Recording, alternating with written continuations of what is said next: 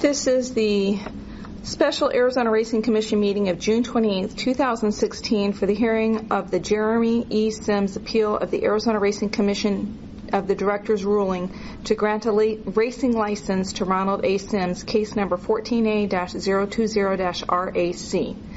This is the first open session. We do anticipate executive sessions taking place on and out throughout this meeting. And it is being held at 1110 West Washington Street, Suite 250, Phoenix, Arizona, 85007. Roll call first? Yes. All right, Madam Secretary, will you please do a roll call? Okay, the time is 9:01 a.m. Commissioner Garay? Present. Commissioner Feldmeyer? Yes. Commissioner Lawless? Here. Commissioner Heupel? Here. Commissioner McClintock? Here. Thank you. All right, thank you. Good morning, everyone. Thank you for attending today. At this time, I'd like to call to order a special Arizona Racing Commission.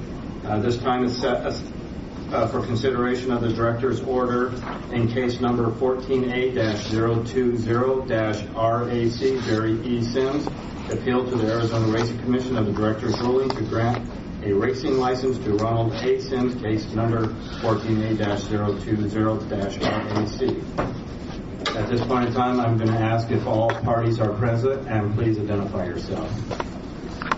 Good morning, Chairman. The TP Racing Group is here. Thank you. You need identification? Do we need it? Please do state your name for the record. Okay. Michael Manning on behalf of TP Racing, Jim Torrey, Mark Torrey, and Mr. Jerry Sims is here as well. Thank you. Good morning, Chairman. I'm Stacey Harrison on behalf of Ronald Sims, as well as Nathan Novak and Marshall Grossman. Good morning. Good morning. It's good to see you back. Thank you. I wanted to just have a moment to express my appreciation. I understand that a number of members of the Commission have inquired as to my well-being. And I'm proud to tell you that coming along great. I would caution you that if you have teenage grandchildren, do not engage in horseplay with them. I came home early in the spirit of family the night before Thanksgiving to play with the grandkids, and they rushed at me, I think to show their affection. I fell over like a tree, broke my femur in 2 places, my hip in 2 places, and I was bedridden for almost 5 months. So it was heartening to know that you cared enough to inquire of my condition. I'm back now. I'm off the walker, I'm on the cane, and I'm represented here by my wonderful colleagues who do more than an incredible job in presenting the case. So thank you very much for your help and your care. Thank you. And keep getting better. And I can warn people about greyhounds. They're just as bad. They will take the person out. I'll turn one. All right. As a preliminary matter, I would like to ask all the Commission members to indicate if they have received and reviewed the administrative record in the matter.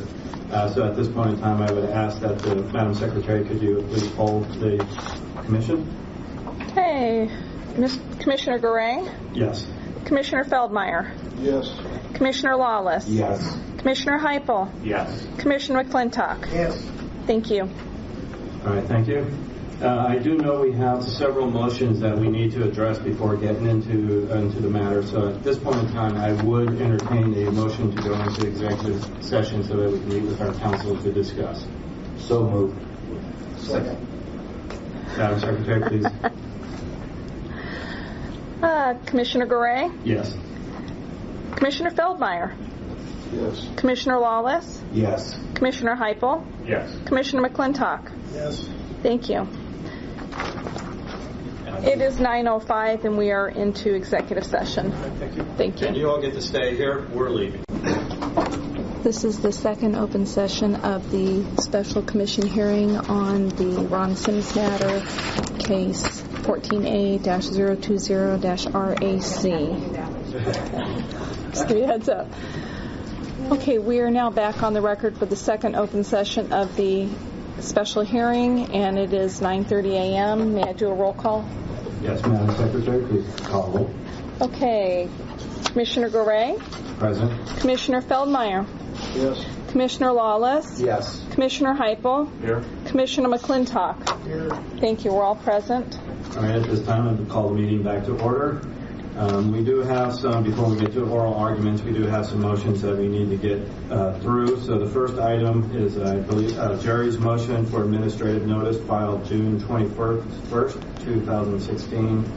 I believe this is where Jerry Sims is seeks administrative notice of an oral argument transcript from civil litigation dated 9/24/13. At this time, I'll open up to fellow commissioners for discussion.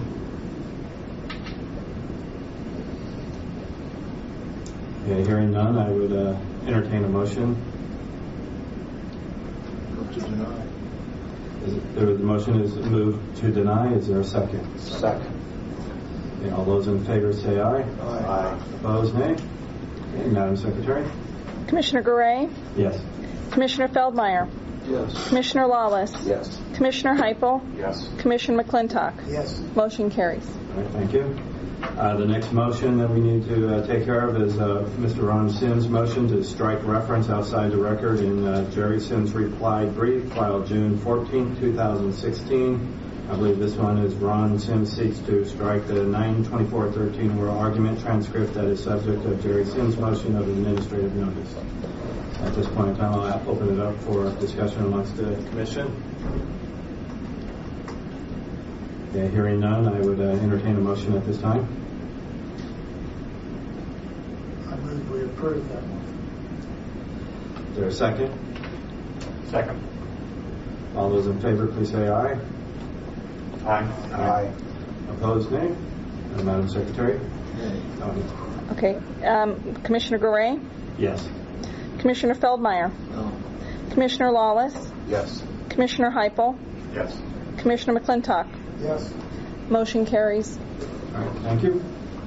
The next item is Ron's motion to strike reference outside the record in Mr. Jerry Sims' notice of appeal and Jerry Sims' opening reply brief filed May 6, 2016. I believe this one is Ron Sims seeks to strike materials outside the OAH record and materials from the record before OAH. But the ADOR did not rely upon this to identify or support notice of denial. So at this point in time, I'll open up the floor for discussion amongst the commission. Okay, hearing none, I'll entertain a motion at this time. I move we deny. Second. All those in favor, please say aye. Aye. Opposed, nay. Madam Secretary? Commissioner Garay? Yes. Commissioner Feldmeyer? Yes. Commissioner Lawless? Yes. Commissioner Heupel? Yes. Commissioner McClintock? Yes. Motion carries. Thank you. Next item is Ron Sims' motion to strike Jerry Sims' personal letter to the commissioners filed May 6, 2016. I believe this one is Mr. Ron Sims seeks to exclude the letter from Jerry Sims to the commissioners that was submitted on August 21st, 2015. I'll open up the floor for discussion at this point in time. Hearing none, I would entertain a motion. I move we deny. Second. All those in favor, please say aye. Aye. Opposed, nay. Madam Secretary? Commissioner Garay? Yes. Commissioner Feldmeyer? Yes. Commissioner Lawless? Yes. Commissioner Heupel? Yes. Commissioner McClintock? Yes. Motion carries. Thank you. And the next one is Ron Sims' amended motion to dismiss appeal for lack of jurisdiction and lack of standing filed April 8, 2016. This motion, I believe, renews Ron Sims' arguments that the Commission lacks jurisdiction and standing to hear the appeal. At this point in time, I'll open up the floor for discussion. I move to deny. Is there a second? Second. All those in favor say aye. Aye. Aye. Opposed, nay. Madam Secretary? Commissioner Garay? Yes. Commissioner Feldmeyer? Yes. Commissioner Lawless? Yes. Commissioner Heupel? Yes. Commissioner McClintock? Yes. Motion carries. Okay. And the next item, I think, there was originally 5, and we had previously ruled on 2, so we have 3 remaining items. And this was Ron Sims' amended motion to dismiss for violations of fair and due process. Request for recusal filed March 31st, 2016. I believe the first one is the Commission's failure to adopt rules and follow its own rules. I'll open up the floor for a discussion on this at this time. Okay, hearing none, I'll entertain a motion. To deny. All those in favor say aye. I need a second. I'm sorry. I'll second. Okay. That was just one. Okay. Yeah. All those in favor say aye. Aye. Opposed, nay. Madam Secretary? Commissioner Garay? Yes. Commissioner Feldmeyer? Yes. Commissioner Lawless? Yes. Commissioner Heupel? Yes. Commissioner McClintock? Yes. Motion carries. Okay, thank you. The next one was the Commission's, this was item 2 out of the original 5, I believe, the Commission's unlawful reliance upon material outside the record on appeal in making ruling. So at this point in time, I'll open up the floor for discussion amongst the Commission. Okay, hearing none, I will then entertain a motion. I move to deny. Second. All those in favor, please say aye. Aye. Opposed, nay. Madam Secretary? Commissioner Garay? Yes. Commissioner Feldmeyer? Yes. Commissioner Lawless? Yes. Commissioner Heupel? Yes. Commissioner McClintock? Yes. Motion carries. All right, thank you. And item number 3 was ex parte communications between Jerry Sims and the commissioners, and so that was also part of that. So at this point in time, I would open up the floor for discussion amongst the commission. Okay, hearing none, I would entertain a motion at this time. Move to deny. Is there a second? Okay. All those in favor, please say aye. Aye. Opposed, nay. And Madam Secretary? Commissioner Garay? Yes. Commissioner Feldmeyer? Yes. Commissioner Lawless? Yes. Commissioner Heupel? Yes. Commissioner McClintock? Yes. Motion carries. Thank you. All right, I believe we have everything done, and that all parties are still present. And at this point in time, the commission will now hear oral argument from the parties on the director's order. Please understand that this is not time for you to re-argue your case. Please focus on the sanction and any errors you believe are contained in the decision, and each party will have 1 hour. And I believe that first, since the appellant has the burden of proof in this matter, they shall go first. So the commission will now hear from Jerry Sims' attorney. And just so everyone knows, you do have 1 hour, and if you're getting close to it, there will be we'll give you a 5-minute bell or a 1-minute bell. 1 minute. 1-minute bell. Okay. Okay. Well, thank you, Mr. Chairman, Commissioners, staff, and council. I want to first start off by apologizing. I'm sorry, I didn't put it on the podium, but would you please state your name for the record so we can have the voice identification on the minutes? Yes, Thank you. Michael Manning on behalf of TP Racing. And I want to do our apology for all of the paper that we have buried you all in. Even in big ticket litigation that I've done, rarely have we had to put so much paper in front of the judge or the decision maker. I also want to tell you, because we only have 1 hour and because we've written so much, that we are not going to try to do a carpet bombing of every issue, every lie that Ron told and why that lie was important, or misrepresentation or failure to disclose. Instead, we're going to hit what we think are the highlights and the most important things in aid of your deliberations. But let me just go ahead and start. I'll finish with a comment with respect to where we hope you'll go. ADOR's denial of Ron's license is based on 3 categories of misconduct. 1, Ron contradicted sworn testimony and made misrepresentations with respect to 1, his capital contribution to TP Racing, and 2, the relationship of unlicensed Bruin Corporation to TP Racing. Ron also failed to disclose alleged undocumented oral side deals that directly and completely contradict the signed sworn agreements that he made and provided to ADOR. Ron also refused to answer important questions from ADOR's investigator at his required interview for the 2012 TP Racing permit renewal. Ron refused to submit copies of his independent accountant-reviewed financial statements to ADOR for the public record as was required by Arizona racing laws and public record laws. You remember this is in 2013 or 14 where he was interviewed and he said, I'm just not going to answer these questions and I'm not going to give you the documents that you require, but I still want a license. Ron testified that the oral side deals generally are laughable. Now please remember that Ron is a lawyer, he's a CPA, he's a self-proclaimed real estate development expert, and he says to me in 2011 when I asked him during a trial, I asked him, Mr. Sims, you told us this morning that you talked about the equitable life deal, and you said that no good businessman would do a multi-million-dollar deal unless it was in writing, correct? A simple admission, yes. Then I followed up.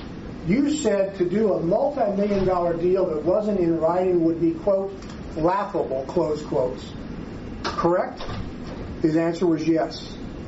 And yet, every time Ron is caught in a lie to ADOR or to the public, he creates an oral side deal. Now, what you must remember as I go through my presentation and counsel for Ron goes through hers, there is no documentation and no witness that confirms these supposed oral side deals. And Ron, in this case, beginning in 2011, has come up with 6 laughable oral side deals. 6 of them. Ron's first oral side deal that's it's incredibly laughable was that he says that 2 unidentified ADOR representatives demanded that Ron sign a phony $4.6 million promissory note. He says this was ADOR's idea. Now, he can't tell us, he won't tell us, can't remember who those 2 ADOR representatives were. In fact, he says they're just unidentified and they were representatives of ADOR and isn't sure that they even worked for ADOR. And I'll get to the reason why he says ADOR required this phony financial statement or phony promissory note. The next one he came up with, and this is in 2011, he alleged that there was an oral side deal between Ron and Jerry that contains the real terms of Ron's written promissory note. Now, remember, this written promissory note isn't between Ron and Jerry. This written promissory note for unconditional to pay $4.6 million was to the partnership, not to Ron, not to Jerry. So if there was a deal between Jerry and Ron, what about the rest of the partners? He never even alleges that this phony promissory note was approved by the other partners, and they were true partners that had come up with $1 million each to get in. His next phony or oral side deal is there was a change in the terms of the written Bruin lease agreement. He said that was part of there was an oral deal that the document didn't mean what it says it meant. CPA, lawyer, and real estate developer. He says the written lease that Bruin signed wasn't true. It never meant to be what it says it was.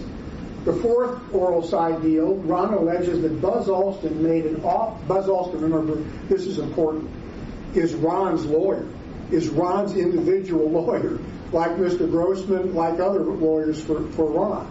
He says Buzz Alston made an off-the-books oral disclosure of the oral side deal to ADOR in 2003 about the phony promissory note and the phony lease.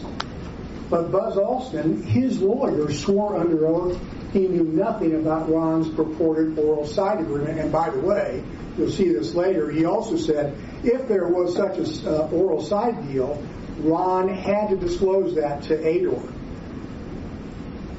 The fifth oral side deal, Ron alleges that Director Walsh orally agreed that Ron did not have to answer any of Ador's questions when he was asked under oath during his interview. Why would Director Walsh say you don't have to answer our questions under oath? Finally, Ron alleges that Director Walsh orally agreed that Ron did not have to submit a copy of his independently reviewed financial statements to get his license, unlike everybody else that gets a license. Director Walsh orally said you can stiff arm us when you meet with us in San Diego under oath. Ron's misconduct is a direct assault on the Commission's regulatory authority. Permit investigations are statutorily required and are conducted for the purpose of providing the Commission and the public with truthful and complete information for the Commission's exercise of its regulatory public power and police power. Ron has defied the authority of the Commission by lying and concealing information during Ador's investigation and refusing to provide information requested of him during the Ador permit investigation. Where in the world in a regulated gaming industry in Nevada, here or anywhere else, can a permittee admittedly lie to the investigator or stonewall and stiff arm them and still get a license? It would set an unbelievable precedent in Arizona, in fact, the nation, on regulated gaming licenses. Now, the duty was always on Ron, the applicant, to make truthful and complete disclosures to Ador. This is part, I can anticipate that he's going to blame everybody else. He's going to blame his employees, he's going to blame his accountants, his lawyers for not making the disclosures. Ador told him the duty to disclose was never on your attorneys, never on your employees, never on your accountants, and it definitely wasn't on Ador to ferret out the truth. You had to come clean and disclose. Ador instructed Ron in his duty to disclose in 2003, among other times. In 2003, here's a great quote. Ron, you are the applicant as part of TP Racing. Ron interrupts and says, correct. Question to Ron. Therefore, I need for you to answer the questions. As we've discussed, we have Mr. Mangum and Mr. Alston here, Ron's lawyers. They can't answer any questions. If there's some point of information that they have that you don't have, or they can't answer the question since they're not applying for the permit, it has to come from you. He says, that's fine. Now, this is really revealing. Ron had an expert witness testify at a trial that we had in 2011. This expert was from Nevada. He was an expert in regulatory compliance and disclosure by applicants. This is Ron's paid expert in trial in 2011. Look at what he says. His name is Mr. Silver. It's very significant that candor and transparency is of the utmost importance in any kind of application process. The ability to rely on an applicant's word and the disclosure of information that could be damaging to them is an essential part of the review process. And if an individual willfully misstates a matter or omits a matter of material importance to the application and to the applicant's characteristics and suitability standards, that in and of itself is deemed to be an evasive and response which could cause the lack of confidence in the application. Please remember that expert testimony that Ron paid for when we talk about his interview in 2003. Because let me just get to that in a minute. In 2003, Ador required that Ron must completely and accurately disclose all information, even if Ron believed that information was already in Ador's files. Why is this important? Because you're going to hear from Ron that I didn't disclose this secret side deal that Ador asked me to engage in because they knew about it. They knew about it. And that, by the way, he says that Ador told him to prepare this phony promissory note and phony lease in 2000. Now it's 2003. He's being interviewed. If Ador knew about it, why did he lie in 2003 to Ador instead of just saying, hey, guys, you're the one that told me to create this phony promissory note? But he'll also say, As I said, this was in ADOR's files. You have copies of this, and for time's sake, I'm not going to read it to you, but it says that even though you think this stuff is in our files in 2003, you must produce it in 2003, and this is part of the regulatory scheme, because it's not up to ADOR to ferret out lies. They have to be. You have to make disclosure to ADOR anything and everything that they think that they need. But the most telling admission is from Ron's own 2003 affidavit. Remember, this was given by Ron under penalty of perjury. And there he tells ADOR, I, Ronald A. Sims, certify under penalty of perjury that the statements below are true and correct to the best of my knowledge and belief, and that this statement is executed with the knowledge that misrepresentation or failure to reveal information requested may be deemed sufficient cause for denial of the application, and, this is crucial, next portion, later discovery of an admission or misrepresentation made in the above statements may be grounds for denial or revocation of a permit and or license or commission approval. He had a duty not just to be honest in 2003 and 2000 and 2012. He had the duty to, if something came up where he says, oh, I forgot to tell you the truth, he had to come back and disclose that to the commission, even in between investigations by ADOR. ADOR had three really serious concerns in the 2003 permit investigation. One was the ownership structure of TP Racing. They were very concerned. They wanted to make sure they knew anything and everything about the ownership structure. They were also concerned about the partners' capital contributions to TP Racing and the source of those contributions. Finally, they were concerned about possible hidden ownership in TP Racing by Brewing Corporation and or Vicki Sims. So what you're going to see with respect to what he said in 2003 all has to be considered beneath or under the shadow of these three very serious concerns. By the way, Ron admitted he was aware of all these three concerns in 2003. So that's the umbrella, that's the shadow. The key issue number one, in 2003, Ron swears to ADOR that his promissory note is his capital contribution to TP Racing in exchange for his 18% ownership interest. You've seen the promissory note probably ad nauseum, but this little paragraph is the essential point I'd like to kick off with.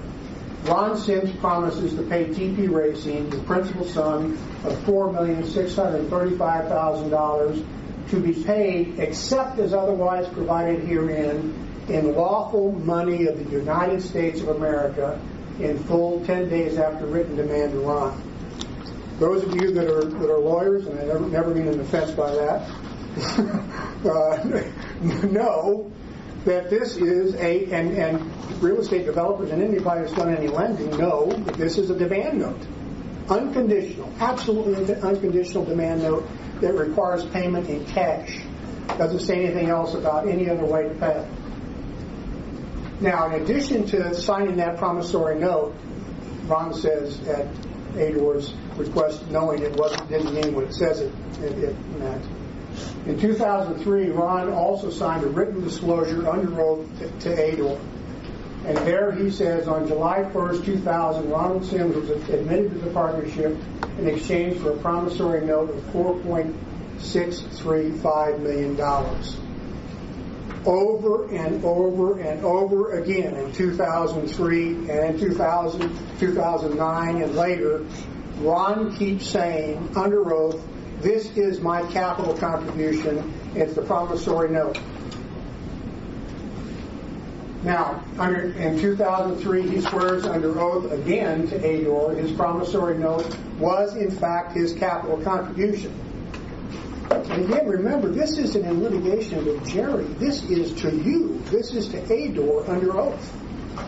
Ron is questioned. Now, just above that, there's a note, TP Racing, interest only at 6.6% per annum, payable on June 30th, principal due on demand, and the amount that corresponds is $4.635 million. Answer, yes. Now, Could you describe that for me? What is that for? Giving Ron ample opportunity to explain. In 2000, you guys asked me to phony up the promissory note. Instead, what he does is he confirms it's an obligation that I owe to TP Racing under oath. Question for what? Ron, ownership interest in TP Racing. Question, okay, so is that a promissory note? Answer, yes. For your part of the partnership? Answer, yes. Nothing in there about Bruin partnership. Nothing in there about, by the way, you guys know this is phony, don't you? It was your idea. Nothing in there. This is a clean, sworn admission in 2003. And if Ron had something else in mind, which he later says he did, he had to disclose it in 2003. Forget about who might have known about it. Forget about whether, even if it had been Ador's helping him hide from the IRS, which you'll later see that was his reason. You have to disclose that. Ron then, after this sworn testimony, he researched, followed up with Ador, and swore again that his note was given for his partnership interest. Two provisions, two deals he signed under oath and gave to the commission, to the department. Quote, there is no property pledged to secure payment for the promissory note, and there is no personal guarantee of the note. He also says the note receivable of $18.7 million listed in the interview and Exhibit 14 was made up of the $14.065 million note from Jerry and the note of $4.635 million from me that were utilized to purchase their respective partnership interest in TP Racing. Swear again, swear again, swear again. 2003. Where is it that he says, this was your idea, this be phony? You got to know, for the record, why are you asking me this? You know it's phony. Never happened. But in 2011, suddenly, for the first time in 2011, once he's asked to pay his promissory note, Ron admitted that he did not tell Ador the full story in 2003, even when Ador asked him about his note and demanded complete and truthful disclosures. Look what he said in trial. So on the first page of the First Amendment to the TP Racing Partnership Agreement, where it says you put up a note and Jerry put up a note for your partnership shares, that's not the full story. Or the exhibits attached would be wrong, correct? Ron answers, that's correct. And the capital accounts have been consistent from the get-go based on the contribution of the Bruin land because it was really there. So for the first time in 2011, Ron says that note was phony. Then he was asked, do these notes reflect the entire agreement between you and Jerry as to how the notes could be paid off? No, there's more. If there was more, it had to be disclosed to Ador, and it never was. Ron's own attorneys, Buzz Alston and John Mangan, who were with Ron during those 2003 sworn interviews, said that if Ron's, quote, oral side deal, close quotes, ever existed, it had to be disclosed to Ador. Question, had there been arrangements in Ron's mind which changed his obligations to his partnership to pay the $4.6 million that he, as he had agreed in writing, should he have disclosed those at that point to the Department of Racing? Mr. Olson, Ron's individual attorney, that would have been very important to the Department of Racing, and yes, he would have. He would have had to. He would have had to disclose that. Question, okay, Mr. Olson then says, before I get a question out, because that would have been very important information to the Department of Racing. These are Ron's, he and Mr.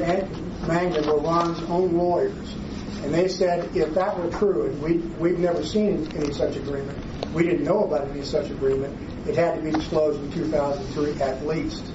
Frankly, it had to be disclosed before that and after that, but at least in 2003. Number two key issue. There's another material issue to Ador in 2003 was Bruin Corporation's role in relationship to TP Racing. Ador was very suspicious that there may be a secret, unlicensed ownership by Vicki Sims. This was true from 2000, but it was particularly acute in 2003 when Ador started wondering, I wonder if she's a secret partner and she's unlicensed. And you've got copies of these, so I'm not going to go through them, but here are 3 quotes from internal memos with the Department of Racing saying, we better be vigilant about this Vicki Sims character. She may be a secret owner and of trying to avoid being licensed and trying to avoid disclosing her financial condition. But then in 2003, when Ron is faced, by the way, he knew going into this to this testimony that Ador was concerned about Vicki being a hidden owner, so he's ready for this. Ron again swears to Ador about Bruin's limited role in TP Racing because he knows the question's coming, he's under oath, and here's what he says. This is a supplemental response to the permit application, then I'll get to his testimony. In a supplemental response to the permit application, Ron says Bruin Corporation is a California corporation and its stock is solely owned by Victoria M. Sims as her sole and separate property. It is the owner of a parcel of property at the track site and leases the parcel to TP Racing. It has no other relationship to TP Racing. He follows this sworn statement by TP Racing to Ador with this testimony. He was asked, Bruin is actually a corporation owned by your wife. Answer, Ron, yes, as her sole and separate property. Question, as her sole and separate property, thank you. That came and is actually now, I believe, that came in and is actually now, I believe, a landlord. Ron. So you look at this again and again if you don't mind. That is correct. It is not a partner in any way, shape, or form. Only a landlord that has a land lease with TP Racing. Answer, okay. Ron says again, no ownership of any kind, none. And I know since you guys have read this material, you know that in 2012 and 13, Ron says she was a partner from the very beginning. But he doesn't disclose it to Ador in 2003 when he knows that's an important issue. He knows he's going to be asked about it and testifies under oath that she and Bruin are nothing but landlords with no ownership of any kind. My word, how can an applicant give you that type of lie in 2003 and be licensed after he signed an affidavit saying if I fail to disclose anything and you find out or I disclose it properly later on, that's grounds for me to lose my license. Now, Ron's lawyers also admit that Ron and Vicki did not want to disclose Vicki's finances.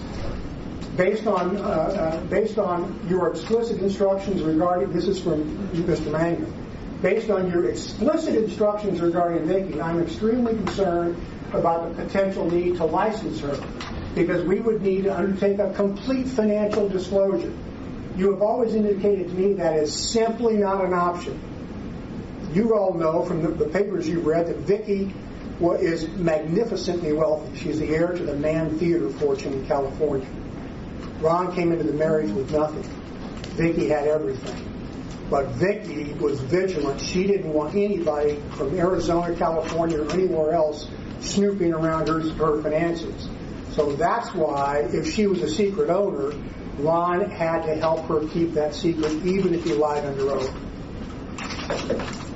And this is there's a second lawyer coming in on this issue, and that's Jeff Walsh, another lawyer for Ron. He says in a piece of correspondence, Vicki did not want to publicly disclose her finances should the department so request. Very important to keep this secret. So he invents his oral side deal in 2011 in court. He contradicts the entire story he swore to in 2003 about the capital contribution and Vicki owning part of TP Racing. Ron testified that Bruin was never just a landlord. Never.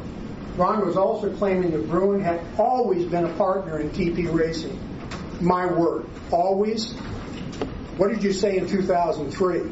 You lied, bald-faced lie, that she had no ownership interest whatsoever.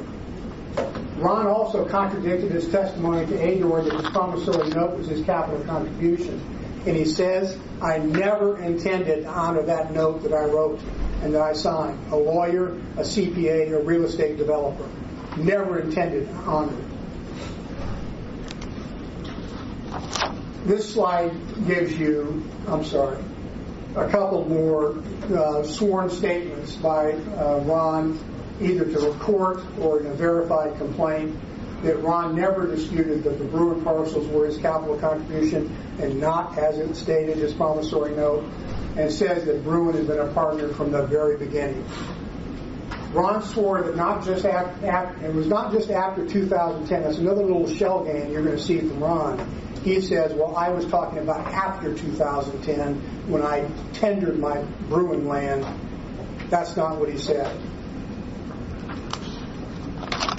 The capital accounts, this is from Ron's verified sworn complaint.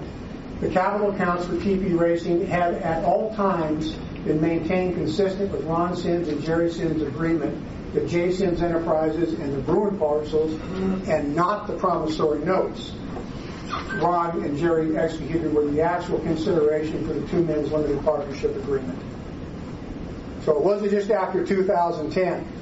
It was at all times Bruin owned part of TP Racing as a secret partner, and none of us ever intended to honor our promissory notes.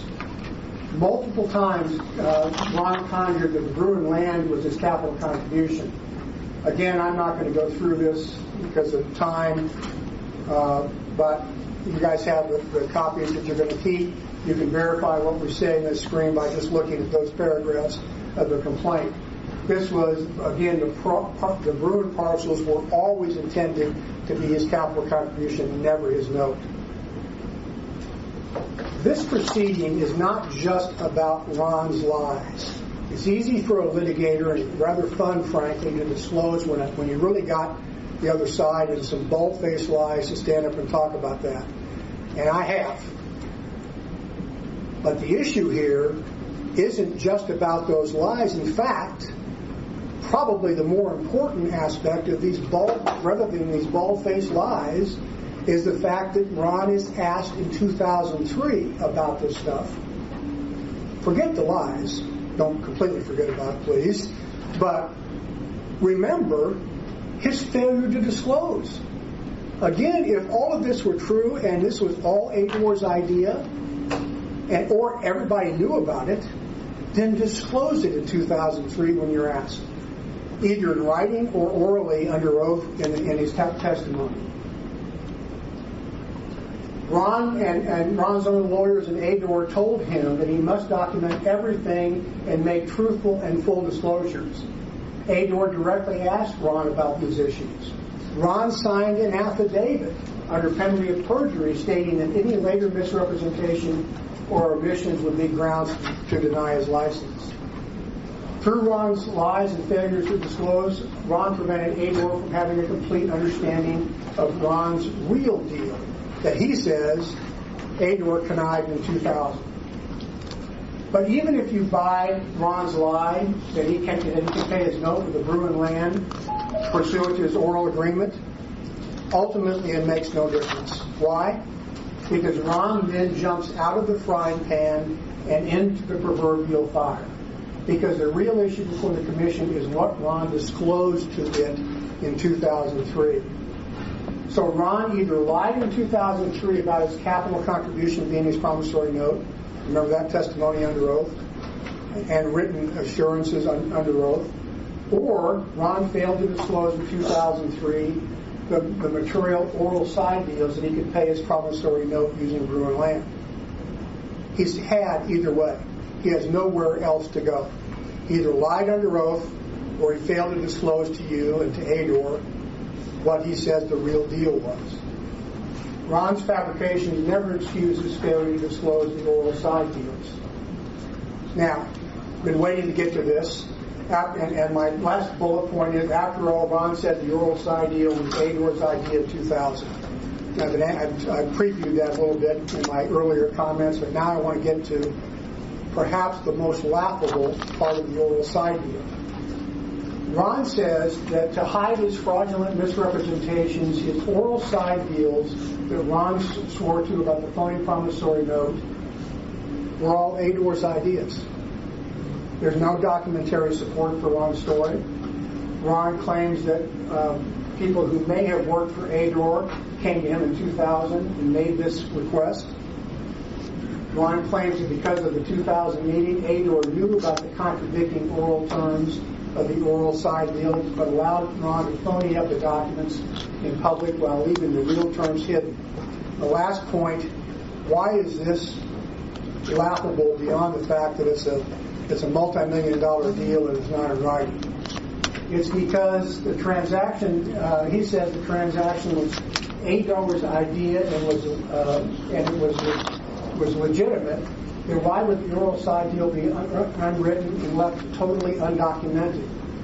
Ron admits that the purpose of the oral side deal was to hide the real terms from the IRS so that his wife would not get audited in connection with their 1031 tax referral or deferral. Ron testified, this was at a 2011 hearing. Well, one thing is certainly clear is that to the extent we would have put anything in writing, if there was a writing, it could influence our IRS Section 230 or 1031 exchange. It could. So he's saying in 2011, we didn't put this in writing because we wanted to hide it from the IRS. And he says that was Ador's idea. You have to ask yourself, why would Ador want to help you on a tax fraud or even a tax avoidance? Why would Ador said, let us help you and we'll phony up some records and put those records in the public record? Ron's testimony. The oral side deal was not put down in writing because there was no point in waving a big red flag in front of the IRS and saying, we're your next tax case. This doesn't come from Ron, but it comes from Ron's lawyer in court. So Ron says it was because we wanted to hide from the IRS. Ron's lawyer says we wanted to hide this from the IRS. And then Ron writes with his counsel, and this is in a motion for summary opposition to a motion for summary judgment. Ron and Jerry were interested in availing themselves of the tax deferral provisions of Section 1031 of the Internal Revenue Code. Rarely does one consciously provoke an examination of a transaction by the IRS, even if he believes he will prevail. Thus, it was natural in this instance for Ron and Jerry to rely on their brotherly relationship and not put the land for note exchange aspect of the agreement in writing. The ALJ decision totally ignores Ron's testimony and astonishingly finds credibility in Ron's uncorroborated story of this undocumented meeting with an unidentified group of Ador, quote, representatives in 2000. The finding cannot be accepted by this commission. Ron's uncorroborated testimony of the 2000 meeting is patently absurd. There's no documentation or supporting testimony. By the way, he says that meeting took place in 2000. Ron signed his promissory note in September of 2000, and the acquisition of the tract was March of 2000. So 9 months later, from March of 2000 to September of 2000, he says before that, Ador came to him and said, we hope we can help you and Vicki avoid tax scrutiny. We want you to do a phony promissory note. The ALJ's finding of the 2000 meeting sanctions a fraud by Ador and Ron on Ador, on TP's other partners, and on the public. The ALJ's finding says, okay, Ador was involved in this, was a conspirator with Ron in this tax avoidance scheme, but that's okay. It's a fraud on Ador, it's a fraud on TP's other partners, and it's a fraud on the public. Even if all this were true, the disclosure in 2000 would never excuse Ron's failure to disclose all this material in 2003 when he was asked about it. Now, Ron also claims that Buzz Alston, his lawyer, disclosed the oral side deal in 2003, but Mr. Alston testified he knew nothing about it. He was asked, okay, you're not aware of any agreement that TP Racing was required to accept the Bruin land in exchange for Ron's promissory note, are you? I know of no such agreement. Mr. Sims, were you aware that TP Racing's lawyer, Buzz Alston, didn't know about the oral terms between you and Jerry? This is at the OA hearing. Ron says that's because he, Alston, wasn't involved in the transaction. He was a litigating lawyer that handled the litigation for Jerry for 10 years. He was not involved in any way in any of those aspects of the matter. That was handled by John Mangum and Fenimore Craig Law Firm. So if counsel for Ron gets up here and says Buzz Alston knew about it, first of all, Buzz Alston swears under oath, and he's a lawyer that some of you guys know here in town, said, I never knew about that. Moreover, Ron says that Alston never knew about it and was never involved in it. How could he disclose something that he wasn't involved in and didn't know about, according to Ron? Also, Mr. Mangum denied having any knowledge of Ron's oral side deal agreement, and we didn't put up this quote, but I've given you a cite to his testimony. He absolutely denies under oath that he knew about that, and he said if I knew about it, and Ron knew about it, he had to disclose it. During 2003, how much time do I have? You have 22 minutes. Okay, thank you. So that's you keep the track. I am. Go ahead. During his 2003 ADOR testimony, Ron told the truth that Vicki owned Bruin Corporation as her sole and separate property and that she was the sole shareholder. We've seen this testimony before. Bruin is actually a corporation owned by your wife. He says yes, as her sole and separate property. She's the sole shareholder. He agrees. He also did a supplemental response in writing in 2003 that said that she was the sole shareholder. Now he changed his story again, testifying that he owned Bruin Corporation in 2000 and 2003. This is in 2011. He said, this is 2011 in court under oath. You want to tell the court who owned the Bruin land in 2000? Ron. At what point in time in 2000? When TP was created? Answer, Ronald Sims. Who owned Bruin in 2003? Ron in 2003? Question, Ronald Sims. Directly contrary to what he told TP, that's directly contrary, in fact, what he told TP Racing, but directly contrary, more importantly, to what he told ADOR. Now, Ron's 2011 testimony that he owned Bruin is contradicted by all of the documentary evidence. Look at this lineup that shows how he was lying in 2011, but told the truth to ADOR in 2003. 7 years of tax returns. All swear that Vicki owned 100% of Bruin. 7 years. 10 years of Corporation Commission's filings signed under penalty of perjury by Ron Sims. All swear that Vicki owns Bruin. 10 years. 2 letters from Ron in 2000 and 2002 both plainly state that Vicki owns Bruin. A memo prepared by Ron in January 2006 states that Vicki owns Bruin. 3 letters and memos from Ron's own tax lawyer. He's got more lawyers than some of us have kids or friends. 3 letters from one of Ron's own tax lawyers, Bruce Levine in California, to Ron in 2004, and 5 all state that Vicki Sims owns Bruin. And it does contemplate the negative tax consequences to Ron and Vicki of a sale or transfer of that stock to Ron. So they may have been thinking about it, but Bruce Levine says you better be careful of the tax consequences if that happens. Never a document that's signed that says this actually took place. Ron refused to answer questions about Ron's refusal to answer questions from ADOR to provide copies of his financial statement. Ron refused to participate in the ADOR process required of anyone who wants to obtain a permit, process required for public protection. Ron directly challenged the authority of the Commission to demand information about key persons in permittee during the permit investigations. Ron simply cannot have his cake and eat it too, nor can anyone else in this state or in any gaming regulated environment. Ron cannot get the benefits of a license and a permit without complying with the investigatory requirements of his state regulator. In fact, ADOR even told Ron in his 2013 interview about the relevance of these questions. ADOR investigators said this. This is in 2013. If there are inaccuracies or material issues prior to the date that have arisen during our investigation, it's relevant to what we're doing today in 2013.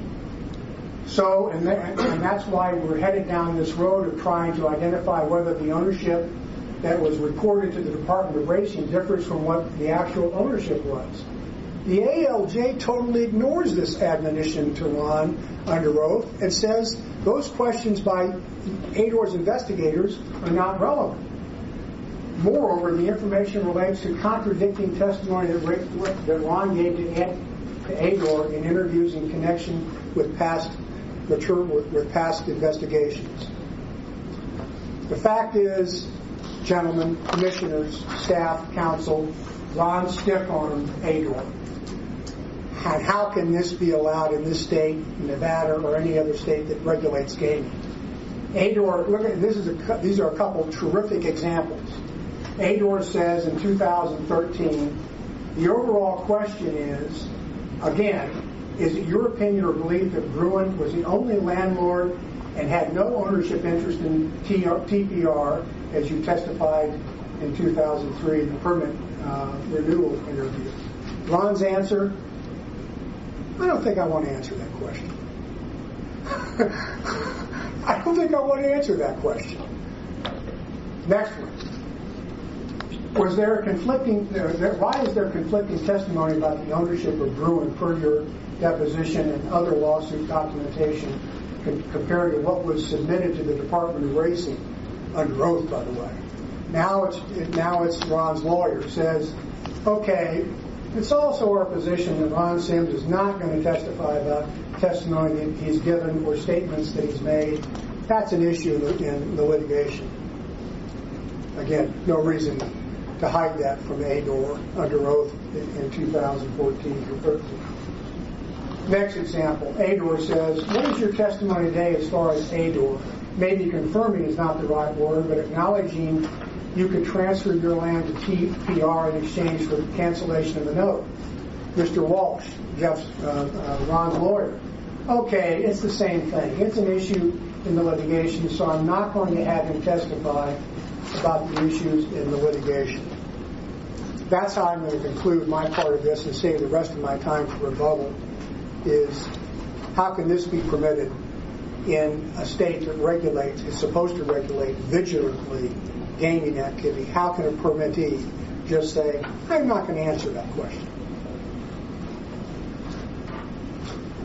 Lastly, I'm not going to read this because I'm going to save as much time for rebuttal as possible. You've got the slide.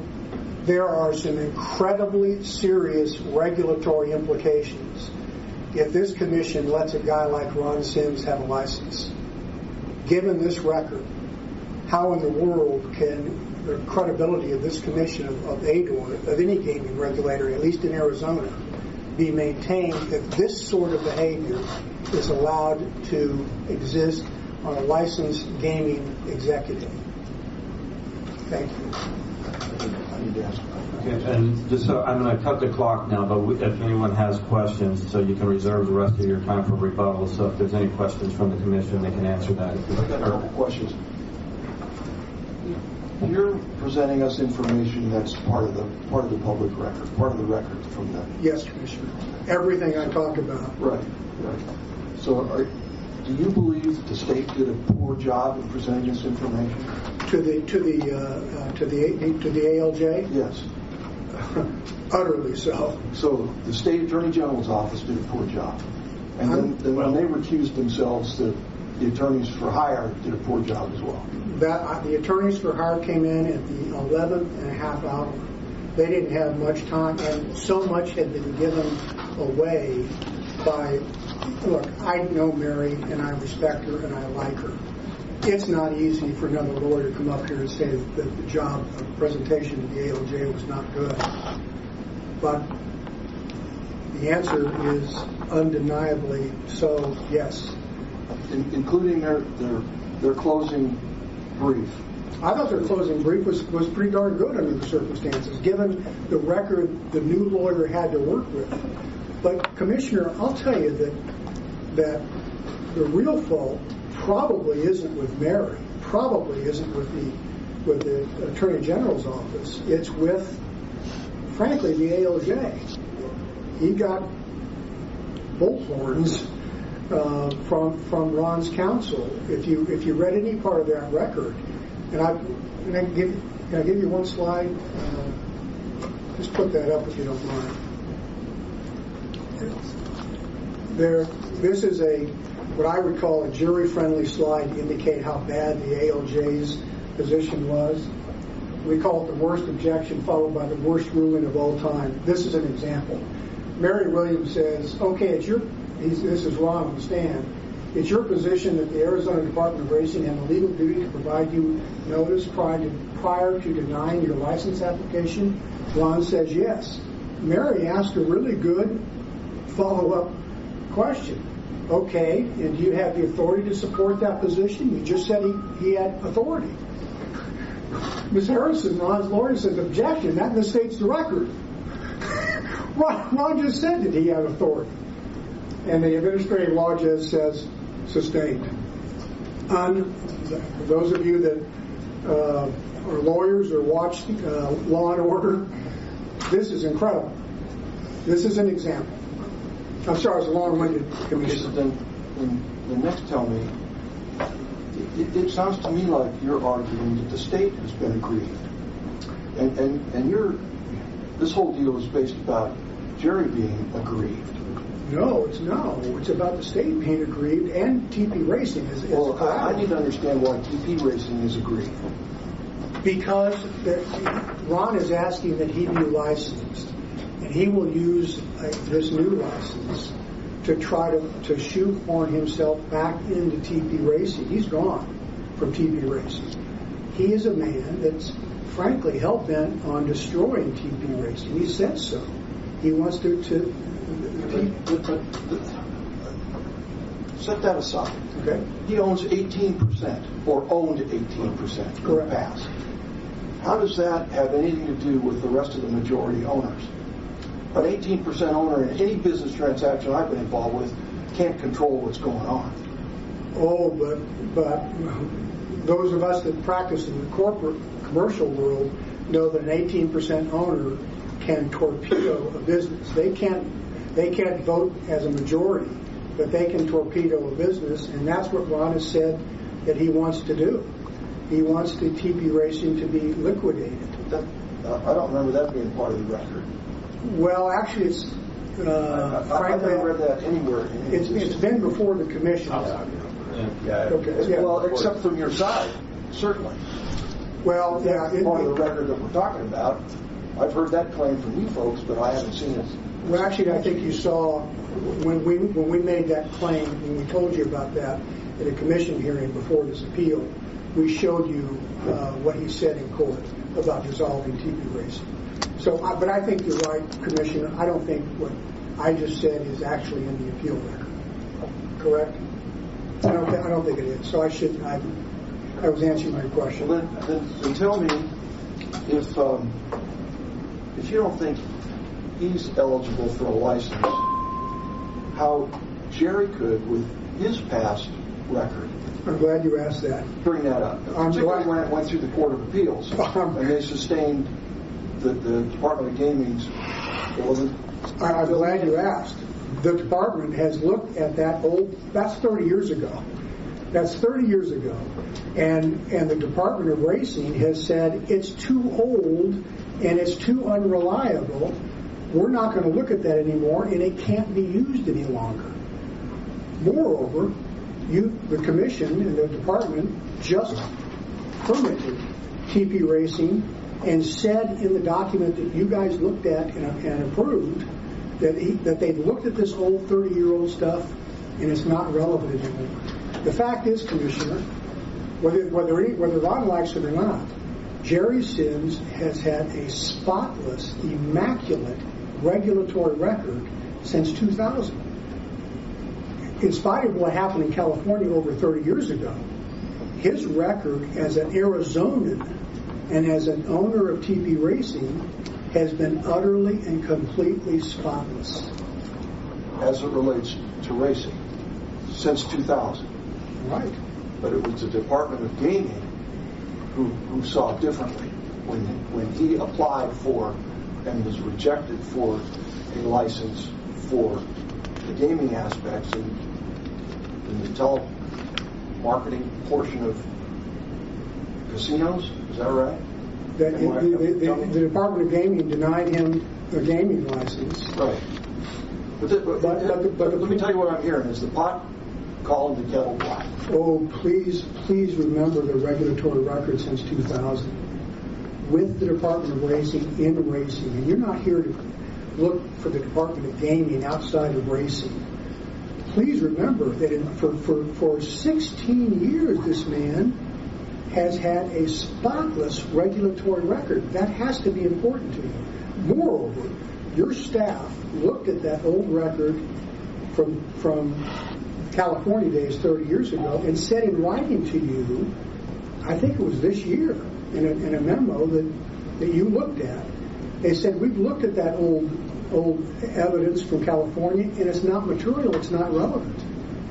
Because Jerry has been spotless. I understand the difference between the two.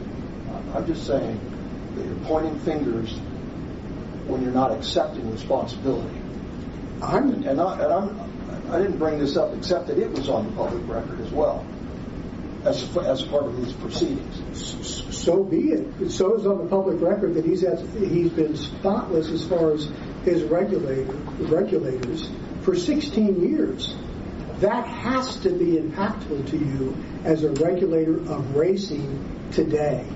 That this man who's owned TP Racing has never had a smirk or never had a spot on his regulatory or ethical record since coming to Arizona and running this track.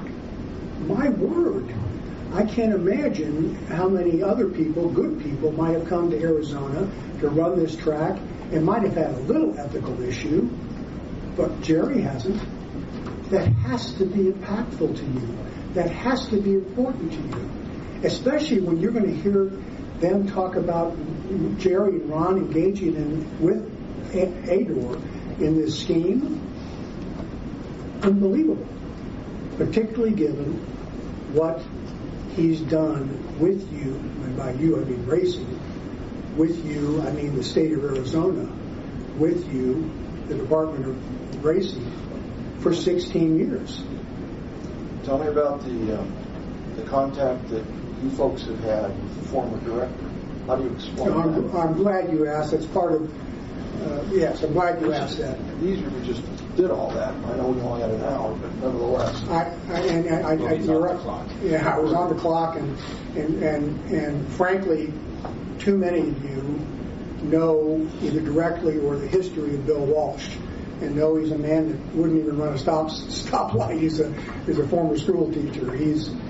And you know, the reason all that took place, the so-called forfeiture provision, by the way, the Court of Appeals blessed that in February of 2016. You want to talk about, it's probably not in the record, but Bill Walsh wrote that letter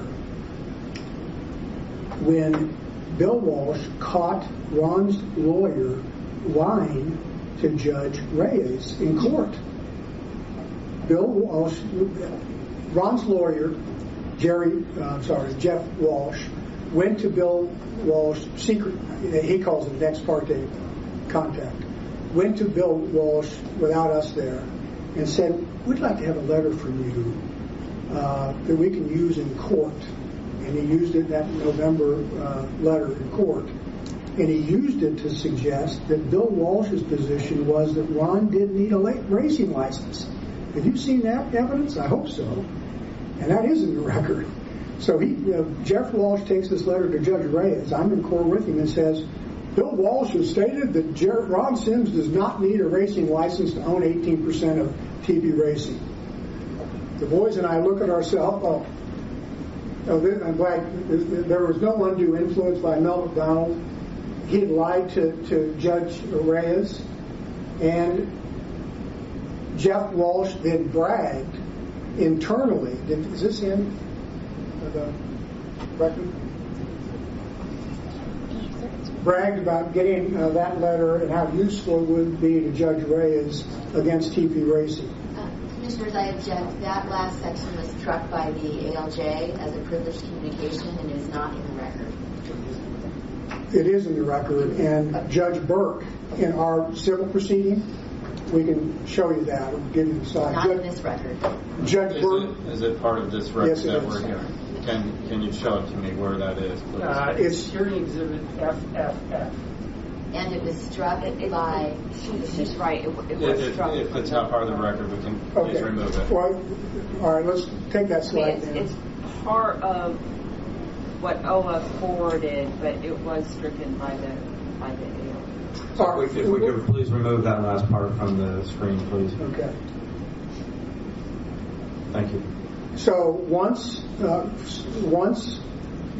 Walsh found out that Jeff Walsh, Ron's lawyer, lied to Judge Reyes about the need for a license, he wrote that follow-up letter, which is the so-called forfeiture provision, so-called by Ron.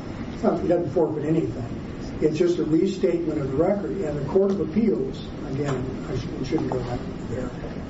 Is that part of the record, the Court of Appeals? One second, we'll show you the letter real quick.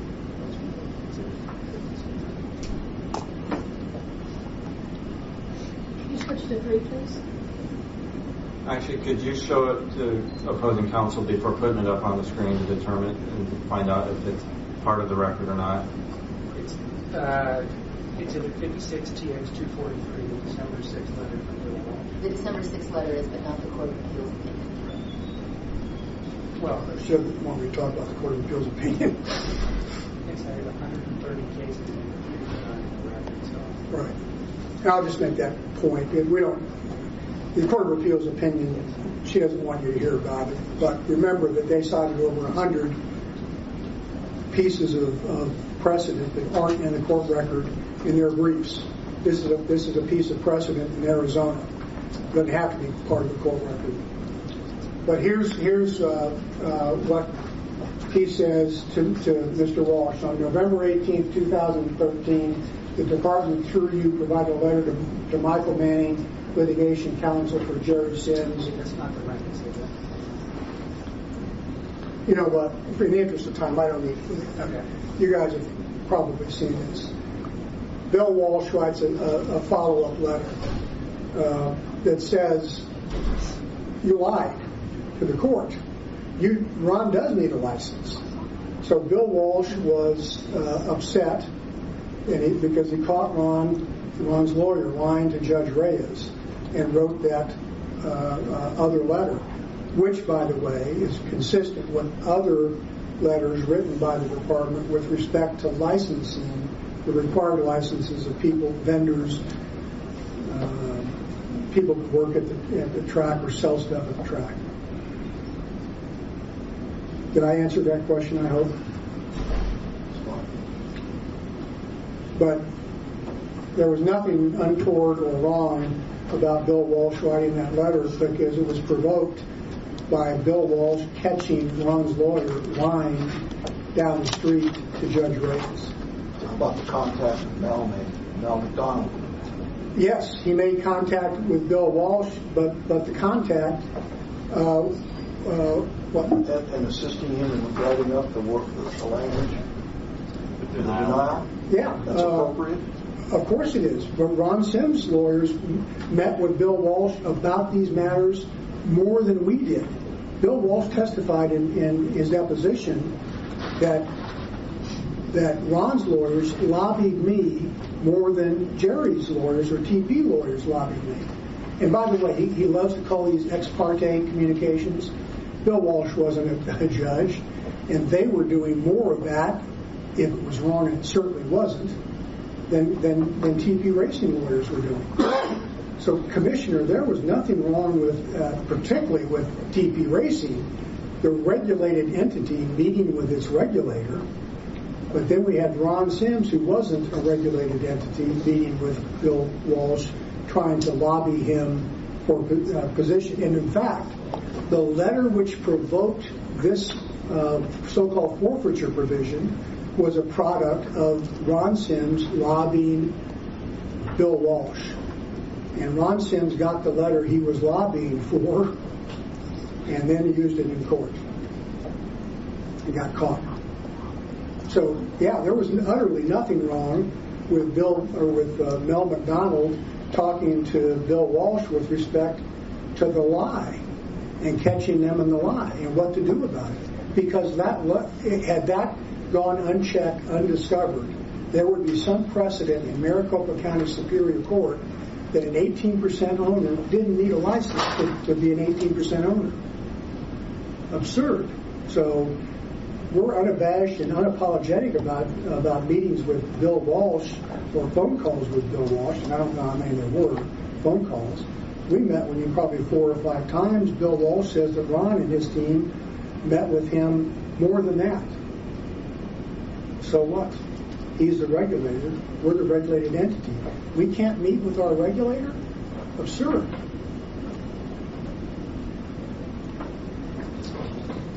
Any other questions?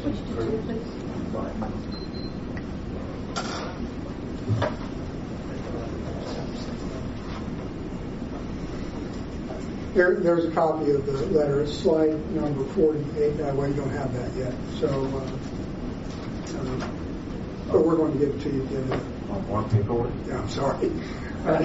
As if you need it. But you know what? When you have this, anyway, we had to show you the truth and ask you to look at the hard evidence as opposed to stretching and inferences stretch from the truth. Does anybody need a quick break before we go into the next 1 hour? Okay, we're going to take a quick break. Yeah, let's be back, reconvene, and is 5 minutes okay? Okay, 5 minutes. Thank you. It's 10:43, and we're pausing the record. Reminder, no and all the commissioners are here. So can you please do another roll call for us? Okay, it's 10:52 a.m., and the roll call is Commissioner Goray. Present. Commissioner Feldmeyer. I'm here. Commissioner Lawless. Here. Doesn't look like Commissioner Heifel. Here. And Commissioner McClintock. Here. Okay, we have everybody present. Okay, we'll call the meeting back to order, and at this point in time, it's the respondent's argument of attorneys for Ron Sims. Thank you, Chairman. Stacey Harrison on behalf of Ronald A. Sims. I also want to thank you for taking the time and effort to review the extensive record and materials that have been presented to you for the appeal today. From a review of the record and the evidence, which is what I intend to go over today, it is clear that there were no lies by Mr. Sims, by Ron, no misrepresentations, and everything that needed to be disclosed to ADOR in connection with TP Racing and Ron's agreements was disclosed. And instead of doing a PowerPoint for you today, I'm going to show you the evidence that we have that proves these points. I won't have time to show you everything. I only have an hour. But ultimately, your Deputy Director Casillas deferred to the ALJ decision, and that and the decision itself should be upheld. Director Casillas informed you that he not only deferred to this decision, he agreed with it. The decision was issued after 20 court days of hearing, the testimony of 15 witnesses, and the submission of hundreds of exhibits. In sharp contrast, the notice of denial itself was issued without any investigation or any ability for Ron to respond to the false and misleading allegations made against him. Jerry, who is not a party to the proceedings below, is now making the same misleading and false allegations against Ron, which were contained in the notice of denial and which were rejected by the ALJ, and I will now tell you why.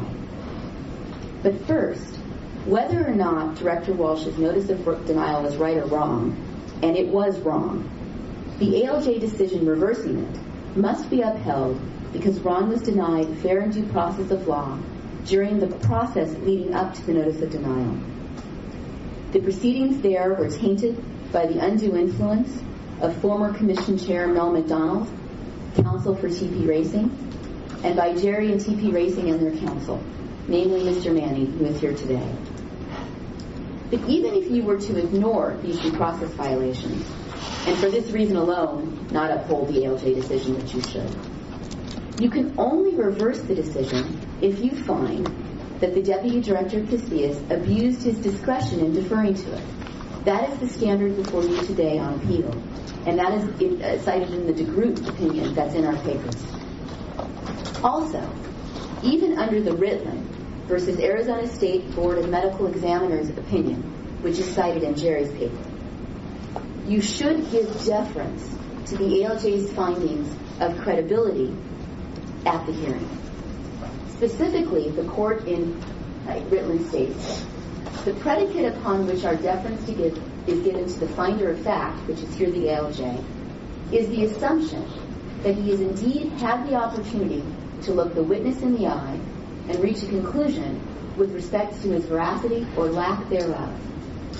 A little further down, if the administrative decision maker and this court, in this case this commission, are both reaching a decision upon the cold record, the integrity of the legal process not only falters, it fails. And that is what you have here today. You only have the ability to examine the cold record.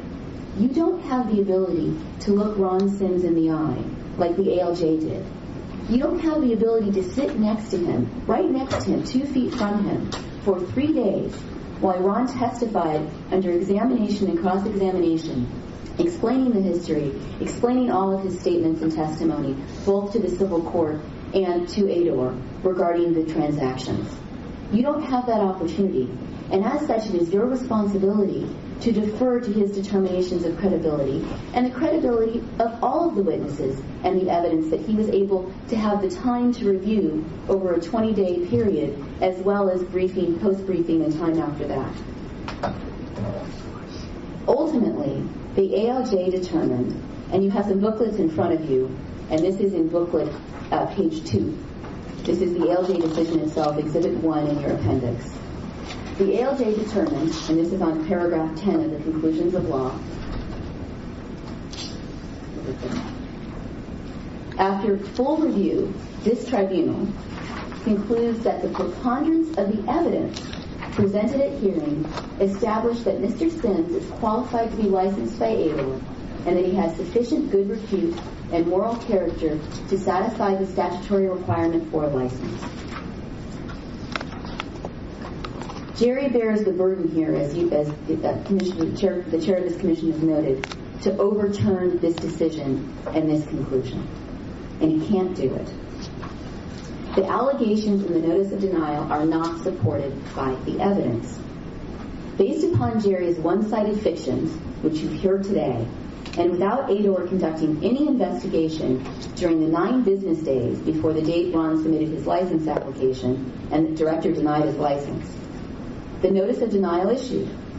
Moreover, the portions of the notice of denial, including the divestiture provision, which was just the subject of discussion between Mr. Manning and Commissioner Feldmeyer, was undisputedly drafted by TP Racing's lawyer, former Commissioner Chair Mel McDonald. Director Walsh admittedly, if you look at the record, and I don't have time to go through all the testimony today, that he acted for the improper purpose of helping Jerry gain an advantage in the civil litigation between his brother, Ron, and himself.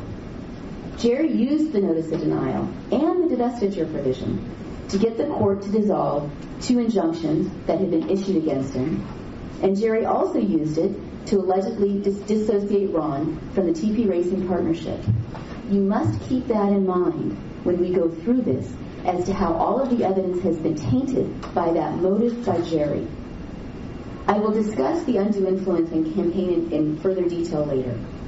The campaign is well documented by evidence and is not a conspiracy theory, as Jerry would like you to believe. But now I will explain why the ALJ made the decision that he did. First, Ron provided the requested financial statements. Ron provided his CPA-reviewed financial statements for inspection pursuant to his agreement with ADOR that doing so would meet their request. This is documented. Moreover, Verity informed ADOR that it received all the financial information from Ron that it needed. And we should go to Exhibits 95 and 94, which are number 3 and 4 in your booklet. Here is the documented agreement. On March 21st, Ron writes to Joyce Cosby, who's the Deputy Director of ADOR, copying Bill Walsh, Joyce, I plan to meet with them, and them is referring to John White and Elizabeth Monty of Verity Consulting.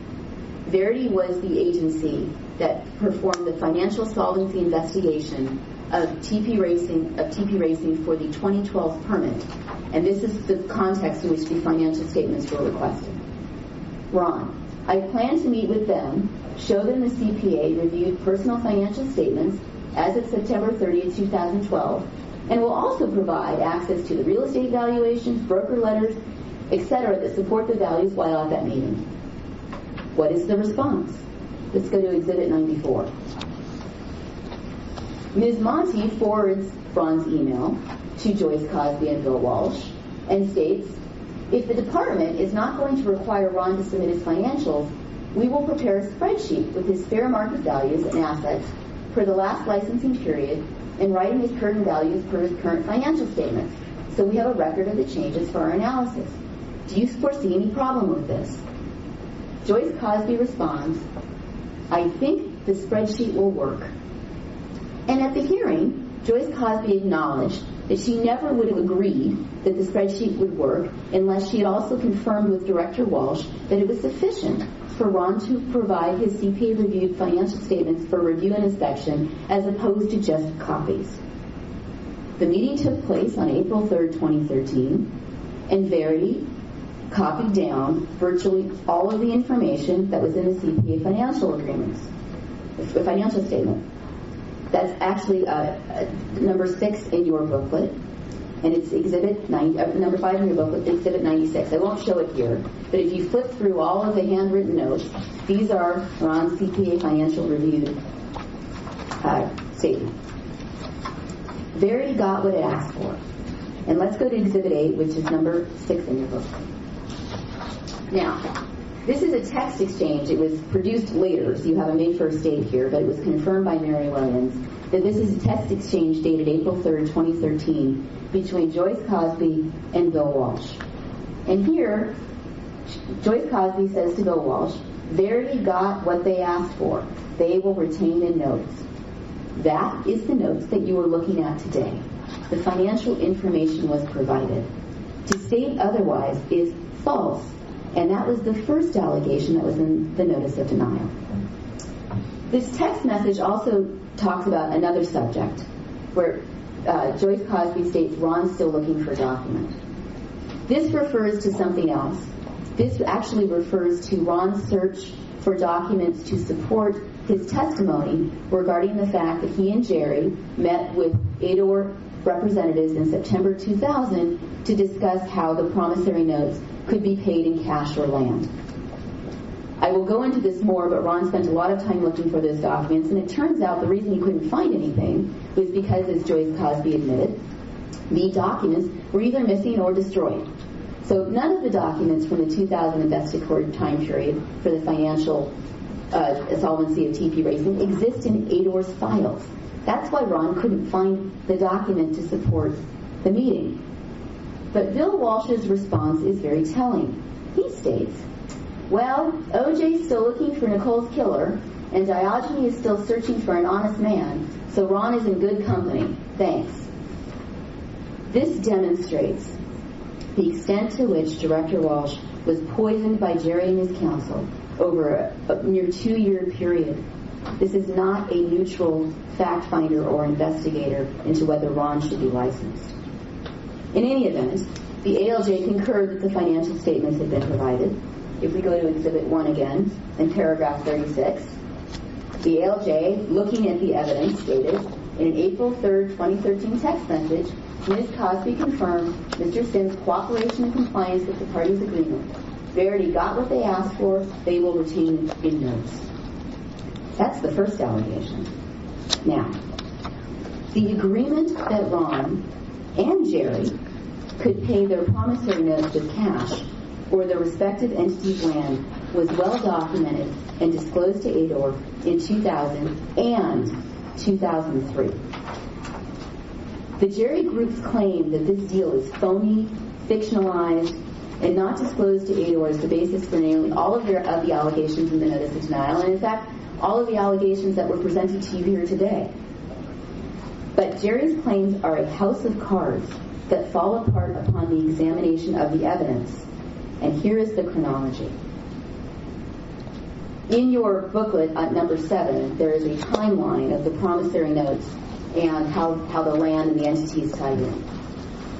On June 13, 2000, the transaction closed, and Bruin Corporation, which you've heard some about, and Jerry's company, J. Sims Enterprises, LLC, closed escrows and parcels of land as part of 1031 exchanges. Both Jerry and Ron's entities engaged in these 1031 exchanges. And at that time, both Bruin and J. Sims Enterprises owned land essential to the track, essentially the barns, the oval, that sort of thing.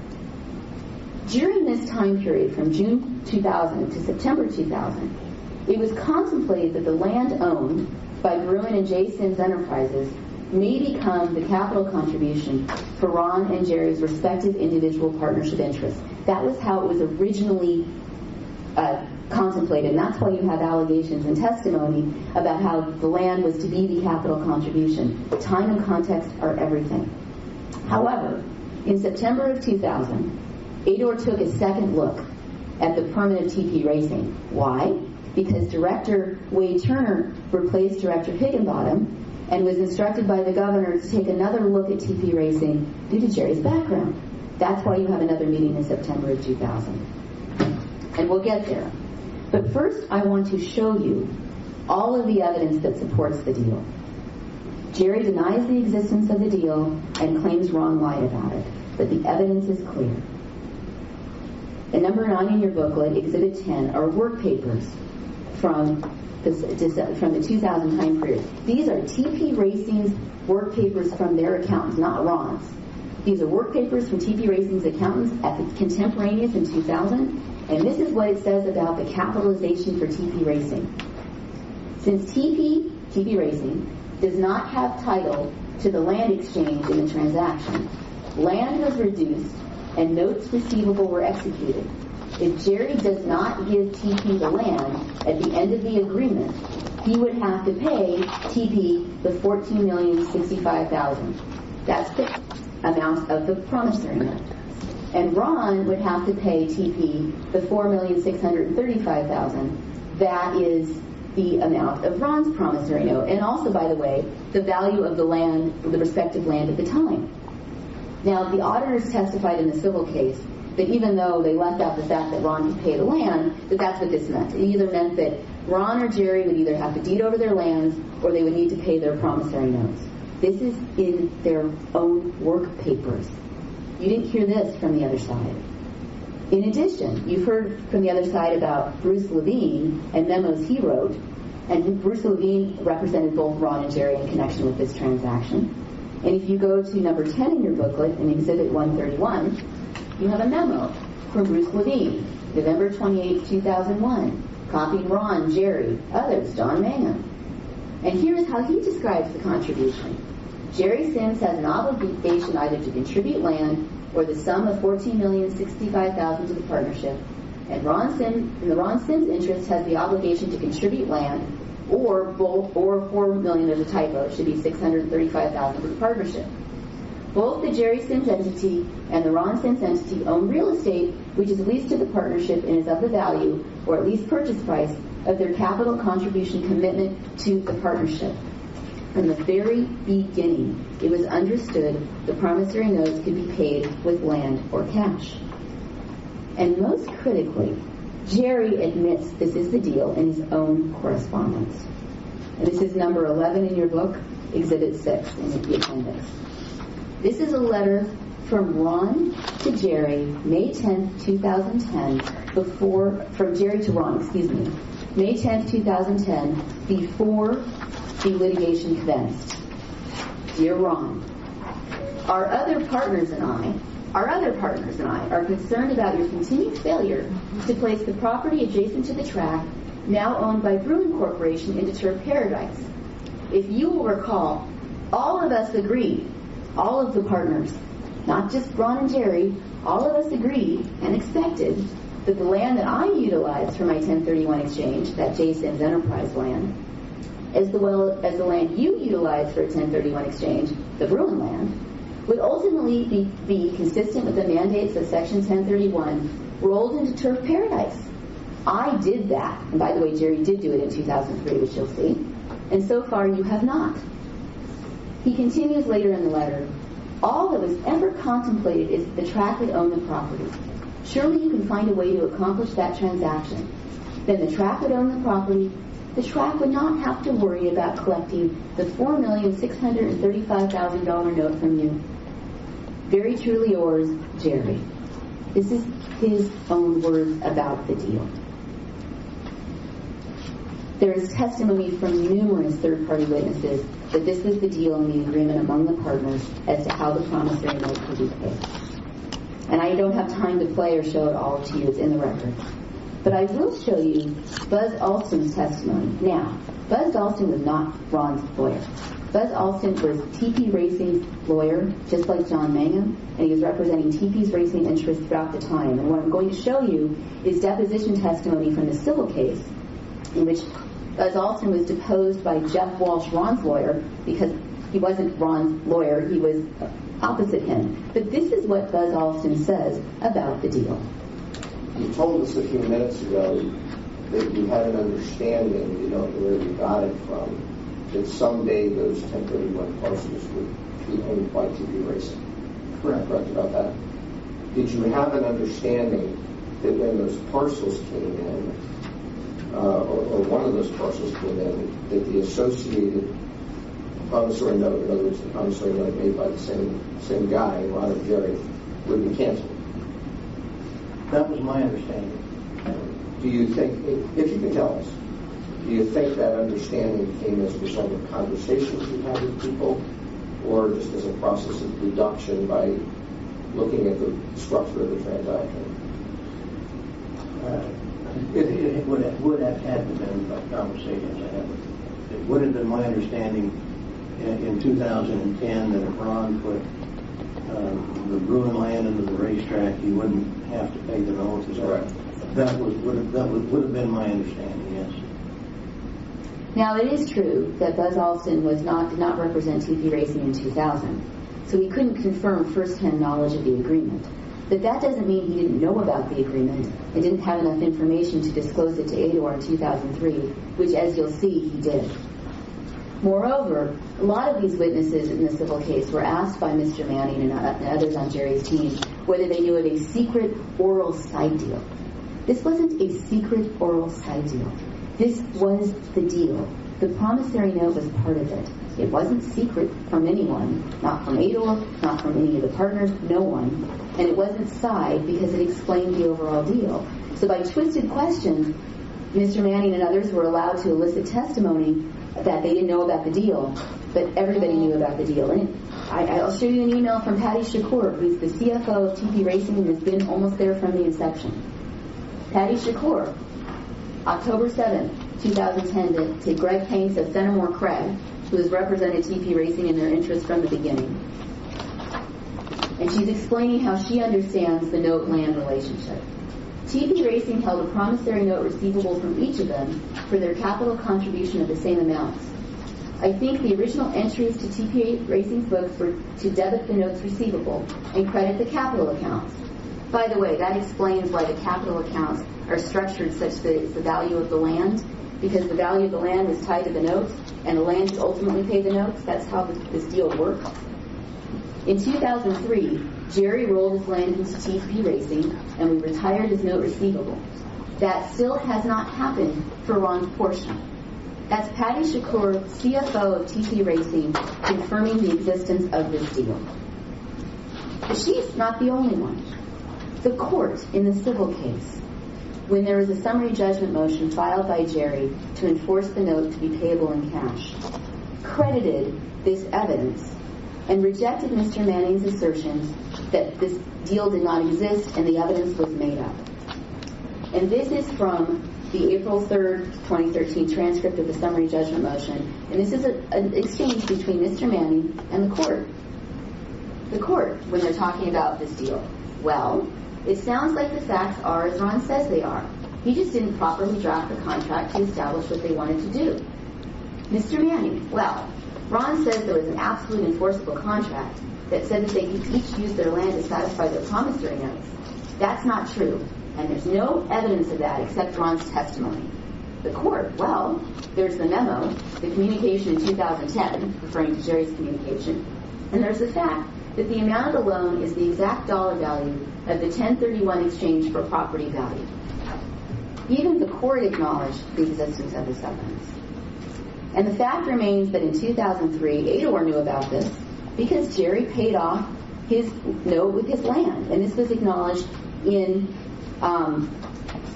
investigator fields. During the 2003 permit renewal process, there was two investigators, Lawrence Field and Linda Bergevin, who you'll hear about later.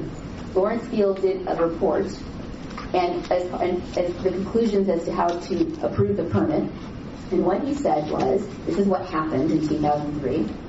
As a result of the meetings held between ADR and TPR representatives, TPR has represented that it is in the process of accepting the land owned by J. Sims Enterprises in exchange for a $14,650,000 note owed to TPR by Jerry Sims. That's what happened with Jerry's note in 2003, and it was fully disclosed to Ador. This is the investigator. And by the way, when Jerry's entity paid Jerry's note, Jerry remained the partner. Simply because the entity paid the note with land and transferred its land to TP Racing didn't automatically make Jerry's entity the partner. This was exactly what was contemplated when Bruin would transfer its land to TP Racing in payment for Ron's note. Bruin is not and would not become a partner. Ron would remain the partner just like Jerry. So in September of 2000, there was a meeting with Ador in which Ron and Jerry and Ador representatives met. And it was discussed at that time that Ron and Jerry would enter into promissory notes and that the notes could be paid in cash or with the contribution of the land, which Ador wanted at the time because it was essential land under the track. And it was also discussed that if TP Racing had ever had third-party creditors that they could not pay, that TP Racing indeed could call the notes in cash. Now, why is there no evidence of this meeting? Again, because the records were missing or destroyed by Ador, either intentionally or because it was part of their record cleaning process, we don't know, but Ron certainly looked for them. And Joyce Cosby testified at the hearing that Ron was sincere in looking for this document. He was sincere in looking for documents to support that meeting because he knew that meeting happened. He had a memory of it. The fact that Mr. John Mayhem, representing TP's Racing's lawyer, doesn't remember it or doesn't remember the notes is irrelevant because in his testimony, and this is all on the record, I don't have time to go through it, Mr. Mayhem testified in the civil case, he doesn't remember that time period at all. He testified that he doesn't remember the promissory notes at all except when they were put in front of him in 2011 in the deposition. So the fact that Mr. Mayhem doesn't remember the deal or doesn't remember the meeting in September of 2000 doesn't mean the meeting didn't happen. It means that he just personally doesn't remember it. Jerry has been misleading you by claiming this deal was phony. He said that I don't know how many times during the presentation as a lawyer. Obviously the deal wasn't phony. If they're misrepresenting that the deal was phony to you, what else are they misrepresenting to you about what Ron told Ador and told the civil court and what else is in the notice of denial? There was disclosure of this deal, direct disclosure in 2003. We're not saying that Ron didn't have to disclose this. It was disclosed, and let me show you how. We'll go back to Mr. Fields' report, page 4. This is again in your booklet at number 12.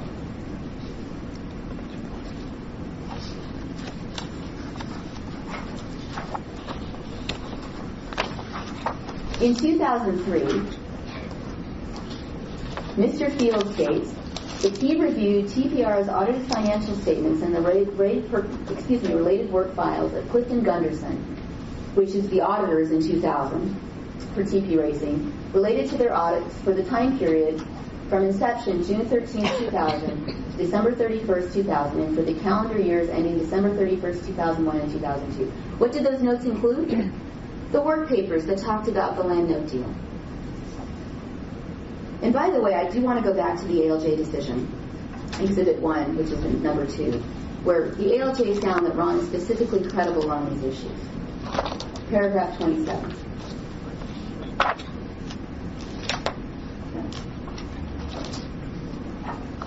Nope. I can keep going until we find it.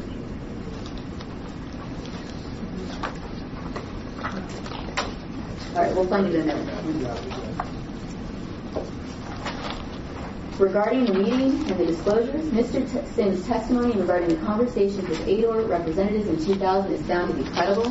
He was able to look him in the eye and hear about the meeting, undisputed by the other side, by anyone, frankly. No one has said the meeting didn't happen. Consequently, ADOR did have notice of the issue, that Mr. Sims believed that the makers of the promissory note could elect to pay their respective promissory notes with cash or by the transfer of their respective entities' land to TP in 2000. The ALJ did not make this decision based upon nothing. He made it based upon the evidence that you just saw and other evidence. And it was disclosed in 2003. Let's go to the interview transcript, Ron's management interview in 2003, being questioned by investigator Linda Bergman. We saw a little bit of this, how Ms. Bergman said you have to answer the questions. Well, guess what Ron did? And this is 17Q. And let's go to the balance sheet, which there were some questions. So Ms. Bergman had some questions about the balance sheet, TP Racing's balance sheet, and in particular, the notes receivable, $18,700,000. That represents the notes that Ron and Jerry owed, the combination of the $14 million and the $4 million in round numbers. And what was the questioning about this? If you go to pages, I think it's 9 and 10 and yours, and 41 and 42, and this is in your booklet at number 15. And here's what she asked. Question. Okay. Under the note receivable, related parties under current assets, do you see that? Answer, yes. Question. It's an $18,700,000 receivable at the end of 2002. Answer, yes. Question. And there's a note F related to this. Is this related to the 1031 property exchanges that you and the group effected by TURP back in June of 2000, or is this separate? Because it is the same amount as the section 1031. Answer, yes it is.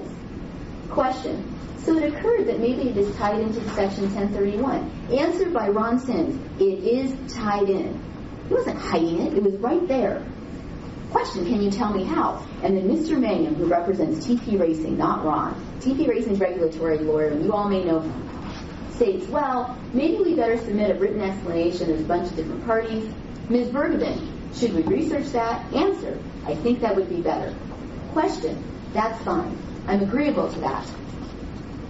Let's put this in the research pile. We'll go ahead and tag it. Answer, fine. Ms. Bergman said Ron didn't have to answer that question in the interview. We could look at research, and guess what? The answer was provided, and here is what Buzz Alston says about it. Buzz Alston was at this interview. Are you aware of any conversation with Ms. Bergman where someone on behalf of TP Racing explained that the relationship between them and everyone else? Yes. What conversation do you recall? I recall a conversation I had with her. I think maybe in the company of John Mangum. Well, part of the capitalization of Turf Paradise at that point was these two notes that Turf Paradise held. One that the paid among the Johnson, and the other was the Jerry son. She did not understand how promissory notes, in this case, totaling round figures $20 million. The promissory notes totaling $20 million that were unsecured had any value. As far as she was concerned, those notes were valueless. We finally worked it out with the burden, at least on her satisfaction, and this no longer an issue. So I don't think we need to work it right, but we did work it out. This is no longer an issue by what we do. I think this business about whether she had gold in here, The relationship with the landowner. yeah, prior to the issuance of the renewal permit, we need to have adequate documentation and so on and so forth. Okay. So how did you work it out with the equipment? So the way we worked it out is this. Jerry agreed to, he had land supporting the $14 million note. I don't know where the land was. Under the track. Under somewhere. It was in the acquired parcel of property.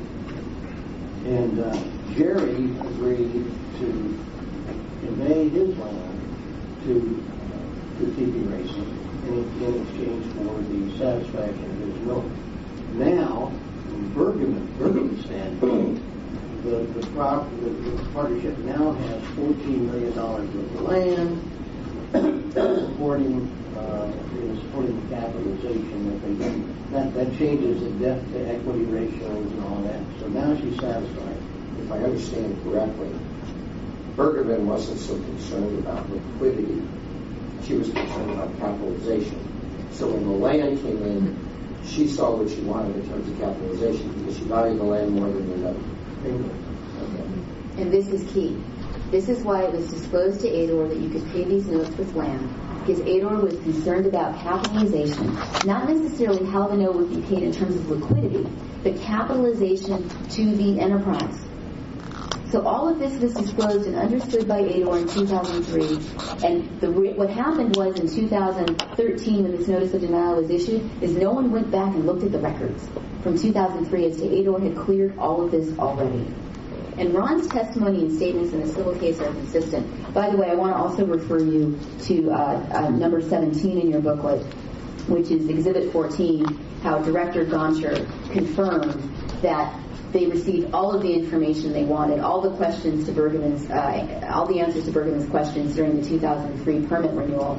So everything that Ron needed to disclose and TP Racing needed to disclose was disclosed at that time. And Ron's testimony and statements in the TP Racing case are consistent with what was said to Ador. I don't have time to go through all of the statements. Ron went through them for 3 days on the stand. It is detailed in our brief. Bottom line, timing and context are everything. Essentially, Ron stated that the Bruin land the promissory note was his capital contribution. It could be paid with the Bruin land such that the land would become the eventual capital contribution. And that's how it was always understood on the books of TP Racing. He never said he didn't have to pay the note. There were some statements from him about how the Bruin land was in from the beginning that referred to the fact that there was a lease between Bruin and TP Racing where the market rent, but still was equivalent to the interest on the notes. And so as a result, Bruin didn't have a net revenue gain. So that was the whole idea of the land was in from the beginning. You have the use of the land was there. That related to that arrangement. And the payment, the land could be the payment. I'll just show you very quickly 2 statements by Ron in the civil case that confirm this. This is his deposition in the civil case in 10J at page 177, where Ron was asked whether he had to pay the note. He says, this is by Mr. Manning, so when you signed it, the note, you didn't intend to pay it. The witness, that is absolutely not true. Ron never said in the civil case he didn't need to pay the note. It was a question of how the note would be paid. In hearing before the court in the civil case on the evidentiary hearing for the preliminary injunction, Ron testified as to what the payment needed to be. And this is line 8, page 18. Question. This is from the other side. I don't remember who the question is, but is it your testimony that you have the right to put the Bruin land in and get the promissory note? Answer. Absolutely. So this is what was told to the court in the civil case. Nothing different than what was told to Ador. It's the same testimony. Now, how Ron's statements have been stated out of context is best understood by reading the actual allegations in the Second Amendment counterclaim. And I'll just refer you to your booklet 18, number 18 in your booklet. I won't go through all of it. But there's a paragraph 89 where they talk about how the land was the consideration for the limited partnership interest. That's included in a section that involved the June 2000 to September 2000 time frame, when before the notes were even created. And then there's allegations in the counterclaim in count 10, which was cited in Jerry's opening brief, that actually really explain the deal. And I'm going to show you two of those paragraphs in the Second Amendment counterclaim, paragraphs 506 and 509.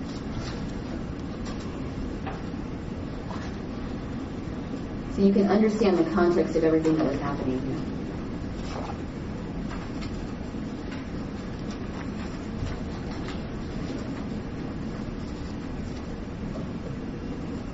This is in the counterclaim that Jerry claims so misstates or contradicts what was told to April.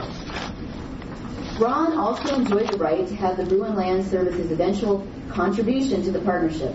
In exchange for that right, Ron relinquished all right and control to the land in TP Racing for no net financial benefit to Bruin or Ron, as the lease payments were minimal and directly applied to interest owed on the Ron Sims note.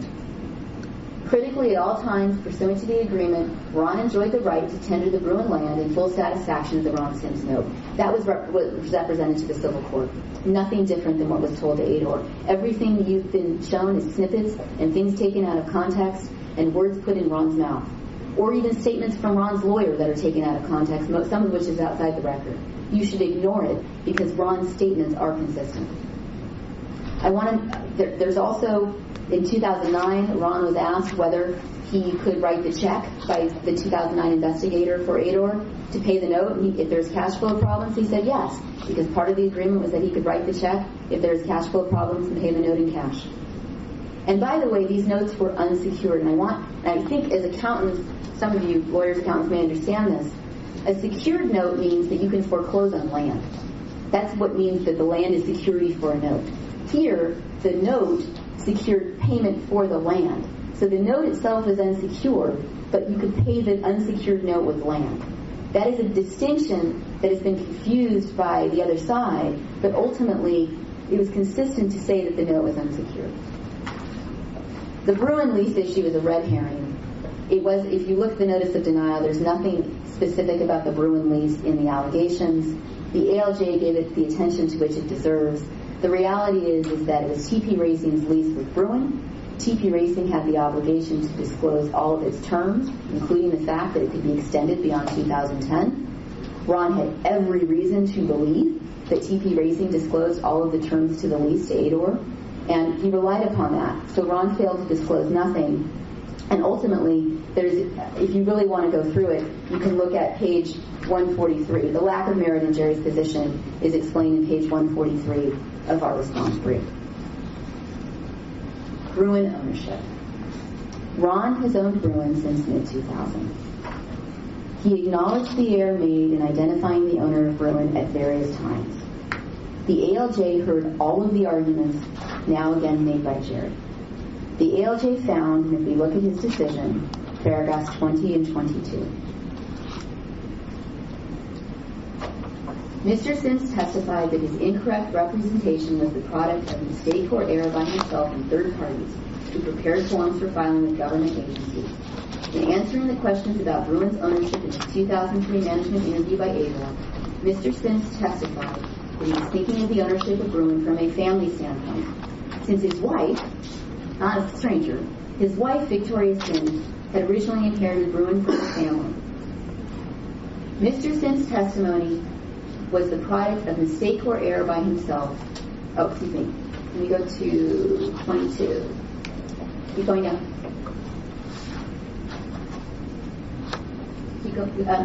Go further down in paragraph 22. Mr. Sims' incorrect representation from 2000 to 2006 that his wife was the owner of Bruin is not found to be a knowingly false statement of material fact. That is your standard. Not whether Ron Sims made a mistake, whether it was incorrect, but whether it was knowingly false and whether the statements made any difference at all to Ador. You were shown a document which says that Ron's license may be revoked if it's found that his statements were incorrect later on. It may only be revoked if the statements were knowingly false and had made a material difference to Ador. That's the standard upon which the notice of denial must be judged.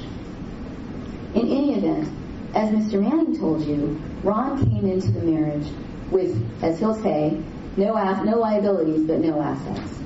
And Bruin had been in Vicki Sims' family for generations, the corporation.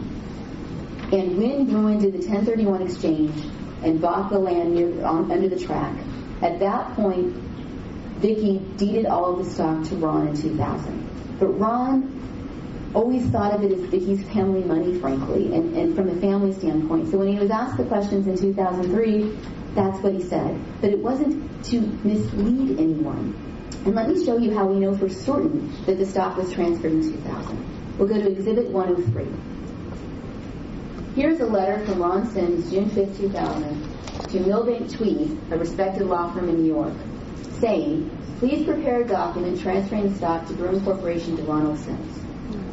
Next document. This is all in your booklet from 19 through 22. Exhibit 104, from June 7, 2000, to Ron Sims from the Milbank law firm. Enclosed is a completed stock power, evidencing the transfer of Vicki shares of Bruin Corporation to you. Exhibit 117.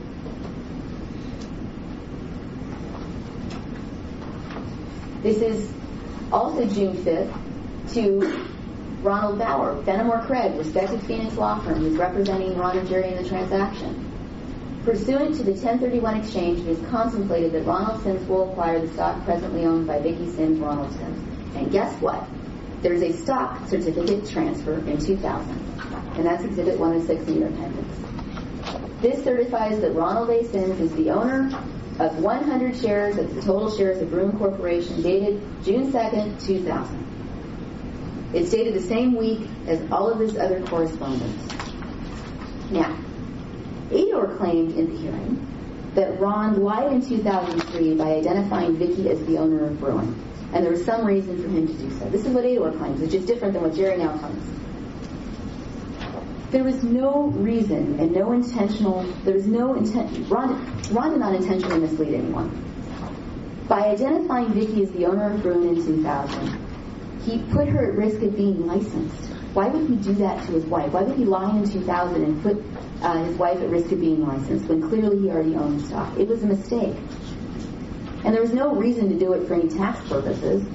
It didn't matter who owned Bruin in terms of the 1031 exchange. The ownership of Bruin itself was irrelevant. Bruin was the entity that owned the land. Now, the ownership of Bruin after 2003 was of no importance to Ador. And let me tell you why. From 2000 to 2003, Bruin owned land essential to the track. And I'll show you the map. And here's the map before 2003. The red is land that was owned by J. Sims Enterprises, which includes the track and a bunch of things. And the land was owned, the green is Bruin, and they owned the barn. Bruin at that point owned the barns and a portion of the track. And Ador had a great concern about an entity Bruin, an unlicensed Bruin, owning land that was essential to the racing operations. So ultimately, what was the solution to this? The solution was contained in Field's report at page 3, which is in number 12 in your booklet, Exhibit 12. The solution was TPR is in the process of acquiring all real estate necessary for its daily operations. As a result of these transactions, J. Sims Enterprises will no longer have any association with TPR, and Bruin Corporation will own and lease land to TPR, which is non-essential to the horse racing operation. This course of action would appear to alleviate any need to license these entities and Victoria Van Sims. Once that swap took place, Ador couldn't care less who owned Bruin or what representations were made about it. It was of no material importance. And Director Goncher testified as much at the hearing, who oversaw this land swap, and I encourage you to look at number 4 in your booklet. Directors Walsh and Powell also didn't care who owned Bruin after this date because there was Bruin no longer owned any essential land. Ron Sims has never stated that Bruin is or ever will be a partner of TP Racing. All of those statements that are claimed to be Ron's statements are statements of counsel in oral argument and otherwise taken out of context by Jerry, in which they were making an argument of equity. Because Bruin could eventually pay the note with the land, they should be equitably treated as a partner. But in no way, shape, or form has Bruin ever been a legal partner of TP Racing, nor has Ron ever said that. And as a result, it is just a landlord. That is the absolute truth. It is just a landlord leasing the land. And even when Bruin transfers the land to pay the note, when that happens, hopefully that will happen, then Bruin will be an entity without an asset, TP Racing will own the land, and Ron will remain the partner. The only way that Jerry's theory even works is if you believe that the Bruin land was really transferred to TP Racing in 2000 and Bruin was the secret owner. That never happened. So Ron had no motive to lie about the ownership of Bruin at any time. And that is why the ALJ concluded what he did. There was no tax fraud. And by the way, this whole thing that ADOR involved in a tax fraud doesn't even make any sense. The bottom line is the 1031 exchanges by both Ron and Jerry were legal, legitimate, and everything that needed to be disclosed to the IRS was disclosed. Ron and Jerry relied upon tax counsel, respected Phoenix tax counsel, Fenimore Craig, in structuring the transaction. ADOR didn't structure the transaction. They just agreed that Ron and Jerry could have promissory notes. Ron and Jerry, with their tax advisors, then went and structured it. It doesn't matter whether or not it was put in writing. The reality was that the only way that this would have mattered to the IRS at all at that time was if Ron and Jerry had a legal commitment to put their land into the partnership. And by the way, the Ninth Circuit had already said that was totally okay, and in 2005 the IRS even withdrew from that position. But there was no legal commitment to put the land into the partnership. There was an election to do so to pay the promissory notes.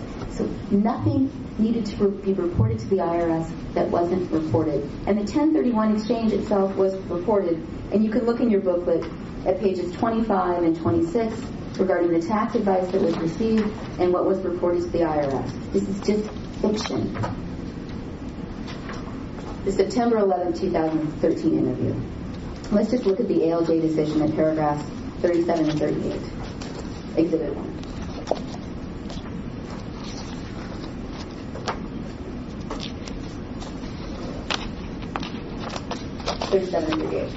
And this is all that needs to be said about it. And I won't go through it all. But what is a fact is that the Verity conducted the interview concerning Mr. Sims' financial solvency, not his license application. Ron didn't even know there were concerns about his license at the time of this interview. There was an agreement that Ron's lawyer could answer questions about any questions that were raised, which was customary. And Director Walsh told, admittedly, this is in Director Walsh's deposition testimony, told Jeff Walsh he had no interest in involving ADOR in the civil litigation. Director Walsh said that. The bottom line is that, most importantly, Liz Monte stated at the hearing, and you can read the transcript, and it's at, I think it's Exhibit C to your appendix, page 221, line 23 to 222, line 4, in which Monte admitted that none of her questions were material to her investigation, and that the fact that Ron didn't answer the questions meant nothing. Out of a 50-page transcript, ADOR claims only 16 questions were unanswered by Ron. The evidence shows that of those 16, 3 of the questions were actually answered by Ron or withdrawn. The rest of the questions were objected to as invading the attorney-client privilege or other privileges, properly objected to. And for the short remainder of the questions, Ron's counsel answered the questions, either at the interview or by letter afterwards. And if you look in your booklet in the second volume, there's a second volume there, H, you'll see that Ron's counsel answered all of the questions about Bruin ownership after the interview. And by the way, received no response back from ADOR to that letter. There was nothing hidden. There was pure cooperation. So why did the notice of denial issue? There was no investigation of Ron's license application. It was the product of undue influence by Jerry and TP Racing. Director Walsh falsely claimed that he relied upon a second Verity report regarding Ron's fitness for licensure. But at the hearing, Liz Monte testified that no second report existed and that she was never engaged to conduct an investigation into Ron's fitness licensure. There was no ADOR investigation of Ron's license. Instead, there was a smear campaign that Director Walsh relied upon based upon one-sided, incomplete, and false and misleading information. There are numerous meetings, emails, trashing Ron over a period of a year and a half. It's all in record. You've heard it before. I'm not going to go through it here. But I do want to show you one email that is emblematic of what was going on. On September 18, 2013, Jerry's lawyer sent 10 binders of documents to ADOR, trashing Ron. A lot of invective, misleading things, much material about how Ron deserves to be kicked out of the partnership, not have a license, etc., etc. And this is going to be Exhibit 31. It's E in your booklet. Second volume, I'm sorry, I'm skipping ahead, so it's your second volume booklet. And here's what Mr. Manning says to Bill Walsh. We are hand-delivering this letter to you late this afternoon along with 10 binders of enclosures. I thought it would be useful to the department to have this material in advance of our meeting tomorrow morning. This isn't meeting with regulators, by the way. This isn't TP Racing meeting with regulators. This is Mr. Manning and Jerry coming in to convince the department to revoke or deny Ron's license. Why do we know that? Look at Bill Walsh's response. He forwards the material to Liz Monte and Joyce Cosby, and he states, Liz and John White's the other investigator. Jerry called me on Tuesday and requested a meeting ASAP with me on this issue. I saw no reason to deny the request. It seems that the same old ground being plowed over once again.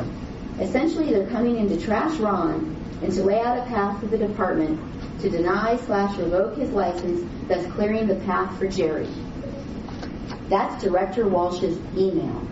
That is what was going on here. This idea that Ron's lawyer met with Bill Walsh more times than Mr. Manning or Jerry, it's belied by this email. But let me tell you what's even worse. Jerry had filed a summary judgment motion. The note must be paid in cash, and we saw some of that transcript. The court granted the motion, but based upon a legal technicality, something called the parole evidence rule, that precluded the court from being able to consider all this evidence of a deal. But that did not mean that the evidence of the deal, that you could pay the notes with land, was false or fabricated. Recall that that's what the court said at the hearing.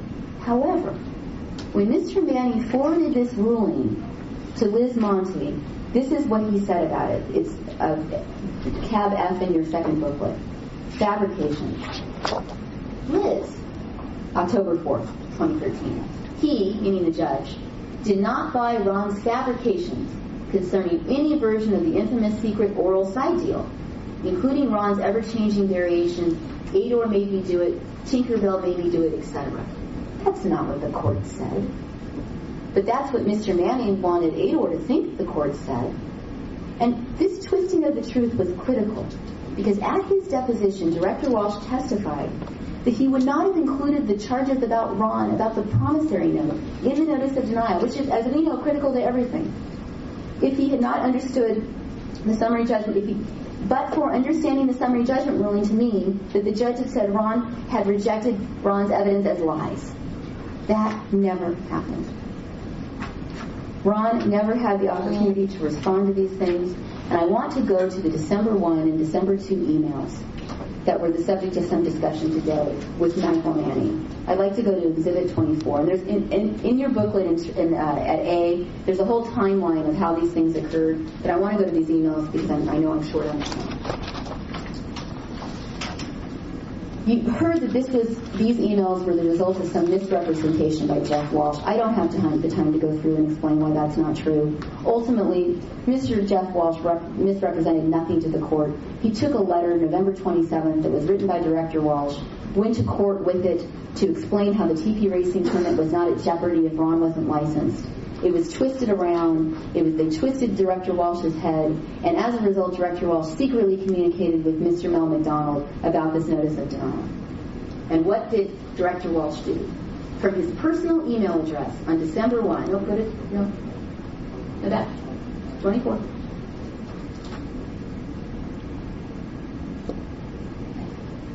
Director Walsh, from his personal email address, he had access to the ADOR server. He could have put this in the public record. He didn't. Take a look at these, but keep them to yourself. What is this? What are these? Let's flip to the next page of the email. No? Yep.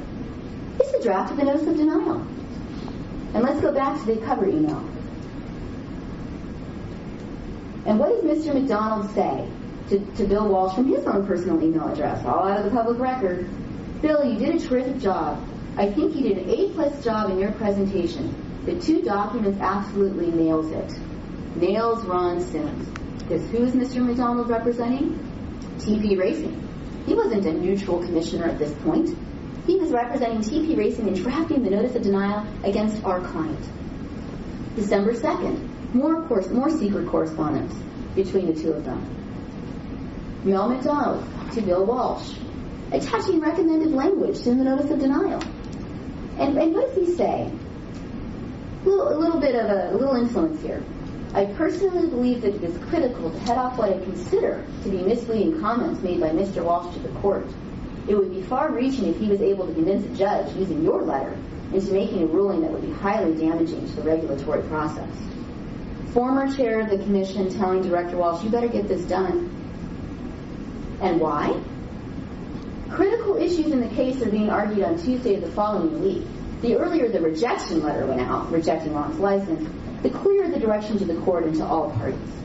That hearing on Tuesday the following week was Jerry's motion to dissolve the injunctions that had been issued against him, and the basis for the dissolution of the injunctions was the denial of Ron's license. Boy, did they need that. This isn't about some misrepresentation in court by Ron's lawyer, which never happened. Jerry has no defense to these emails, other than what you heard from Mr. Manning. And I want you to ask yourself, was this the appropriate conduct of Director Walsh, of Jerry, of Mr. McDonald, communicate in secret, and have TP Racing's lawyer draft this notice of denial? Unless you believe that this conduct demonstrates honesty and fairness and transparency in government, you must affirm the ALJ decision. Jerry sets the bar very low for this commission in ADOR. He says in his reply brief, 1 minute. He says in his reply brief that even if he had bribed Director Walsh in exchange for the notice of denial, you should still uphold it. Is that the bar you want to be judged by? If that is so, and if you believe that all of this is okay and this is the way government should act, then our government has truly failed. Director Walsh deleted this. It's all about, he deleted this emails. He denied in his deposition that he had the other email with Mr. McDonald. There are numerous other fair due process violations that we have enumerated in our brief. Destruction of evidence, arbitrary and capricious and biased decision-making, disparate treatment of Ron and Jerry in terms of the license process, how the divestiture provision is illegal, how Ron is not required to be licensed in the first place. At the end of the day, this is a complicated case, made complicated by Jerry's allegation that we needed to take the time and millions of Ron Sims' dollars to defend. We ask you to uphold the decision. Thank you. Any questions from the commission? And of course, this is not on time.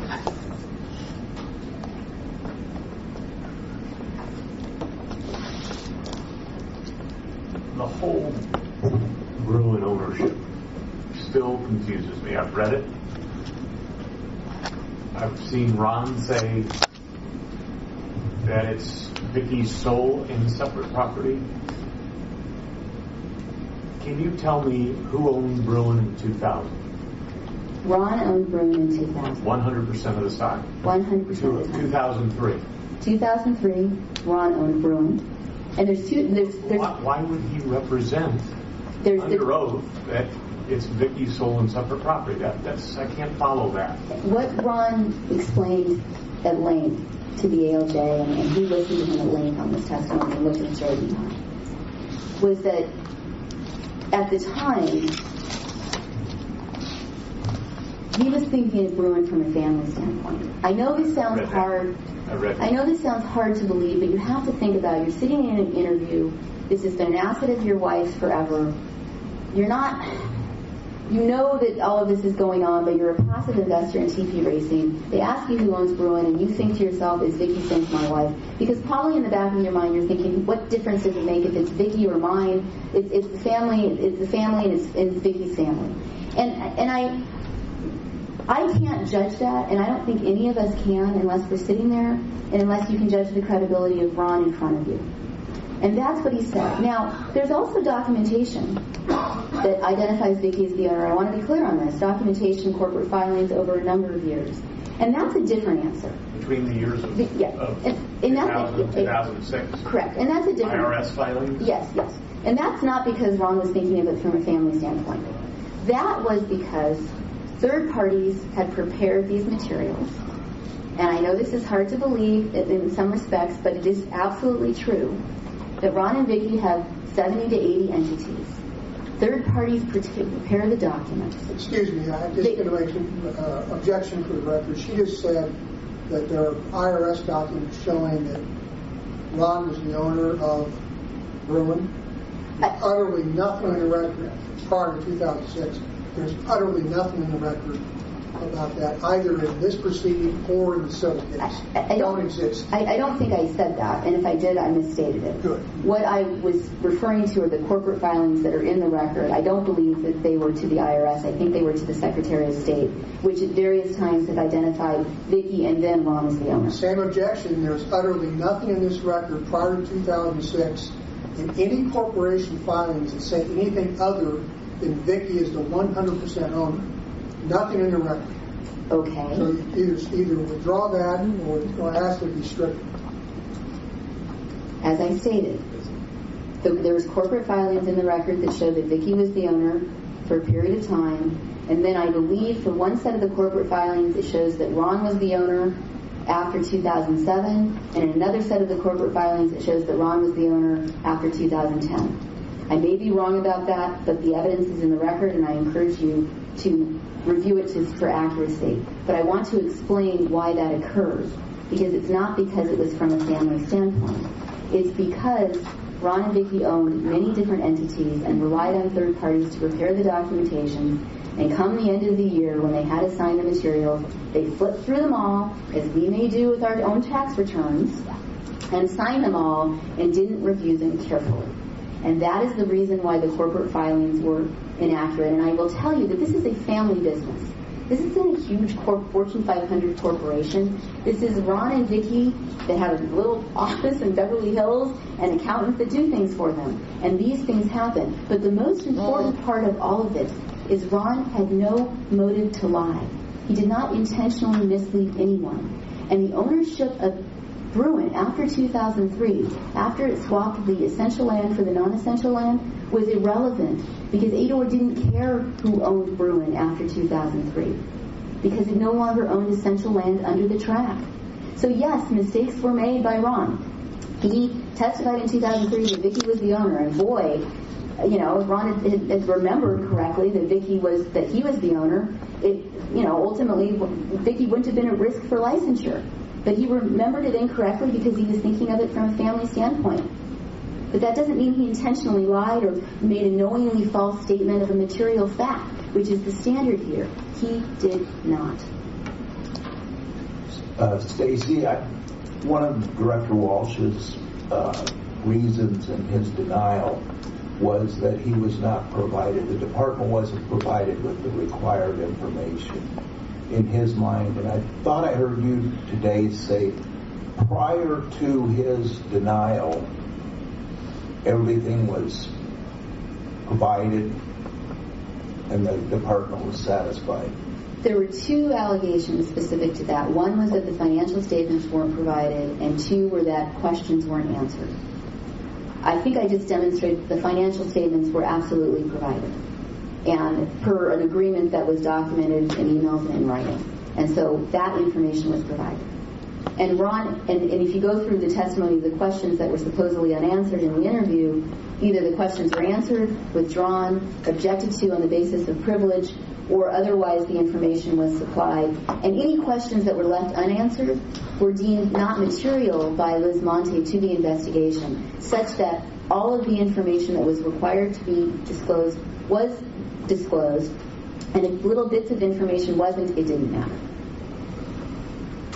And again, it needs to be a material, a knowingly false statement of material fact, and knowingly not disclosing the material fact, and ultimately everything was disclosed.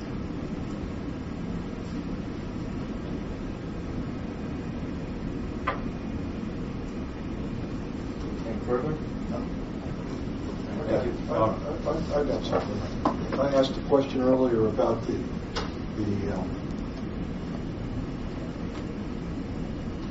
ability of both sides, I'm using different words now, but both sides to contact the director. I've been in that position before, not with this department, of course. I welcomed people in the door to talk to me about things. Where was the line divided that it became, in your mind, inappropriate contact? Let me go through a little bit of the chronology. The contact between TP Racing and Jerry and the lawyers regarding negative information by Ron Sims was not the normal contact of a regulator, of contacting a regulator for that 1.5 to 2 year period. Ron had no idea this was going on. No one told him. Jerry's side didn't tell him. Ador didn't tell him. And when Mr. Jeff Walsh, Ron's lawyer, inquired, and I'll go back in time, in the summer of 2013, there was a mediation in the civil case. And at that point, it was either Jerry or Mr. Manning said something to the effect of some comment about Ron's license. And that was the first time that Ron or any of his representatives had ever heard that Ron's license may be of concern or issue or anything to the department. So Jeff Walsh called Director Walsh about this to find out what was going on. And Director Walsh assured him that the licenses were not at issue, that they would not be at issue until mid-2014, and never once told Jeff Walsh that the department had any concerns about Ron Sims' license. Not once. So at the same time that Jerry and TP are providing all of this information to Director Walsh and David Wood, at the same time that Director Walsh is admittedly having meetings with Jerry where he knows that Jerry's coming in to try to revoke or deny Ron's license, and that's in that email from Director Walsh, he never discloses this to Ron or his representatives or allows them to come in and defend against these allegations. On November 18th, Director Walsh sends a letter, not to Ron, but to TP Racing and Jerry, care of Mr. Manning, that says that all of a sudden the department has discovered that Ron isn't licensed, and the department has some concerns about Ron's licensure. Mr. Manning forwards that letter to Mr. Walsh on November 19, 2013, and it's the first time to Jeff Walsh. It's the first time Jeff has ever heard of this. First time any of us had ever heard of this, frankly. It was like a complete bombshell. So at that point, Jeff Walsh tries to get information from Director Walsh to find out what these concerns are, how he can respond to them, what Ron needs to do. And they have a short meeting on November 25th. This is the meeting that Mr. Manning referred to, in which there's some ex-party communication. There's no ex-party communication. The director has said that Ron's license is at issue. So Mr. Jeff Walsh goes in to talk about Ron's license, not to talk about Jerry, which was what Jerry was doing for 2.5 years, trashing Ron. He goes in to talk about Ron's license and what can be done about Ron's license. As a result of this meeting, Director Walsh issues this letter on November 27th, and all of this is in your timeline in the booklet if you want to go through it, in which he says, I heard that Mr. Manning misrepresented to the court, essentially, that the TP Racing permit was in jeopardy because Ron isn't licensed. And I want to assure this court that all I meant was that Ron does not need to participate, Ron can't participate in the day-to-day operations of TP Racing. That's the Wednesday before Thanksgiving, if I remember correctly. That letter goes out. The Jerry team, frankly, goes into a panic because they realize that maybe Director Walsh won't either deny the license at this point, or maybe he won't include necessary language in the license to make certain they can get these injunctions dissolved, et cetera, et cetera. So that's when the campaign with McDonald and Director Walsh begins in secret. The important point is that TP Racing is not self-reporting facts about Ron during the time they were speaking to the regulator. They were deliberately going in to give false and misleading information to the regulator so that the partner, Jerry's partner, would be denied his license so Jerry could then try to kick his partner out of the partnership. Does that answer your question?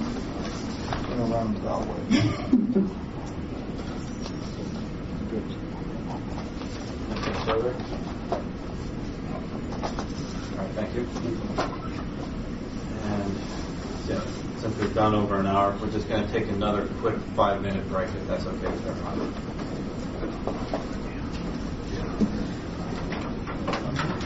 We are pausing at 12:05. You can bring us. Okay, we're coming back from our break. It's 12:15 p.m. Thank you. And call us back into order, and Madam Secretary, if you do a roll call, please. Yes, sir. Commissioner Garay. Present. Commissioner Feldmeyer. Commissioner Lawless. Here. Commissioner Heupel. Here. Commissioner McClintock. Here. Okay, we're all present and accounted for, sir. All right, thank you. And I believe now it's for the rebuttal. Mr. Jerry Sims, attorney, you have, how much time do we have left on the clock for them? They have 14 minutes and 39 seconds. Okay, thank you, commissioners. I'd like to start out with where Ms. Harrison left off, saying in the interview, remember Ms. Bergerman said, well, go ahead and follow up on that, research that, Ron, and follow up with us with respect to the relationship between the note and the Bruin land. Remember that? Here's the follow-up. You saw it in my earlier presentation.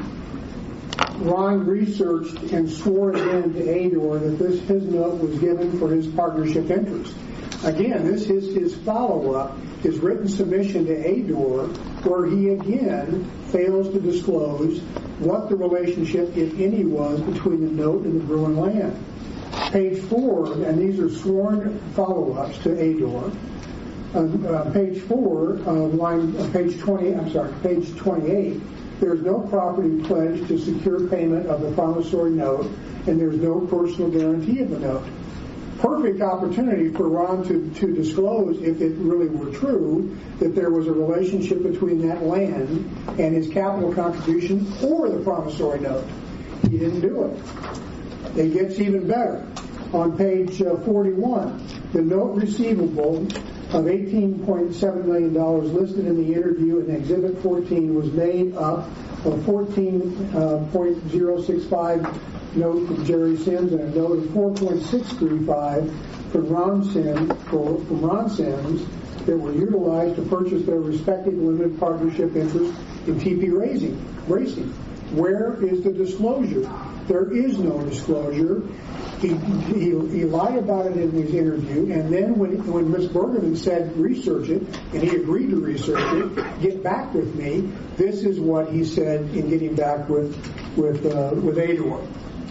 Now, Ms. Harrison also said that Jeff Walsh said that Bill Walsh had testified that he never disclosed to Jeff Walsh or Ron Sims that TP Racing had been meeting with Bill Walsh about the discovery that TP Racing had made with respect to Ron. And remember this, Commissioner Feldmeyer, you asked me what the difference is about meeting with the regulator. We were meeting with the regulator because for the first time in 2011, we learned from Ron that he never intended to pay his note, and he thought the lease was something different than what TP Racing had been given and signed by Bruin. We have a duty of self-reporting. We were self-reporting to the department. There may be some fraud here. One of our partners may have defrauded Ador as well as TP Racing.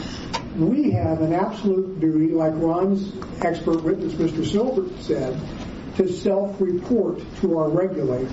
That's why we first went to Bill Walsh and to Ador, because we didn't want any investigative reporter, any commission, any Ador investigator to one day say You learned that Ron Sims had lied in his promissory note and lied in the Bruin lease, and you kept it secret from us?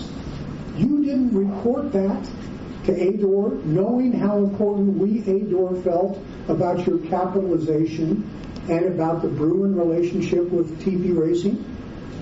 Look at the position TP Racing and Ron Sims would have been had that been discovered, had we not gone to our regulator to say, look what we found out. And we only found that out in our litigation in 2011. But back to what Ms. Harrison said. She testified, she just said, that Bill Walsh, or that Jeff Walsh took the position that Bill Walsh never disclosed to him that he had been meeting with TP Racing.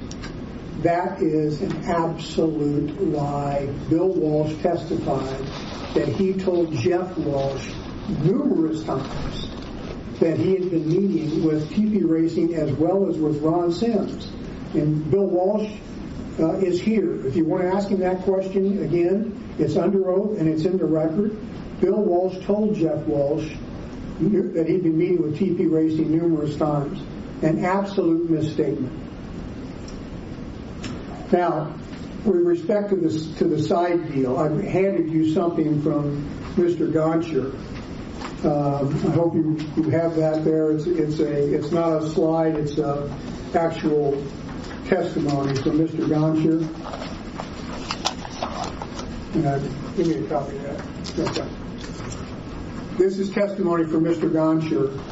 And again, because of the timing, I'm not going to read this, but I commend it to your perusal when you get a chance. He's saying in here that everything that had to be disclosed by Ron had to be disclosed in writing, no inferences, no suggestions. If there was any deal, it had to be disclosed in writing, and that everything that they had in writing about the relationship of Ron Sims, his note, and the Bruin property was written and in the commission report. He knew nothing of any oral side deal, and if there was an oral side deal, it had to be somewhere written in the records. And isn't it interesting to you that Ms. Harrison talks about everybody knew this? Where is the record? Where is the record anywhere in ADOR's files with respect to these oral side deals? And forget ADOR for a minute. Where is it in TP Racing's records? It doesn't exist. In Ron's records, it doesn't exist. Nothing in writing shows that there was any oral side deal that he could sign this phony promissory note that didn't mean exactly what it said.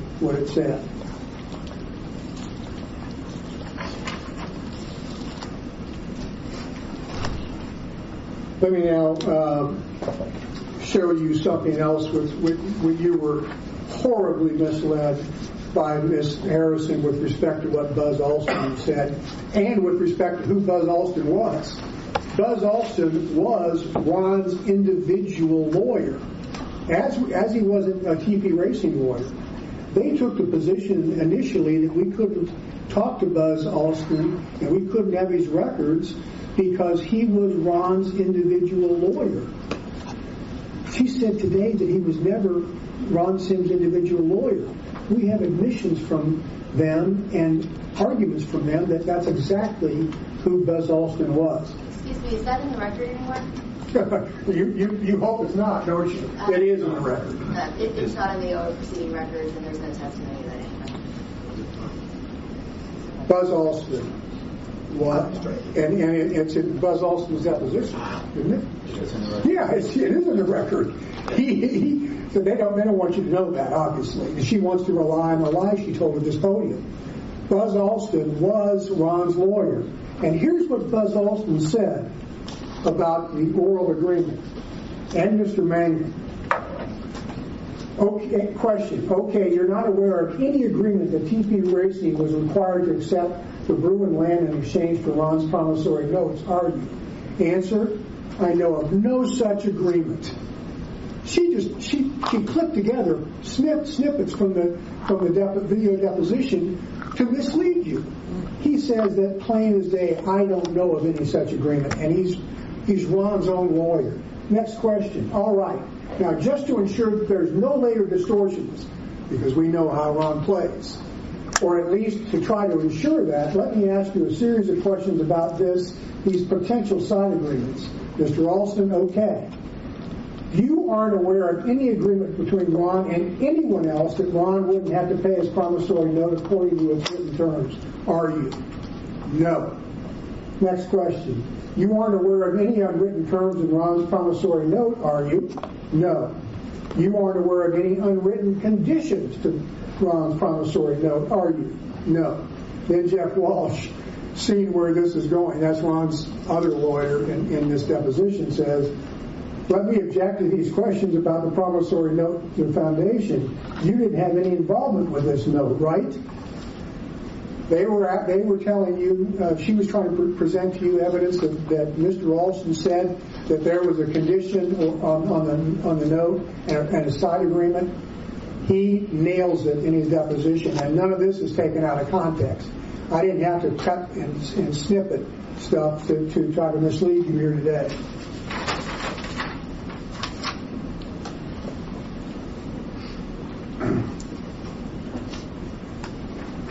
Testimony of Joyce Cosby.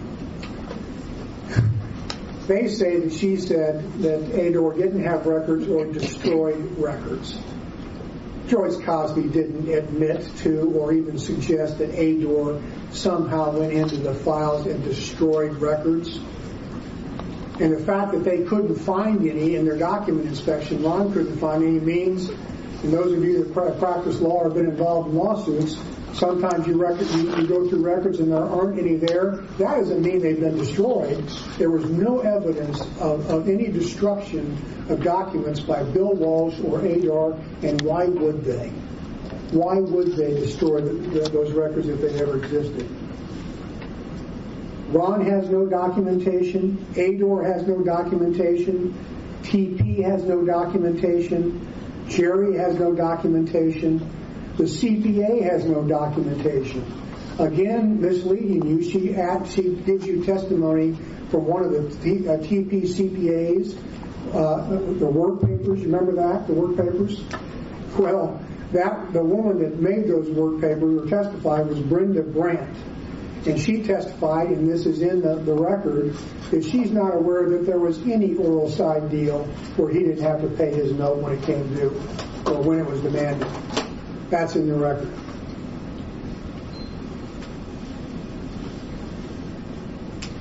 And by the way, she mentioned that Judge Reyes granted our summary judgment that the promissory note is what it says it is. That issue has been decided by the Superior Court. No oral side deal, no terms or conditions that exist other than what Ron signed and gave to TP Racing. Judge Reyes made the same decision granting our summary judgment with respect to the lease. It is what it says it is. No oral side deals, nothing hinky, nothing undisclosed with respect to that deal.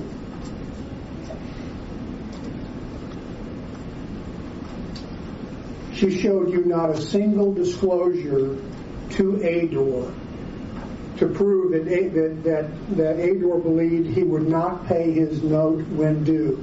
She didn't show you a thing.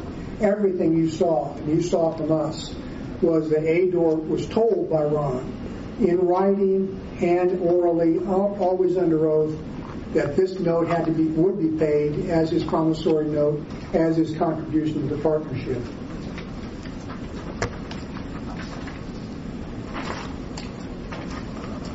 She also testified that after 2003, Ador couldn't care less about who owned Bruin. And you know what? That may be true, but it didn't know the truth.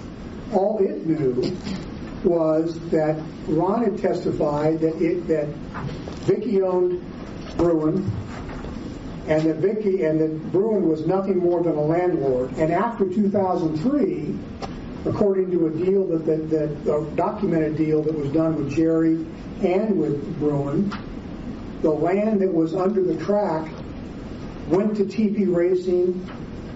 So at that point, Bruin was the landlord of unimportant land to the regulator. It was, as some of you know, it's a trailer park. It's no longer important land as a result of Ador's insistence that Bruin land get out from under the oval. So, of course, 1 minute. Believing that Bruin was just the landlord, they didn't care. But it was very important if Ron believed that Bruin was a partner. And as you saw in my presentation, she dismissed it as nothing more than comments by a lawyer. This was sworn allegations in a complaint by Ron's lawyer, saying that Bruin was the partner in TV racing from the very beginning. By the way, Commissioner Feldmeyer, you asked about the Director Walsh's position and the so-called forfeiture provision. The Court of Appeals, which is a piece of precedent in this litigation, approved the forfeiture provision and said that it was just fine and was consistent with Ador's practices. Time. Any questions from the Commission? Is it permissible to ask Director Walsh any questions? I don't think, because that would be adding into new testimony. So I think Just about what has been already testified.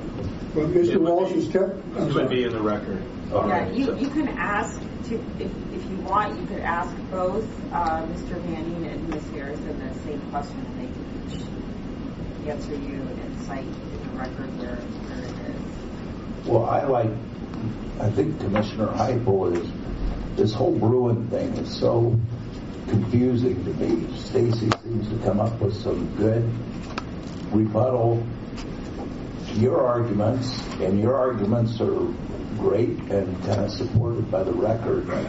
I just, that bothers me. The required info that Director Walsh asked for, I think Stacy said he got everything, and that's what I was going to ask him. He got everything to the satisfaction of ADOR prior to writing his denial letter, and I did not think that was the case.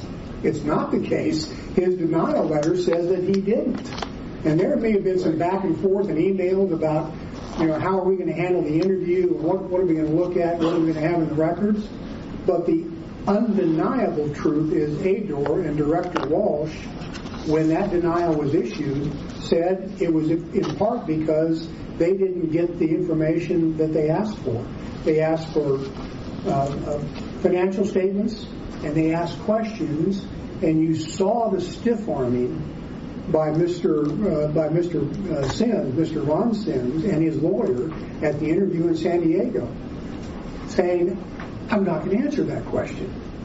How can that happen in a regulated industry? But I'm told that prior to his denial, Stacy mentioned that Director Walsh had gotten written follow-up to those questions which adequately satisfied.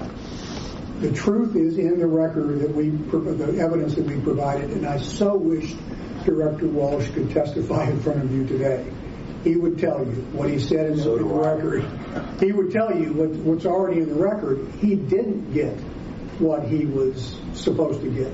And with respect to Bruin, as you sort through the conflicting presentations, think about this. It's 2003. You're asked under oath let me back up. 2003, he goes into the interview knowing that Ador is concerned about hidden ownership by Vicky. He knows that. I showed you evidence of that. He knows that it's considered by Ador a serious issue. He knows he's under oath. He knows he's a lawyer. He knows he's a CPA. He knows he's a sophisticated real estate person. He's asked about Bruin and the ownership.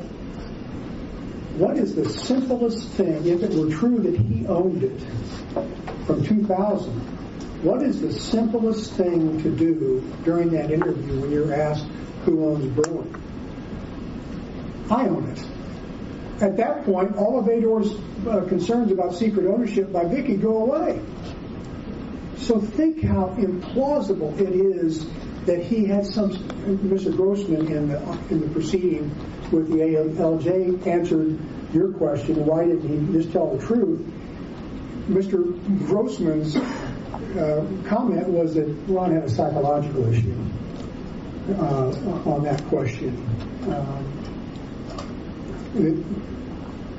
During the OA hearing, Ron's attorney offered a bizarre excuse for the ALJ for Ron's testimony that a longtime spouse can sometimes take on characteristics, persona, and beliefs of their spouses, and that because Ron swore to Ador that Vicky owned Bruin Corporation in 2003, it was because of psychological difficulty for Ron until later years to actually recognize that Bruin Corporation was in his name, because he always viewed it as his wife's.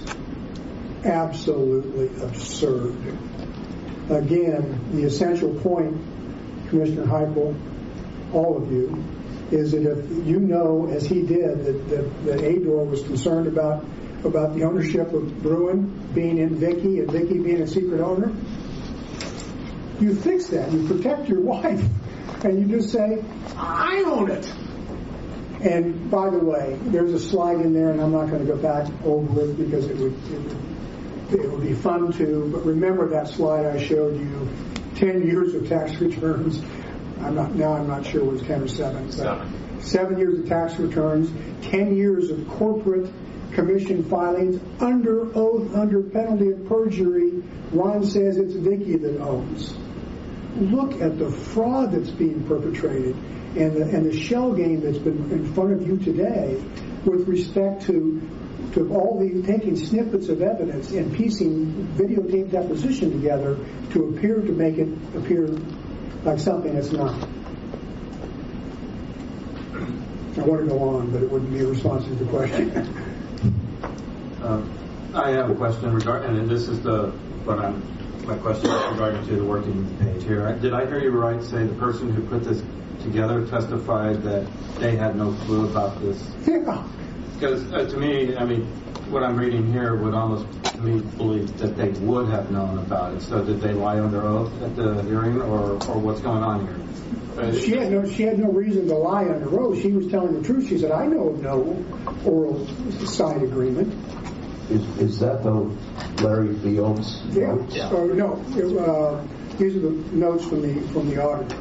From the working papers here. Oh, I don't know. Can you clarify what tab you're looking at? Tab 9. Under whose? Volume 1. This one, tab 9. Gotcha. And my food on it. And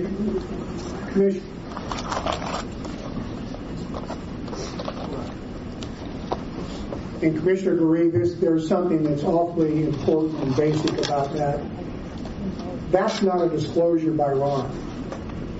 Whether or not there was an agreement, we have a mountain of evidence that there was no such agreement and no evidence in writing that there was. But, Commissioner, even if that's true, even if there was, and let's say there truly was an oral side agreement, that had to be disclosed by Ron. The fact that this is in some work papers by an accountant, where's the disclosure by Ron? It doesn't exist. So this is not about, truly not about, I mean, his lies are important, but if you assume that this is true, all of this is true, where's the disclosure to Ador that there's a secret side agreement? It doesn't happen even through 2011. And this isn't about the relationship of Ron and Jerry. It's not about Jerry Sims and what happened in California 30 years ago. If anything, that's disputed.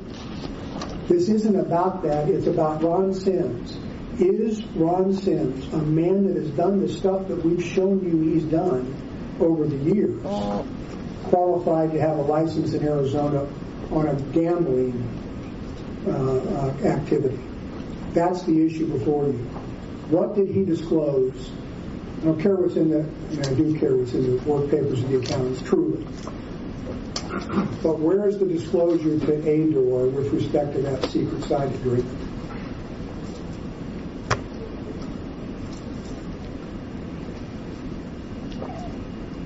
And I don't know if it's in the record or not, so I don't know if I can ask the question, but on the tax returns where the claim is that it's that Bruin was owned by Vicki Sims, has that been addressed? I know if I screw up on my taxes, I have to file back, so I don't know if I can ask that question or not. I mean, I would think that it would be in the record. So there are...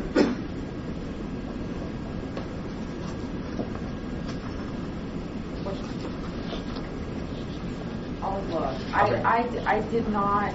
I don't recall seeing it either. I can tell you this is ought to be important. There's nothing in the record that those tax returns were ever changed.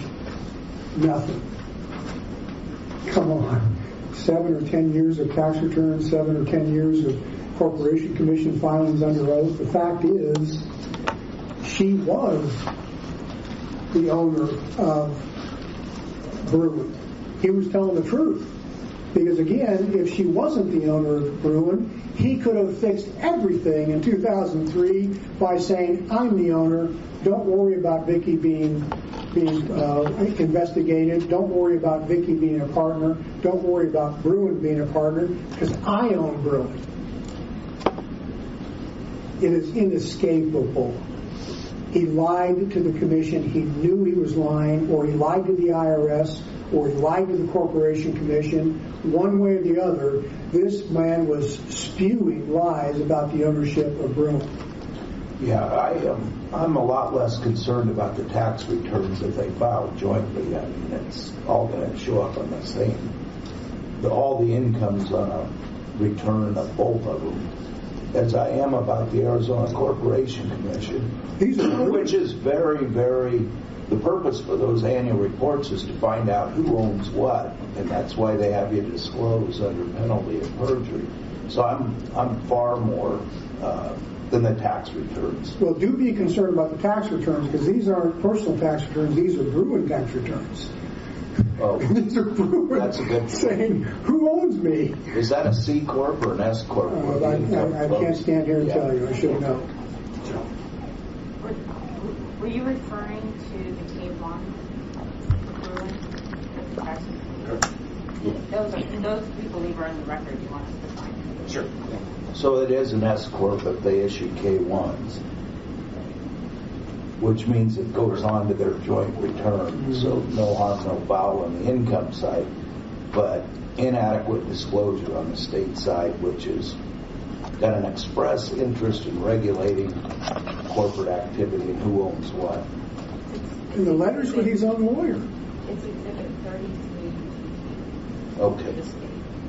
And look at the letters from his own tax lawyer, and to his lawyers. A memo prepared by Ron in 6 that states that Vicki owns Bruin. This wasn't a memo to TP. It wasn't a memo to ADOR. It was an internal memo that says, Vic, my wife owns Bruin in 2006. Take this as evidence of the shell game that's before you.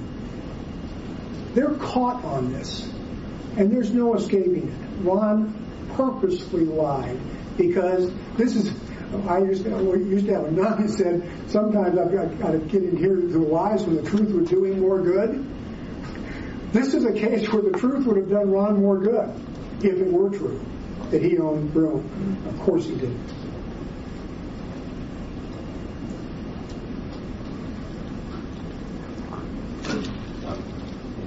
Any further questions? All right, thank you. Thank you, Commissioner.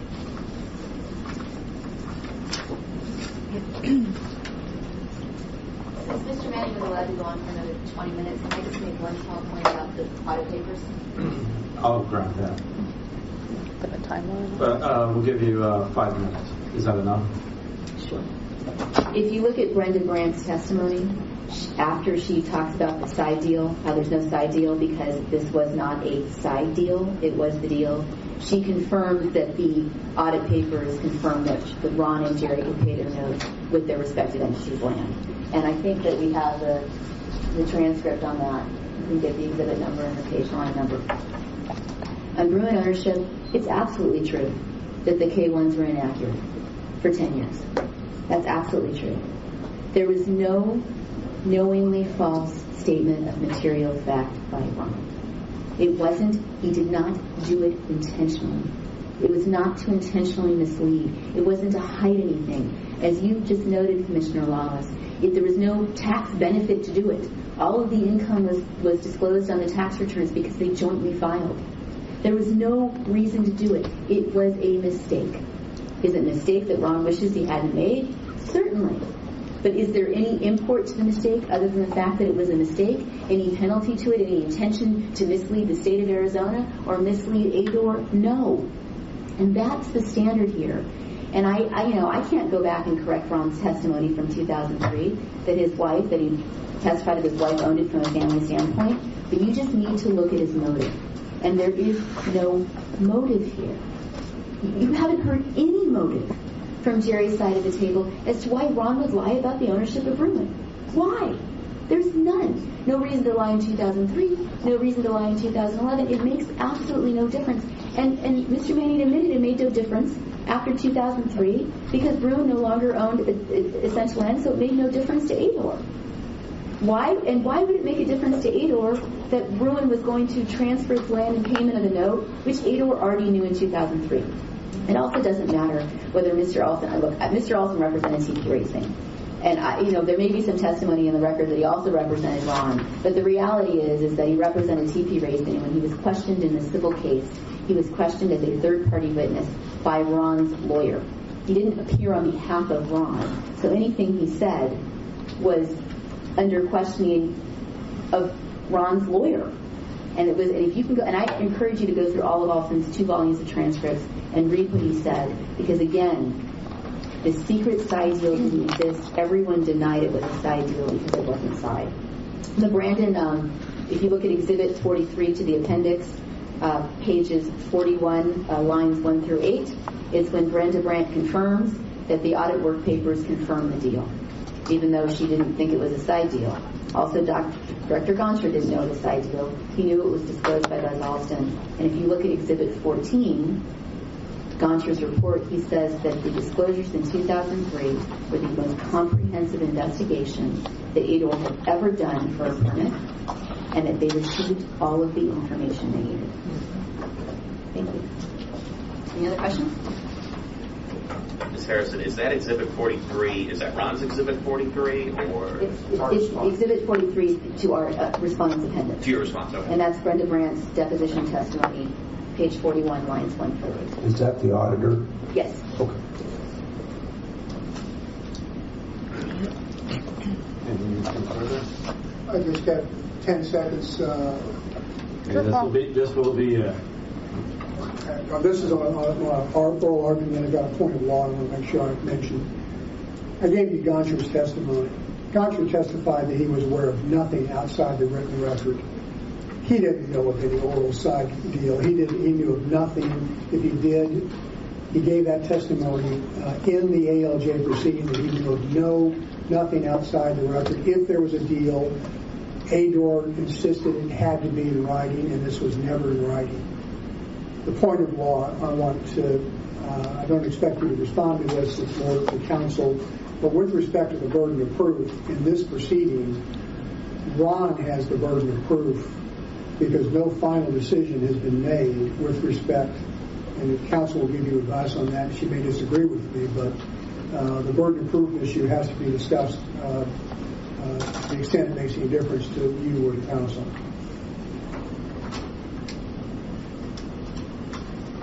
Is there anything else from fellow commissioners?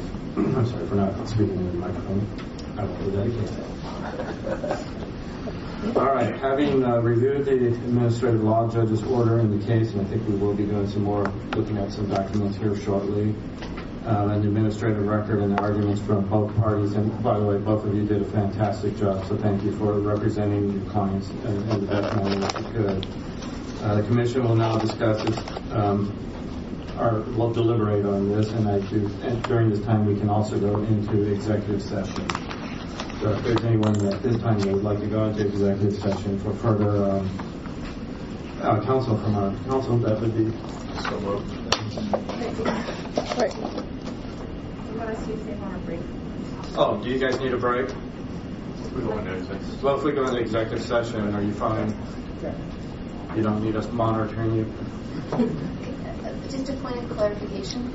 What legal advice are you going into executive session for, for the record? I'd like our counsel's comments on who has the burden of proof, because that's going to be a big part of my decision. And we obviously have briefed that issue, and we believe that they have the burden of proof. They gave 3 arguments. They gave 2 arguments, 3 briefs, and we had 1. But thank you. So did we have a second on that? Second. Who's making the motion? I'm sorry, I missed that. Thank you. Okay. All those in favor say aye. Aye. Opposed, nay? It carries. Okay. Yeah. 12:15. We are now breaking for executive session. This is the third open session. It is now 1:36 p.m. Okay, it's 1:50, and we're going into the third open session. Would you like me to take a roll call, Chair? Yes, please. Okay. Commissioner Garay? Present.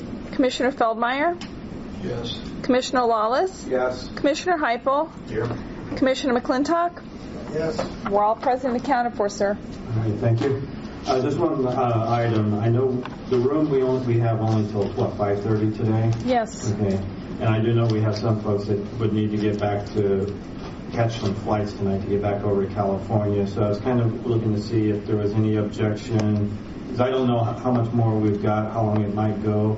I do know some with traffic and all that we would be cutting it at 3 or 3:30 be okay, even though we have more time. Is there any objections, any complaints, any yahoos or anything? The TP Racing crew would be fine with that. And would that help you? This is Stacey Harrison. Yes, that would be fine. Of course, we want you to fully deliberate as you're required to do under the law. Yeah. Okay. Would you prefer us to go more today or come back? I think is what he's trying to ask. Would you prefer us to cut it off shorter today and do more deliberation at another time, looking through the record? Or? I have at 3 o'clock, but I told the client that I might not make it, so I do have at 3 o'clock back in the office. But again, I can stay here as long as council or you want us to. Okay. We would prefer today, but it doesn't have to be. We can stay after 3 as well. So. Okay. We'll try to accommodate. We'll see how it goes, and we'll go from there. Okay, we'll call it back into session, and we've already had a roll call, so now I'll open up the floor to a discussion deliberation amongst the commission. I don't know if any of you have further questions or comments you would like to add. Well, are we able to put up the decision on the screen?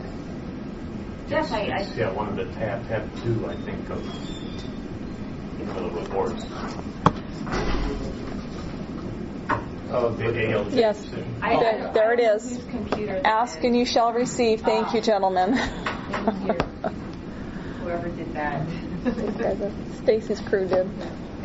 Miss Harrison, sorry.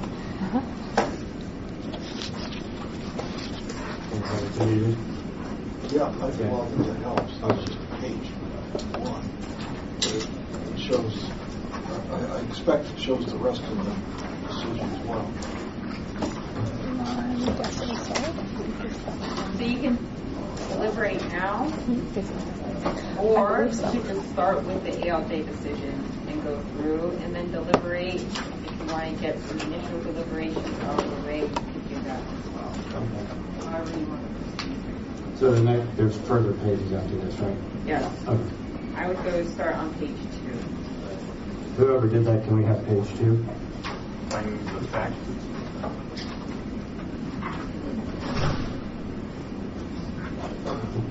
Or do we have it? I have a question of clarification.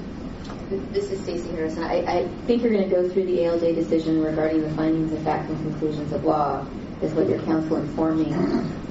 The standard of review that we believe should be applied to this is whether the director abused his discretion in deferring to this decision.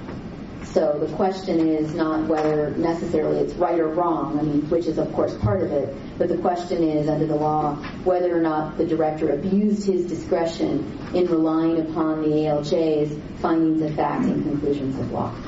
So I want to make certain that that's the standard that the commission is going to be reviewing this.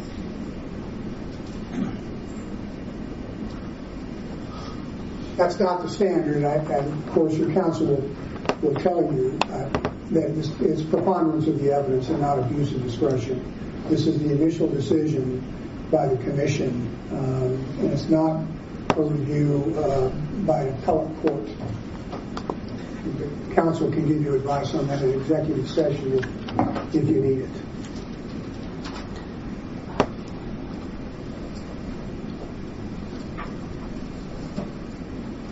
And the floor is open for commissioners. Not that floor, this floor. Well, I guess my question would be, Ms. Harrison, is this on? Can you hear me? Yes. Okay. Assuming Ron is a lawyer and a CPA and not very trusting of his brother, why would he never get anything in writing regarding the promissory note, any of these? It's just beyond my belief that he would not be smart enough to get something in writing if that was really the intention of what it is. First of all, in 2000, he did trust his brother. They entered into this partnership, I think, and this is in the record, that they were the three musketeers, he, Jerry, and another partner who's since been bought out. And so he did trust his brother in 2000. They reconciled after years of estrangement, and he believed and trusted that his brother would honor his commitments and his agreements. Second, it is in writing. It may not be in writing in terms of here's the signed document, but it's certainly the agreement is reflected in many different documents. It's reflected in the work papers that we looked at. It's reflected in the memos of the attorneys.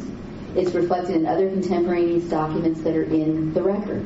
So this idea that it wasn't in writing or that it was hidden or that it didn't exist is simply not true. Also, Ron and Jerry both relied upon tax counsel and other lawyers in doing this transaction. Ron may be a lawyer, but he's not a practicing lawyer. He may be a CPA, but he's not a practicing CPA. He's a real estate developer. And he relied upon Fenimore Craig and the other lawyers, he and Jerry both, in how to structure this transaction.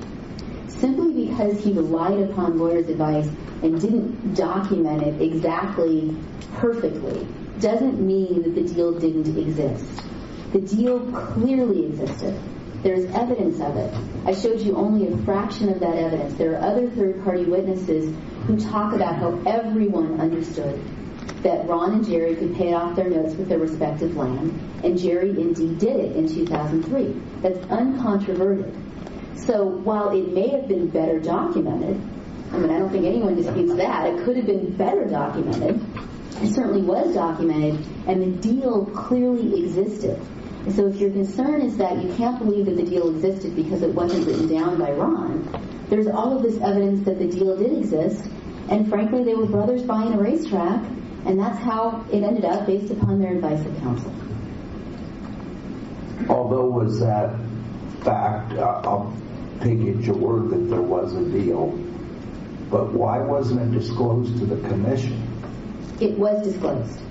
If you look at Ron's testimony from September of 2000, he will tell you that they met with the ADOR representatives, and he has a very clear memory of this meeting. And what had happened was... Except who they were. The names of the individuals. It was 15 years ago. And look, and this is I want to say something about this. If Ron really was making this up, wouldn't his details be a bit clearer? I mean, ultimately, he's remembering what happened 15 years ago. He's saying there was a meeting. Ultimately, the original deal was that Ron and Jerry had these limited partnership interests, and their respective entities had land that was outside the partnership, and they weren't going to contribute it. So when Director Wade Turner came in, Ador took a second look at this and said, this doesn't make any sense to us. You have limited partnership interest in this partnership that owns the racetrack, but there's no capital. There's nothing in here. So they had this meeting in September of 2000, and I can go into more detail now. Ultimately, the Ador representatives, who I believe were accountants, well, Ron remembers their accountants, said, this does not fly for us. We're not going to approve the permit. We're not going to let this go forward unless there's some capital that supports your partnership interest. And frankly, that capital is we want you to deed that land now. That J. Sims land, J. Sims Enterprises land is under the track. That Bruin land at that time was under the track. We want that land. It's essential to the racing operations. And as a result, that needs to be your capital. So then, at that point, both Ron and Jerry informed Ador that their tax counsel had told them they couldn't do this because it may affect the 1031 exchanges. This is based on tax counsel advice. Nothing illegitimate about it. That's just what they told Ador. So then the Ador representative said, well, you have to have some capital. It can't just be the land is outside us. That's not going to fly with us. And so then they suggested, well, okay, why don't you do a promissory note? Each of you, do a promissory note such that it can be paid. Frankly, we prefer to be paid in land because we want this land to eventually come in, but it can be paid in land or cash. This meeting happened. Jerry could have come to the OA proceedings and testified that the meeting never happened. Jerry didn't come. He could, his lawyers were at the proceeding the entire time. They could have said to Ador's counsel, Jerry wants to come and testify that this meeting didn't happen. Jerry didn't come and testify. So what you have here is you have an absence of documentation. It actually doesn't matter whether these documents from 2000 were intentionally destroyed or not. The reality is they're missing. So when Ron went back to Ador's files for days with his people to look for evidence of this meeting because he knew the meeting happened, he couldn't find any records about that time period with respect to the permit renewal and the financial solvency of TP Racing. But that doesn't mean the meeting didn't happen. And under the law, because the documents are missing, Ron's uncontroverted testimony is that he is entitled to an adverse inference that indeed the documents existed and the meeting is corroborated by those documents. And that's briefed, we have that in our brief, that that's the law. So there was certainly a disclosure in 2000. Then in 2000, then that's evidence of that. Then in 2003, you have a disclosure of the deal in multiple ways. First, Larry Field, the investigator in 2003, read those audit work papers. He read the 2000 work papers that Brenda Brandt says is the deal, and those were part of his review of TP Racing. So he read the work papers specifically in his report, in which he said, which the work paper said that Ron and Jerry could pay off their notes with their land. That was one disclosure. The other disclosure was Buzz Alston. Again, I urge you to read his deposition transcript. I had to cut the video because we only had an hour to present what was going on. So, and Buzz Alston, you heard him testify. They asked in the meeting, in the interview, Ms. Bergevin asked Ron, is the notes and the land tied in? Ron said, without hesitation, it is tied in. He wasn't trying to hide anything. He didn't think, this is some deal that can't be disclosed. Ron fully not only believed it could be disclosed, he believed it had been disclosed and had no problem disclosing it again. It's John Mangum who said, let's go research this issue. And Ms. Bergman said, that's fine. And they did research it, and you heard from Mr. Alston that he and Mr. Mangum met, and Mr. Alston has a memory of this from 2003, met with Linda Bergevin and fully explained it to her. And then you have Director Gonter's memo from that time period to the Commission, Exhibit 14, in which he says this has been the most comprehensive permit review we've ever done, and we got all the information we wanted. I mean, I don't have it in front of me, but that's what it says. And so it was disclosed in 2003. So The deal existed and it was disclosed in both time frames, and that was the end of it. And the only time it ever became an issue again is when Jerry and his lawyers started to make it an issue with Director Walsh, and frankly confused Director Walsh regarding what the facts were and what was said in the civil case versus what was said to Adler.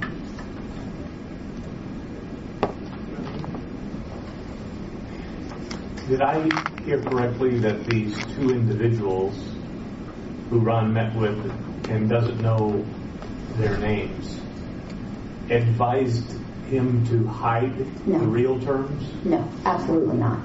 What Ron testified to, and the only thing he's ever said about the meeting, was exactly what I said, which is that they met, and instead of putting the land in for the capital, the ADOR representative said, okay, why don't you do a promissory note? There was absolutely no discussion in that meeting, and Ron has never said they were, as to how that promissory note would be drafted, how the transaction would be structured, whether it would be in writing, whether it would not be in writing.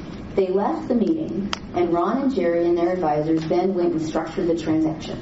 They did it. They voted the promissory notes the way they did. They entered into the agreements the way they did. And then it was all submitted back to ADOR. And obviously the permit was, allowed to proceed in 2000. So there was Ron never said, and there's not a scintilla of evidence that Ron ever said that ADOR said go do a phony promissory note, or don't put it in writing so you don't have to alert the IRS. None of that ever happened, and Ron never said it did. All the ADOR did was said, if you're not going to give us the land, give us the notes. And then Ron and Jerry went off, structured the transaction, submitted it back to ADOR, and it was obviously approved because the permit continued in 2000.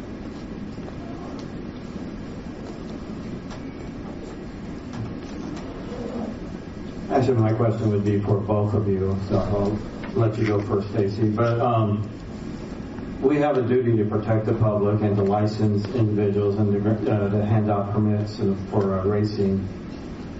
Was all the requirements that Ron needed to submit to the department, were they submitted to the department? So if we were to uphold the director's ruling, we know somebody who's supposed to have a license is getting one, or is there still documents waiting to be submitted? There is nothing waiting to be submitted, but I will tell you about this time frame. And I don't think Commissioner Wallace had asked me the question about, well, Director Walsh said in the notice of denial he did not receive everything that he wanted with respect to the financial statements and the answer to the question. However, that was all in connection with the TP Racing permit renewal of 2012. And that was in connection with the financial solvency of TP Racing. All of the reason the financial statements were required was for that, and the reason the questions were asked in the interview was for that purpose. And clearly, the department got everything they needed because Director Walsh recommended that this commission approve the 2012 permit, and this commission approved the 2012 permit. If all of the information had not been provided by Ron in connection with the TP Racing permit renewal, then how could this commission have approved the permit? They would have said, you know what, we approve it with conditions. Ron needs to provide X, Y, and Z. And Liz Monteverdi would have gotten up and said, you know what, I didn't get the financial statement from Ron, or he didn't answer these questions in the management interview, and I really needed that information, so I can't recommend the approval of the permit. She didn't say that. She said the opposite. She said in her report and in the hearing that they received every single thing they needed to recommend the renewal of the permit. So maybe Director Walsh felt that he didn't get it, or maybe he was under undue influence. Either way, the information was clearly provided given the fact that the permit was renewed. As for the other years, yes, indeed, Ron provided and disclosed what needed to be disclosed, and at the hearing, we had a very high burden at the hearing.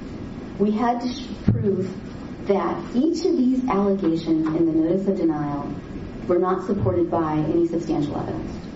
And we did that. And so we went through, and it's not whether over the time of, the last 15 years, whether there was a document provided or not provided. You need to look at the allegations that were against Ron. The allegations were that certain documents were not in writing and they weren't provided, and then in the proceeding, ADOR identified, per the DLJ's requirement, identified what wasn't purportedly disclosed, what was purportedly the contradictory statements, and we went through every single item for 20 days and disproved it, and said that everything that needed to be disclosed was disclosed. And so, you have full disclosure proof. Now, I think that Mr. Manning will say that the permit was approved because Ron was disassociated, the 2012 permit. Liz Monte's report recommending approval of the permit was in November of 2013, and that was before Ron was dissociated from the partnership. So the recommendation, the decision that all of the information was received from Ron and TP and Jerry and whomever else was made long before Ron's license was even denied. It was made when the information was provided, and no one said at that time that we need more information from Ron Sims to approve this permit. I'll say that, Mr. Manning.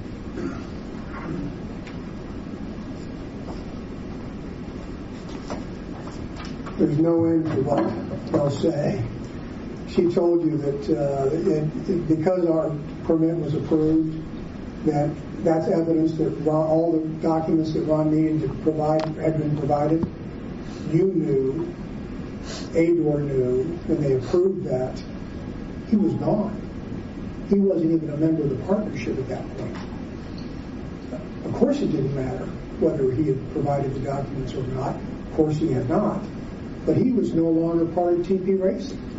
But this is the kind of stuff that Ron's counsel will say to you to achieve their ends. There was no connection between Ron's production or non-production by the when we had our permit renewal approved, because he was gone.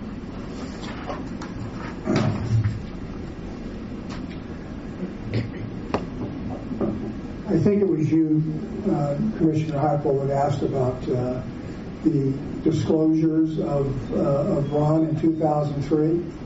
Let me read to you. This is part of the record. This is from the March 30th, 2011 deposition of Ron Sims.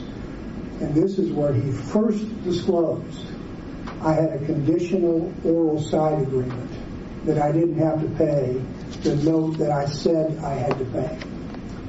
Here's what I asked him.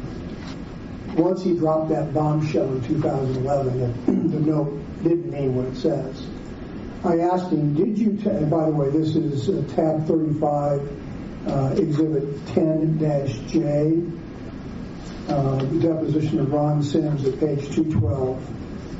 Did you tell, when you were interviewed under oath with the Department of Racing in 2003, did you disclose to them in this portion of this transcript that you considered your obligation under the note to be conditional? You know what his answer was? This is emblematic and this says so much about Ron and Ron's team. His answer was, they didn't ask. They didn't ask. They had a promissory note that says that he unconditionally owed $4.65 million in cash, not property.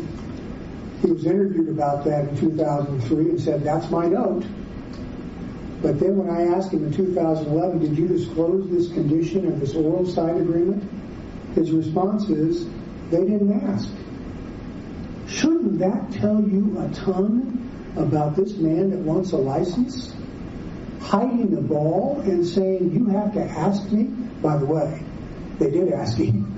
They did say in 2003, is this your promissory note? He said, yes, it's my promissory note.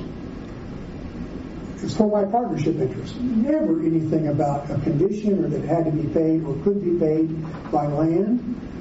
It is absurd what they're trying to sell you guys. Now, you were asking, I think, Commissioner Heupel, you were asking, I think, about 2000 and why this wasn't put into the note and whether it was Ador's idea. You've seen uncontradicted evidence that Ron says the idea for this, if you don't want to call it phony, this promissory note that isn't a promissory note, uncontradicted testimony that this was Ador's idea. Ador came up with this idea.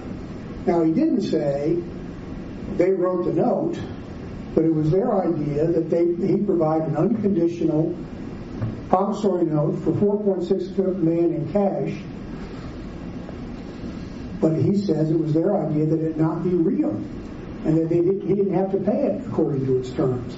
But the other thing that you saw today that's uncontradicted, Ron's and two of Ron's lawyers told us and told the court that this was also Ron's idea so he could hide the true terms of the deal from the IRS. He said that. It was a stunner to us, and you know what? And I'm not going to go so far as to say it was tax fraud, but what it certainly, undoubtedly was his admission by Ron that he wanted to hide this oral side deal or the real deal from the IRS. Unbelievable that this man wants a license to be part of gaming. If you gave him a license to be part of gaming, and this were ever disclosed by an investigative reporter, that you guys gave a license to this guy that was trying to trick the IRS and had ADOR in compliance with him, it would be national news. It is absurd. You also, I keep tagging you with this, Commissioner, I think it was you, questioned, how is it that he doesn't know who he was talking to? His testimony is it was reps from ADOR.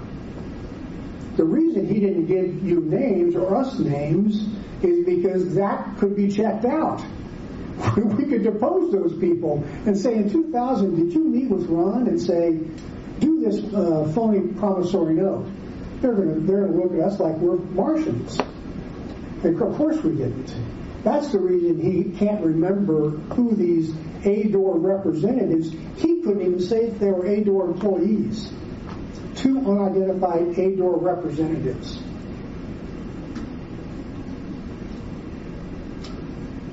There is no document of any kind which says there was this oral side agreement. But again, apropos of my response to the chairman before our lunch, if there had been some sort of deal, so be it. Assume there was an oral side deal. There wasn't. We give plenty of proof of that. But if there was, disclose it in 2003. The issue before you, as I said in my initial presentation, isn't just that he lied and lied and lied again. If you assume all that was true, he wasn't lying. He didn't disclose it in 2003, and there's no doubt about that whatsoever, and no contest that he didn't disclose. She made a point of the fact that Jerry never testified before the ALJ. Jerry wanted to testify before the ALJ. No one called him as a witness. He could have testified about this, said that this was absurd, but no one called him. The state didn't call him, and Ron, of course, didn't call him. He had no way to testify before the ALJ. He couldn't just turn in testimony of the ALJ not being a party.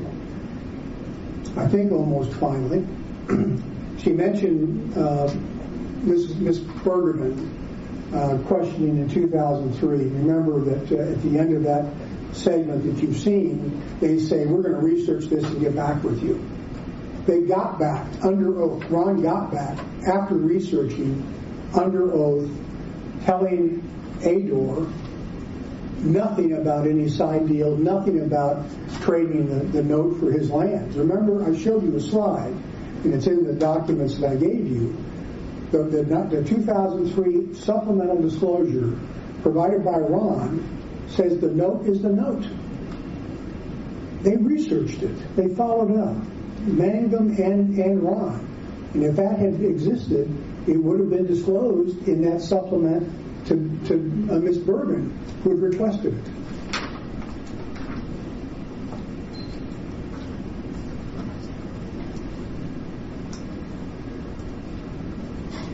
Is this still in response to the question? Are we going to do a whole other The questions, I think, have been answered. So. Okay. I'm satisfied. All right.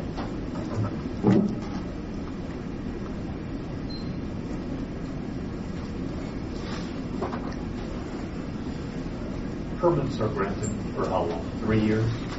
Track permits, yes. Permits. Yes. Licenses are granted, owner's licenses are granted for how long? I believe they're 2 years, but without having my statutes and rules here, I didn't grab them. What is the time frame that this license, what would have been the start and end date? The start date would have been November 20th, 2013, or it is, through June 30th, 2015. And as you may know, and this is in the record, the director has granted Ron a new license from July 1st, 2015 through the mid-August of 2017, depending on the ultimate outcome, even if this has to go to the Superior Court, of what's going on with the prior license. Could you give me those dates one more time? Sure. The license at issue in the ALJ decision was November 20th, 2013 through June 30th, 2015. And the current license is July 1st, 2015 through mid-August 2017. Thank you. So it's conditioned on the outcome of this? It's conditioned on the ultimate outcome of this. Okay. So not necessarily your decision today, but if the decision goes up on review to the Superior Court, the ultimate outcome and what may happen after that. Mr. Heupel, may I clarify? The licensing time frame ends June 30th, so that's why it's 2015 instead of going through like November 2015. So it's not really 2 years. Right. It kind of depends on what cycle you start out in. But And the other one is mid-2017, not June? Yes, and I was not part of that. That was something that Director Casillas and former Assistant Director Nolan Thompson had issued the conditional license on. One little point.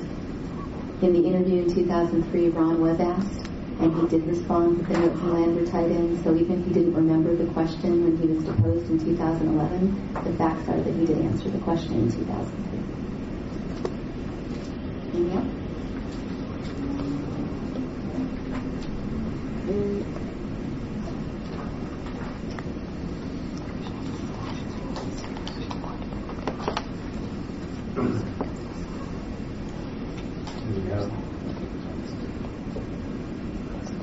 It is 2:23, so just everyone. Anything further? Discussion? Any advice?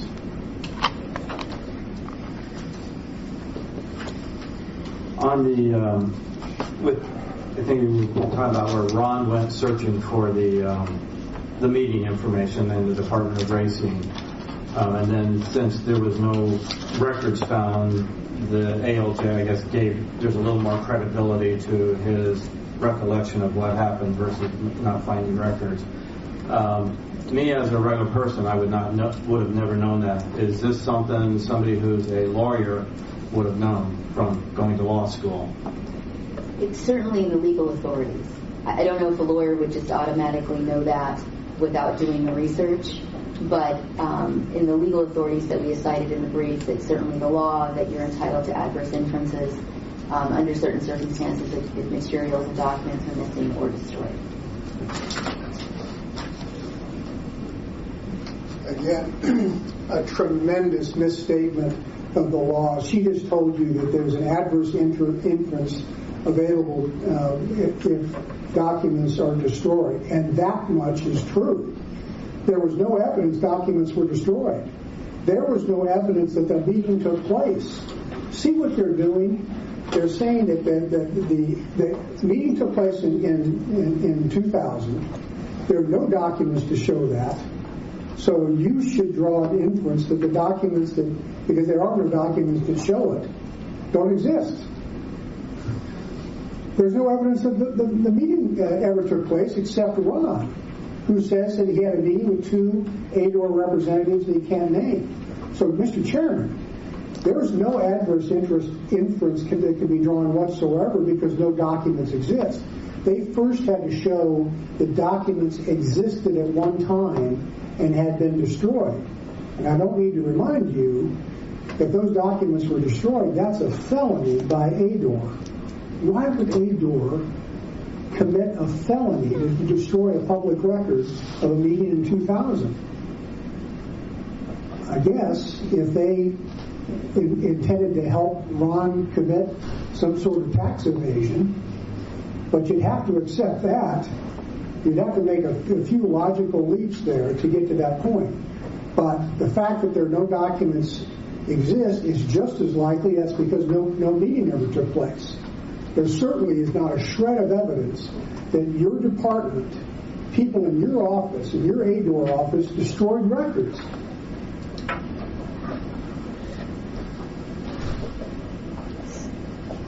There's another piece of testimony that's helpful here.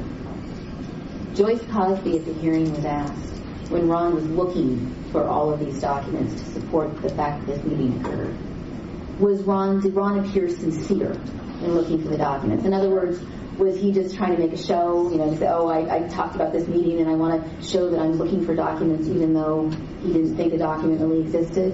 And Joyce Cosby testified, no. He appeared sincere. He was looking for a document because he really believed it existed. So the ALJ didn't just look at the fact that the documents were missing or destroyed. He also listened to the testimony of all of the witnesses, including Joyce Cosby, who bolstered Ron's credibility in his belief that this meeting happened. Also, I won't go into it because it's all in our briefs, but there's a ton of evidence the documents were destroyed. Director Walsh admitted to deleting that December 2nd email with McDonald off his personal server, even though he knew it was a public record. We have Joyce Cosby going on and on about how materials couldn't be found and she didn't know where the documents were. There was a strange interplay between Liz Monty and Joyce Cosby where we asked why she hadn't seen all of the records from 2003, and Liz Monty said, well, Joyce Cosby only gave me one box of materials. And then Joyce Cosby testified, well, I only gave Liz Monty what she asked for. So there were records that aren't there. And Jeff Walsh also testified how Joyce Cosby told him that the records from 2000 were just missing. So whether it's a felony or not, whether the records were destroyed or not, and there's certainly a record that there's a lot of destruction of evidence here, certainly Ron was sincere in looking for documents to support his memory of that meeting in 2000.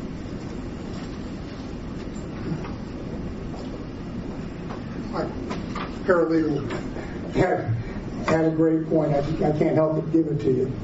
If those documents existed, how come the department didn't know about it in 2003? They never existed.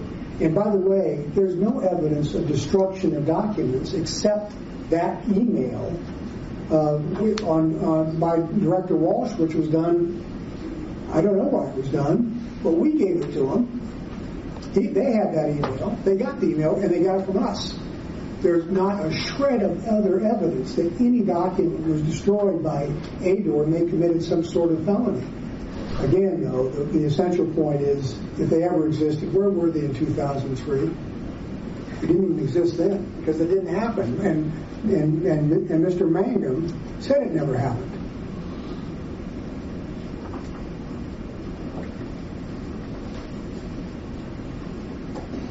Do we want to go to the findings?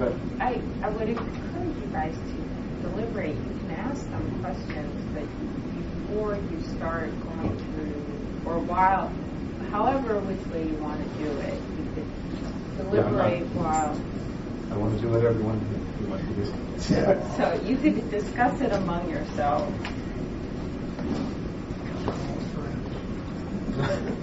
I mean, I would like to go through each one by one, but would also like us to do it.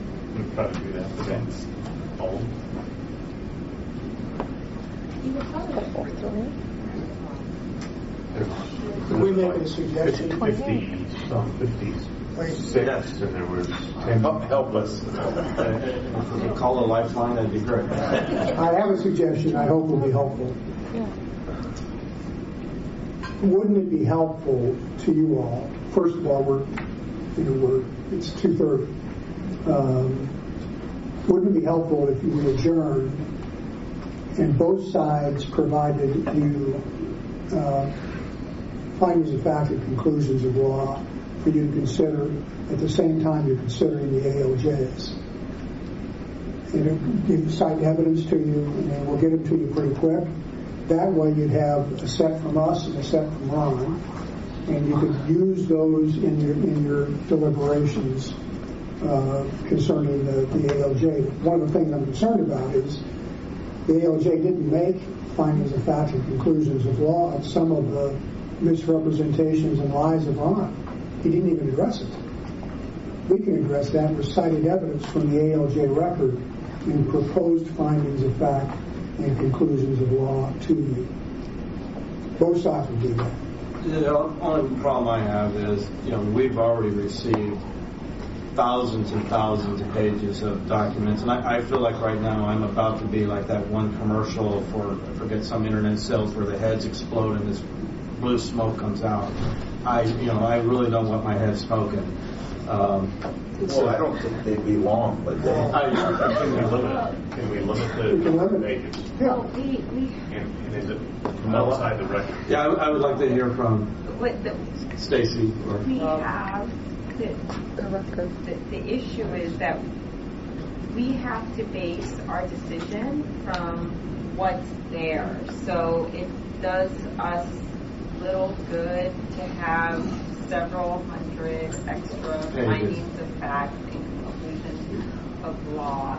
If we go through them and you guys get stuck, then we can ask for a proposed finding or a proposed conclusion, or we can draft it for you of what you would prefer that finding to say. But it is inevitable that we are going to have to sit through here at one point, whether it's today or not, and go through all of those findings of fact and accept, modify, or reject them. There's no way out of that. Right. I don't want to get into just a whole bunch of more document overload. It sounds like we do need to go through this. And I agree with your counsel. This is your decision.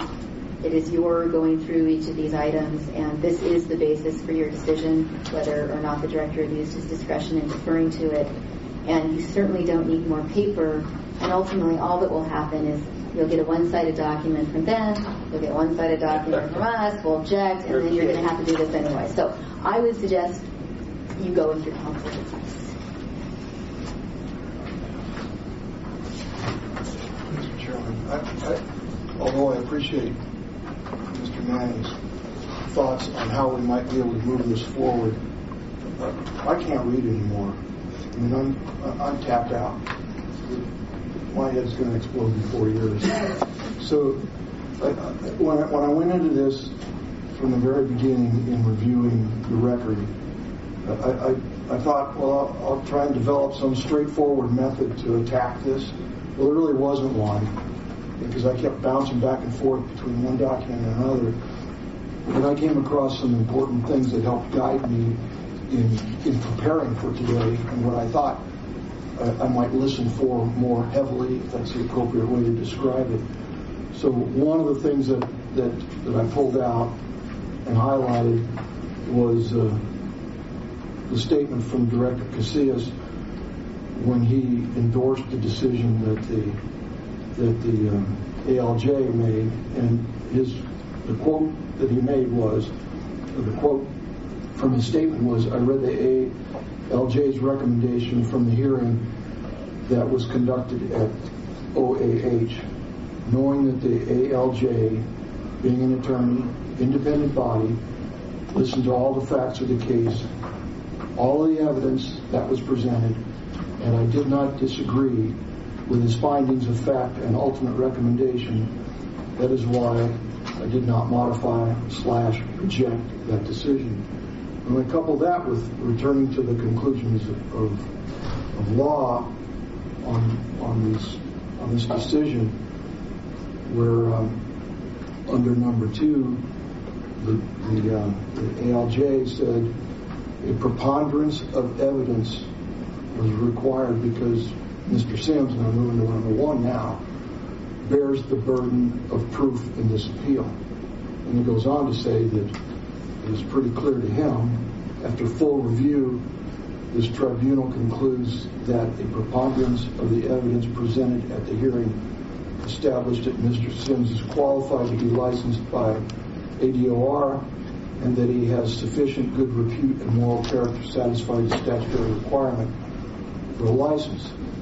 So when I came in here today, I'm looking to hear, well, what are both sides going to say to sway me one way or another off of the 2 quotations I gave you both? And as a result, I was looking for substantial evidence in the record that would support such finding. And I got to tell you, I think it was pretty balanced. So I don't see Mr. Manning's side or Jerry Sims' side convincing me otherwise. I'm comfortable with saying that I'd accept the decision of endorsement that the director made.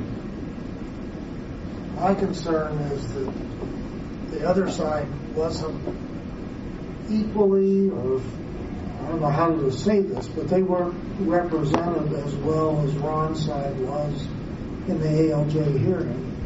I think the representation today has been better, and I agree with the fact that it's 50-50. I mean, I can't, I'm no closer to making a decision now than I was when I walked in here this morning. That's the hard part. That's why I was kind of thinking if we eventually go through these one by one, that may help us. Continually getting more paperwork or listening to 2 outstanding attorneys, we're just going to be going back and forth. So I think going through one by one and having some discussion on them might help us along here. If there's any. But I can tell you from this distance, I'd need somebody to read it out loud to me because I can't even read it. It's in your booklet. So, tab 2. Yeah.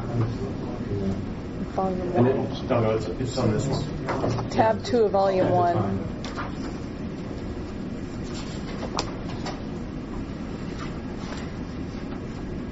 And this is starting on page 2.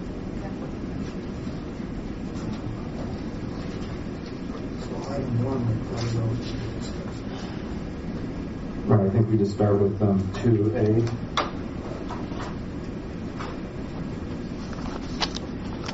They violated the racing laws of this state or of another state or the regulations of the Arizona Racing Commission, parentheses, Commission, when previous license or granted a permit as prohibited by ARS 5-108A1C. The finding. Yeah, I think we would just take it, prove it as a whole. Yeah. I think 1, 2, 3, 4, 5, 6, 7, 8.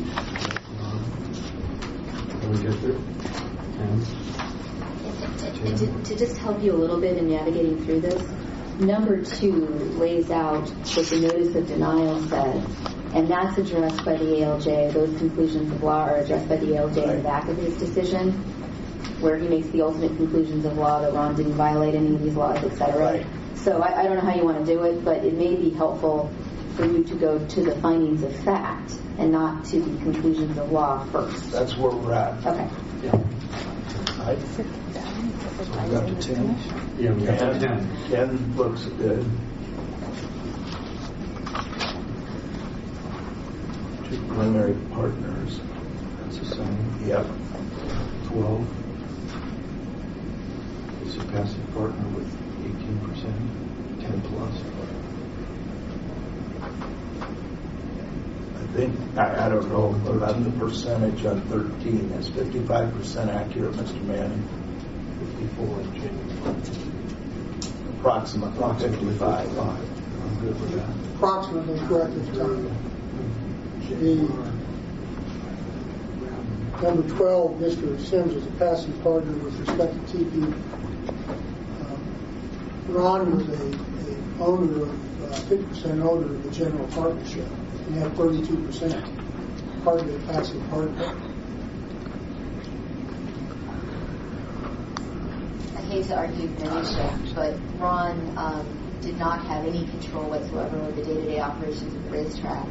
He had 32% interest, and he had consent rights over the non-day-to-day operations of the racetrack. So to that extent, he was a passive partner. He didn't run the racetrack. He had nothing to do with the business of the racetrack. What is that? Led me to a question that I wanted to ask while we're on this particular finding of fact, Stacy, and that is, why does he want an owner's license? He's never been active. As you said, the ALJ got to put his eyeballs on Ron. I never have, and he's never, to my knowledge, taken any interest in the ownership. Well, that isn't before you today. I know. I'm just... So, look, he had a financial investment in this partnership, and it was worth 32%. And as a result of these actions, Jerry has been able to disassociate him from the partnership, at least so far, and has offered him bargain basement price for his interest. This was all a scheme to make certain that Ron gets kicked out of the partnership that he had invested in for many years at a bargain basement price and not benefit from the future profitability of the partnership. So Ron wants to be in the partnership, and I won't go into this so much because it's outside the record, so you should not consider what I'm saying right now. No, and I won't. It's an improper question. You don't have to answer. Yeah, I mean, it has to do with the fact that Jerry didn't get a gaming license, and if he had, there's a lot of issues as to why Ron wants to be in this partnership. So, but he was not involved in the day-to-day operations of running the racetrack. Thank you. If you have issues with finding a fact as well, we could talk about it, whether or not you still think it's relevant to the conclusions of law.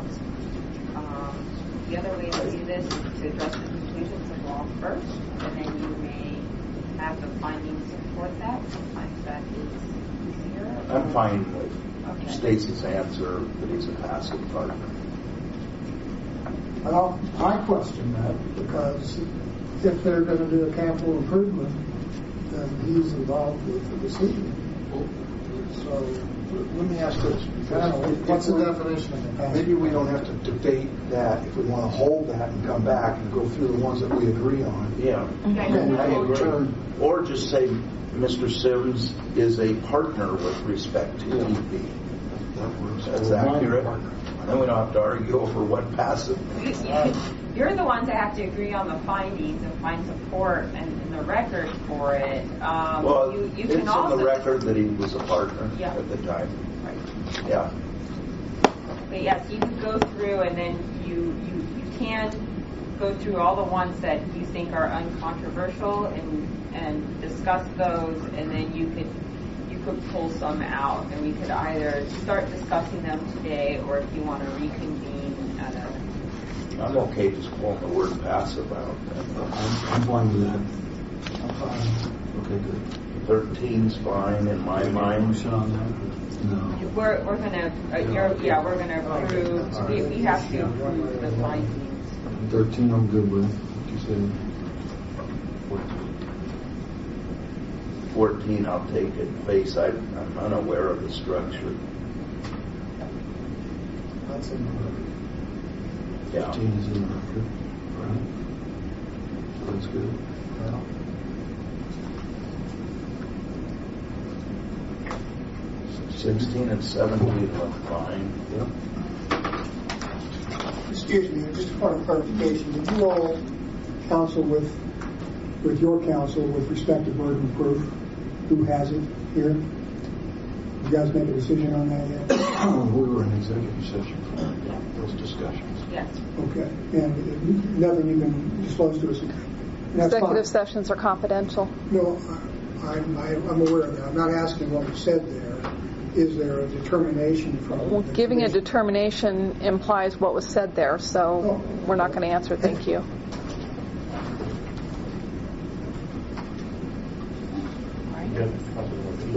Yeah, I agree. Exactly. See, I'm not wholly convinced of 18. That's the whole controversy. So let's hold 18. Yeah, 18 is one we've got to discuss. There's a slide. I'll turn my microphone on.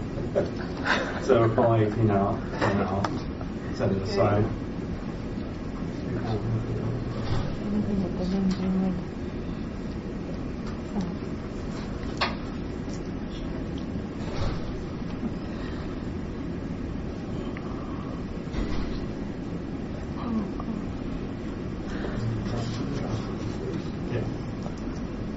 Yeah. 19 looks right.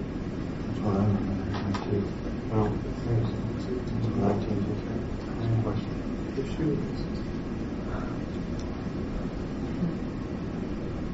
I thought that was in the record that they switched it to non-essential. It is. Yes.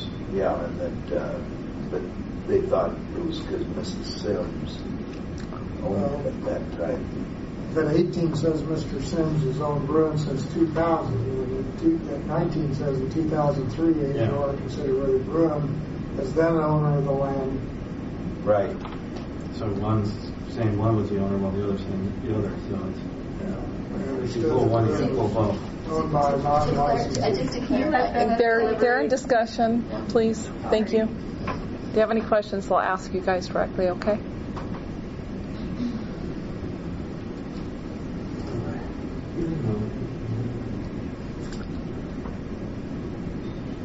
You can hold 19. Yeah. We could discuss all of Yeah, we need to discuss 19.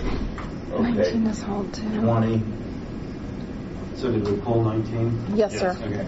So 18 and 19 have been pulled. Yes, sir. I think 20 is factually accurate.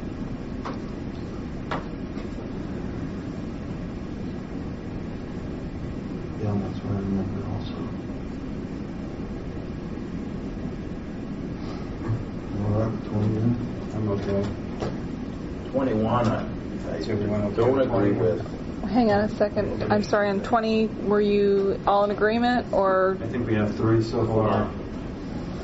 Hold on. 20 is related to 18 and 19. Yeah, but he did testify that. It's just fact, Jay, whether he testified to that or not. Yeah, well, I agree with that. I just don't know. I have a hard time believing it. That's what we're doing. Oh, but yeah, this is going with what he testified. Which, No, it's factual. I think we got to pull 21 out. Mr. Heupel, were you okay with 20? Okay. I'm okay with 20. Okay. So, Mr. Heupel, are you okay with 20?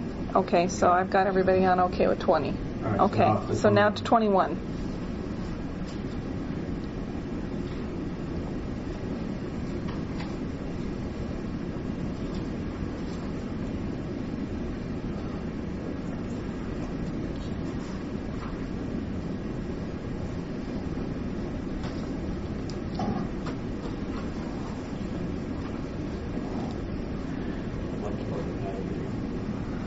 Okay, we got one 21. pulling out. Yeah, I think we got to pull that. Yeah, I would actually like to go review. So 21 we hold. Yeah. Yes, sir. See, this will be good. We'll have reading this.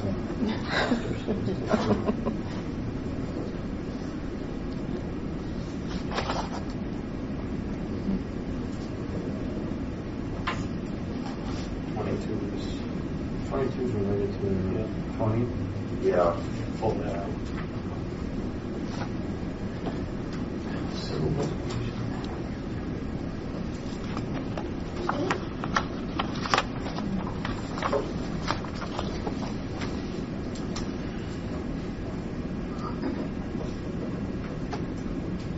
23 is okay. So too. We just verified. We did verify that 22 is okay. Yes. Oh, no, 22 I was told to hold. Pulled out. So I'm waiting on 23 for the consensus on this. I say we accept it.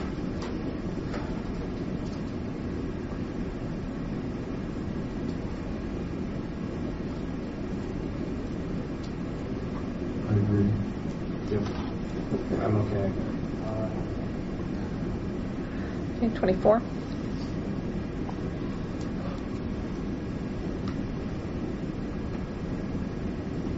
I have to go back to his report, but I think that is factually accurate, isn't it? Yeah. Yeah. 24 is okay. It appears to be. It's just a little too dry.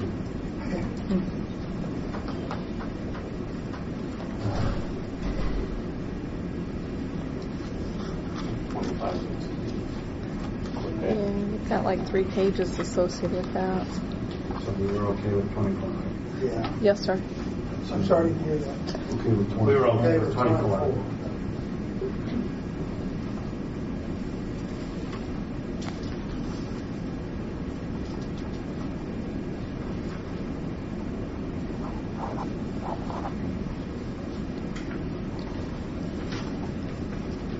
I don't think we can accept it. If anybody's got any doubts. Don't you think? I don't think we can. I think we need to pull it out. 25. If you have any doubts as to a meeting in September of 2000, well, maybe that's just the testimony. Yeah, it looks to me like that's just a testimony. Yeah, It's just citing all the testimonies. I changed my mind. 25 is okay by me. Yeah, that's just testimony. Yeah.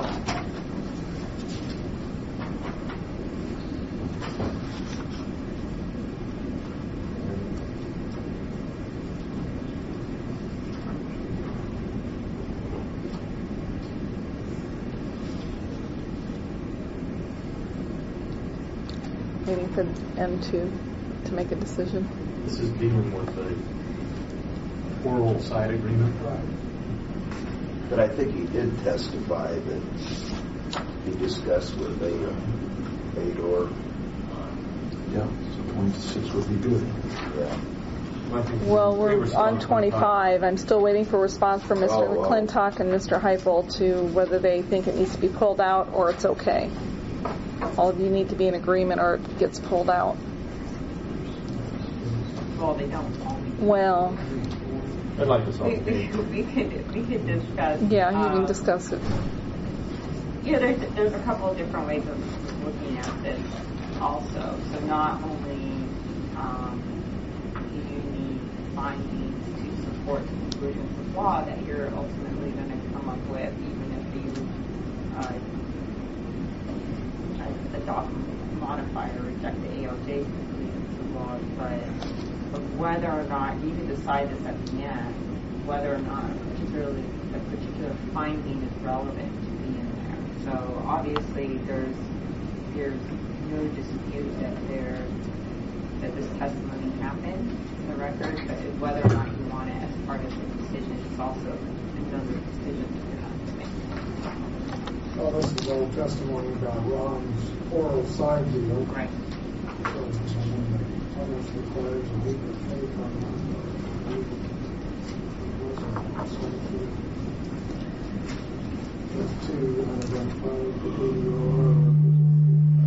sorry, I was trying to catch what you're saying over there so they can hear it because this is the point of.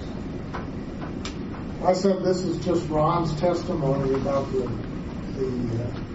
oral side deal and the meeting with the two unidentified ADOR representatives who concocted the side deal.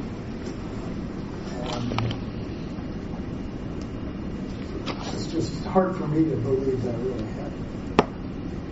Yeah, but Do you believe that he testified? Well, I believe he testified that way. Yeah. That's the question. 25 would be fine. Okay. 26. So we're all.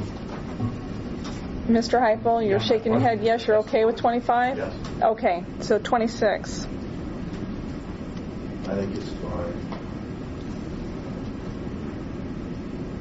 I agree. 27 is an issue.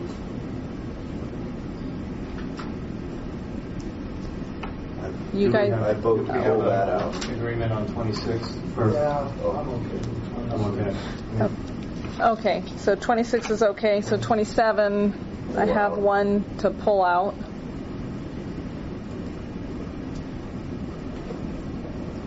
Yeah, I would agree with pulling 27 out for now.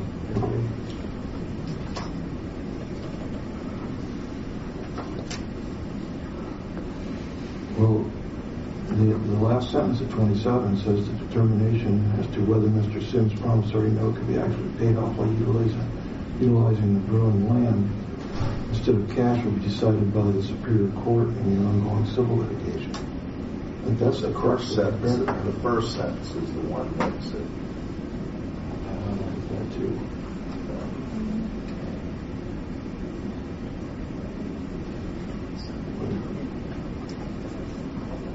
Because it's the opinion that you're concerned about. Yeah. It's the opinion of the judge. Right. It's found to be credible. So I don't have any trouble with that.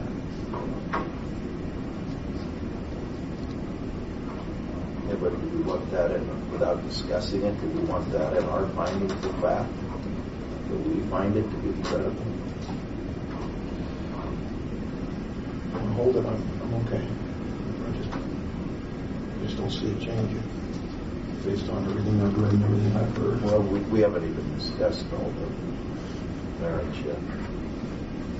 Hold it. Hold it. 27 hold. Yeah. Yeah, I'm Yeah. 28. 28.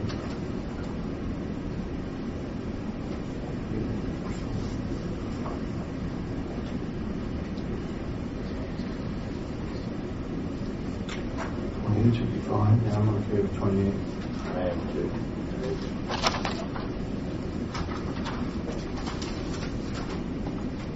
29 looks fine. Yeah. 30 should be fine.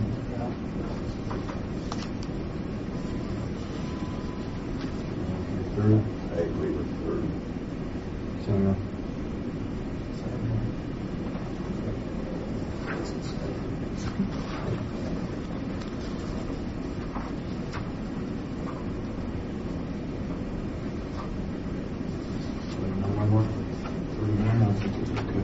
We're still waiting on 30.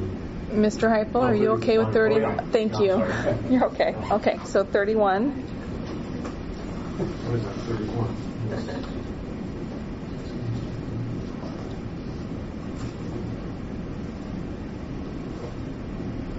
I'm fine with 31. I'm fine with 31. Fine. Yes. Yes. 32, I'm okay with. I'm fine.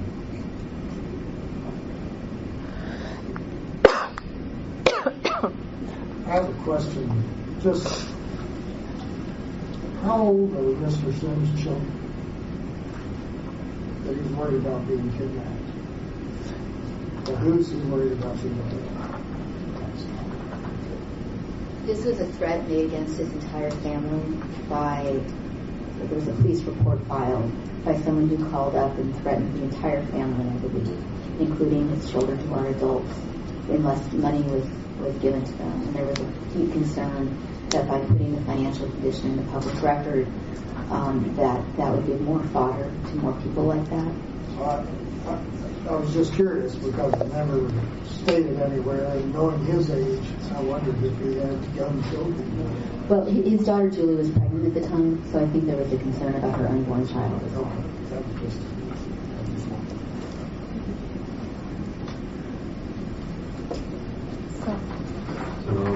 okay? Yes, this was a threat by a housekeeper at his housekeeper's boyfriend at his Beverly Hills home. That Beverly Hills housekeeper's boyfriend didn't need financial statements in Phoenix, Arizona to know. Is this part of the record? No. Yes, No, it is. That's not part of the record, and it's not true. This is part of the record. No, it's not part of the record that it was a housekeeper. Doesn't matter. Don't worry about it. We don't. But the point is, he gave financial statements before and after this supposed threat. The housekeeper didn't need the financial statements to know he was rich. But I assume, though, that the finding of fact 32, Mike, is accurate, that he did request because of a kidnapping. Correct. You know, that's right. That was his excuse. Yeah. That's right. But it's factual. That's correct. Okay. So we're all okay with 32? I am. Yes, sir. I got it across the board. So moving to 33.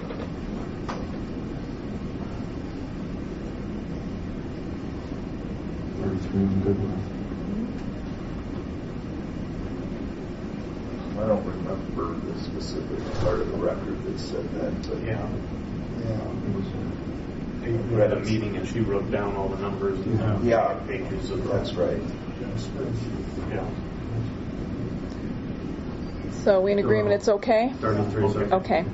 34? 34.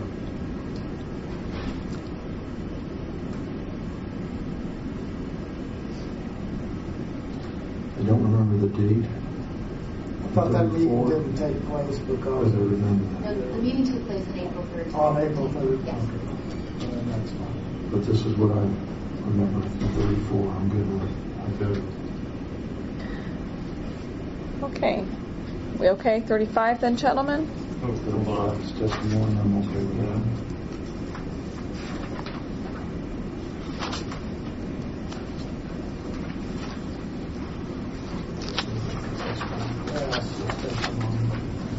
I'm okay with 35. Yeah, me too.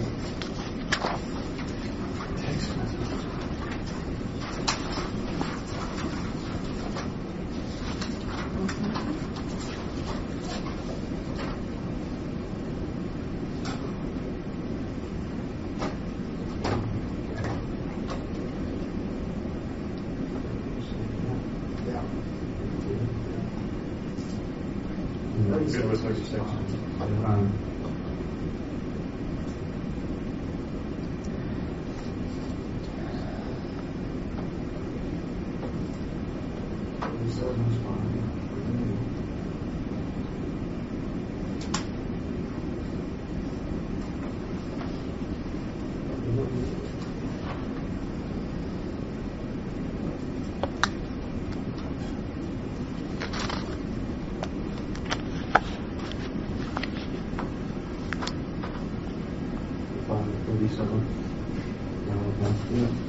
Same here. 38.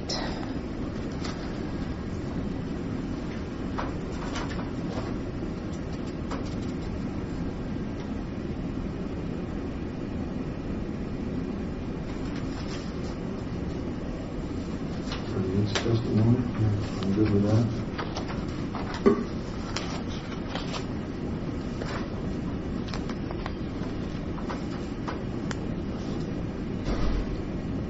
So is everybody okay with 38 to remain? Yeah. Mr. Heupel, you too? 1 second. Okay. Got to check.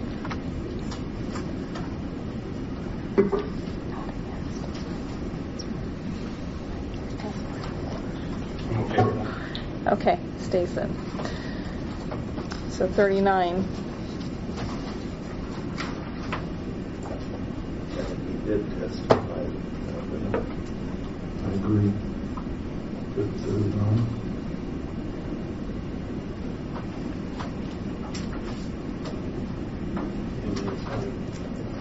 Okay.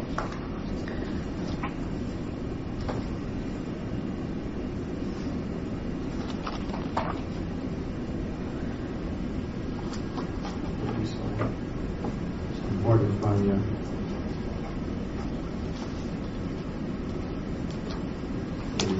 included.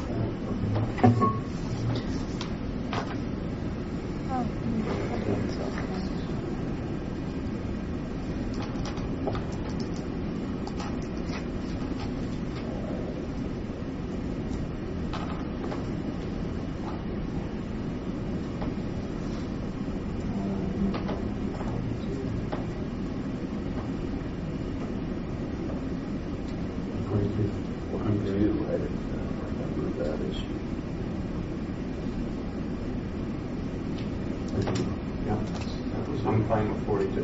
Same here. Mr. McClintock, Mr. Heupel, you okay? Okay, thank you. Thank you. So 43.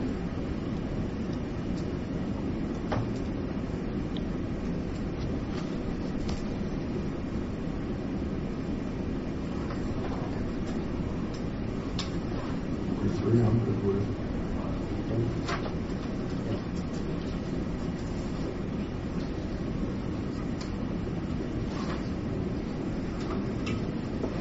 Good with 44.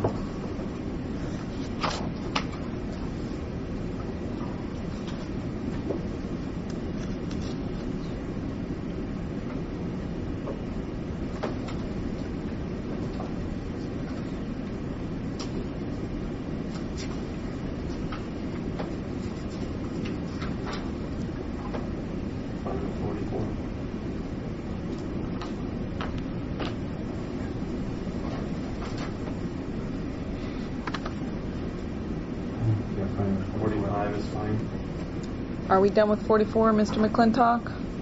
Well, when I got to 46.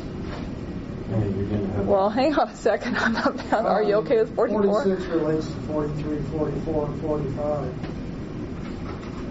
Verity did not inform Mr. Sims or his attorney that Bill Walsh had asked Verity to look into issues related to the civil litigation.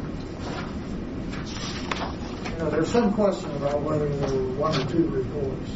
There was Bill's book that everybody talked about, which was supposedly the second shooter of the grassy knoll. Okay. So I don't have a problem with this, except I'm not sure whether Verity prepared one report or two.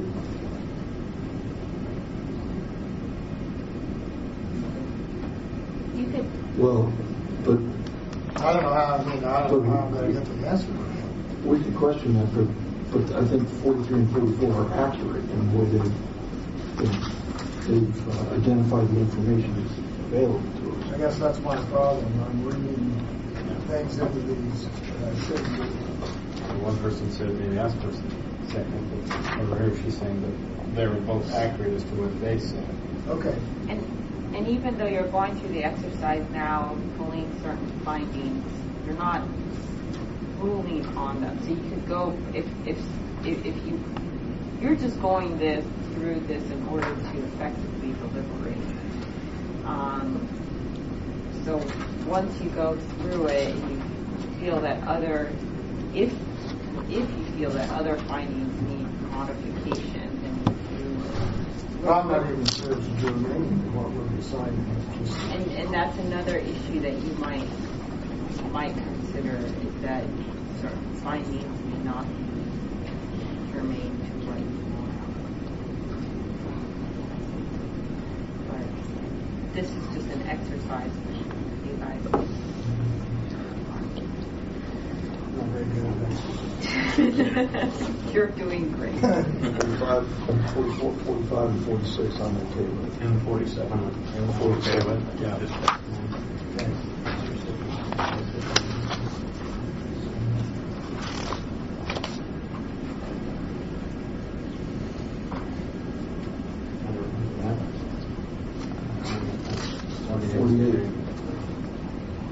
It's okay.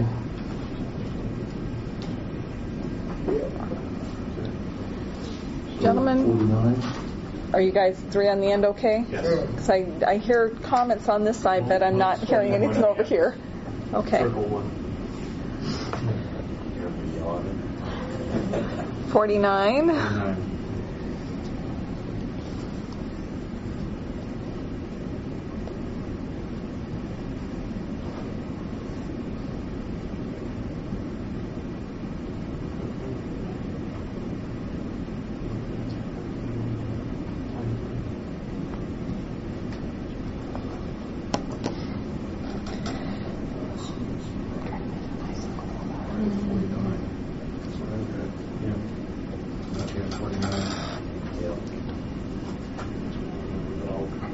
Okay, thank you. Okay, 50? I read that too. Yeah, I think that's fine. 51. 51 is just testimony. Okay. 52. All right with 52. I don't remember that.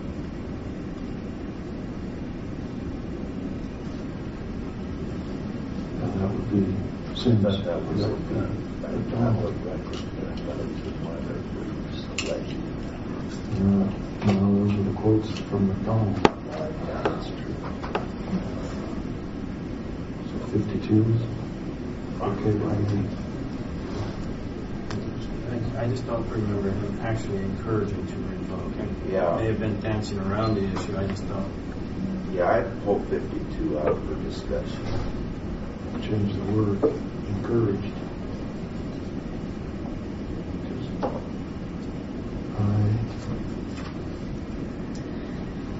So 52 is held out. 53.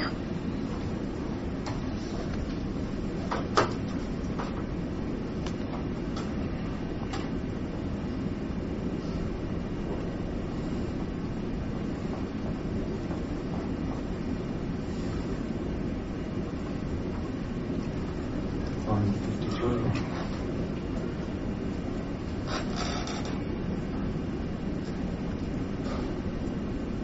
Leave it as factual.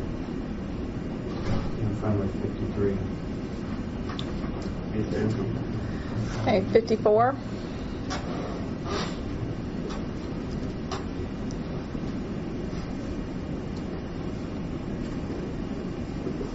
I read that. Yep. I'm all right with 54. I'm fine.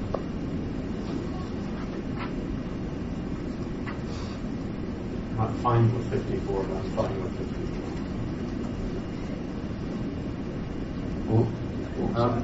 He's saying leave it in. Oh. He's saying leave it in. I understood his innuendo.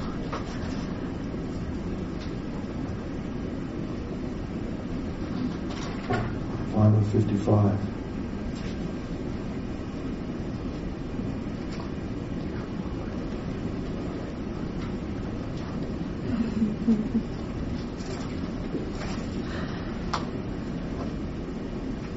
Fine with 56. Fine with 55. Mr. McClintock, Mr. Gray, you okay with 55? Thank you.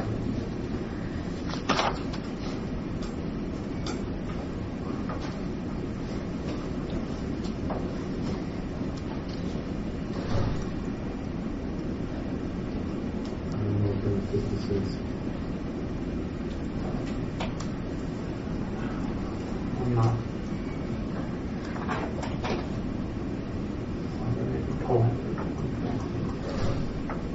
We can set it aside if you'd like. Which one? 56. What's wrong with that? No, I guess that's factual. Yeah. So we okay to leave it then and move on? Yeah. Mr. Lawless, you two? Yes. You're, okay, thank you. 57? Oh, no, excuse me. End of the line. Start counting them one. Yes, sir.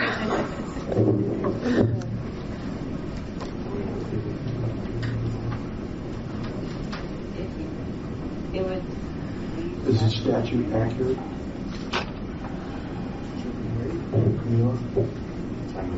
But yes, Under number 1, yes. the statute is accurate, and the citing the statute accurately.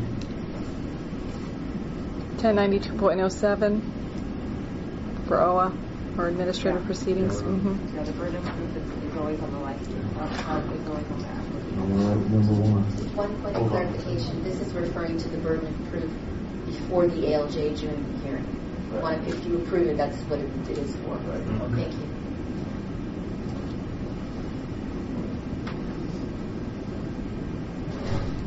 And then as number 2, this is a question for the committee.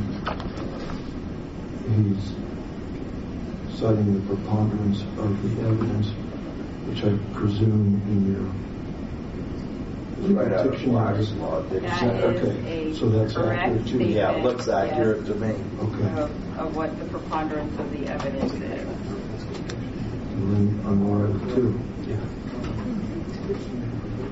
3, 4. This is the judge's ruling. I don't think we can do anything with that. Okay, so I'm all right with 3 and 4. I don't like 4. No, we can't accept that without discussing it.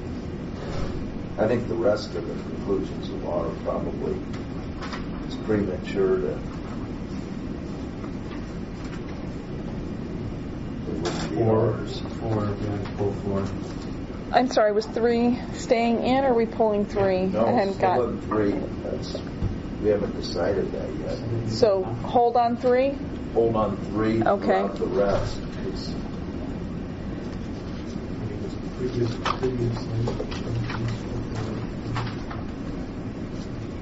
I don't think number 4 should be just approved. No, I said hold 3 on down to the end. Oh, because that's the judge's ruling. What we're supposed to be coming up with our own conclusion. So pull 3, 4, 5, or 6, 7, 8, 9 and 10. 9 and 10. So those ones will be up for you guys to have further conversation and debate about. Right. Yeah. I would agree with that. Okay, so 3 through 10 is on hold. Okay.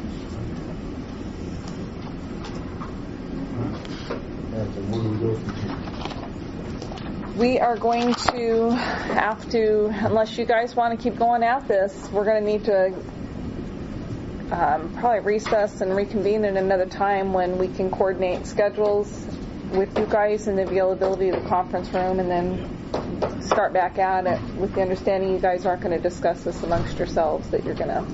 I would rather reconvene at a later date when we can all be together and make sure that we have. I'm a little fried. Yeah, I know. I don't want to drag this out, but everyone deserves the best that we can give, and I think just forcing ourselves to try to keep pushing it through another couple hours would do a disservice to either Ron or Jerry, and we shouldn't do that. So I would prefer adjourning and reconvening. Well, I just saw a text from my wife that says it's burning in Cordes Junction, so I can't get home now. Oh no! So I'm pounding through this thing.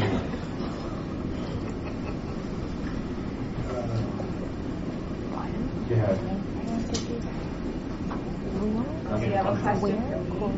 Can we take these materials and review them before coming back?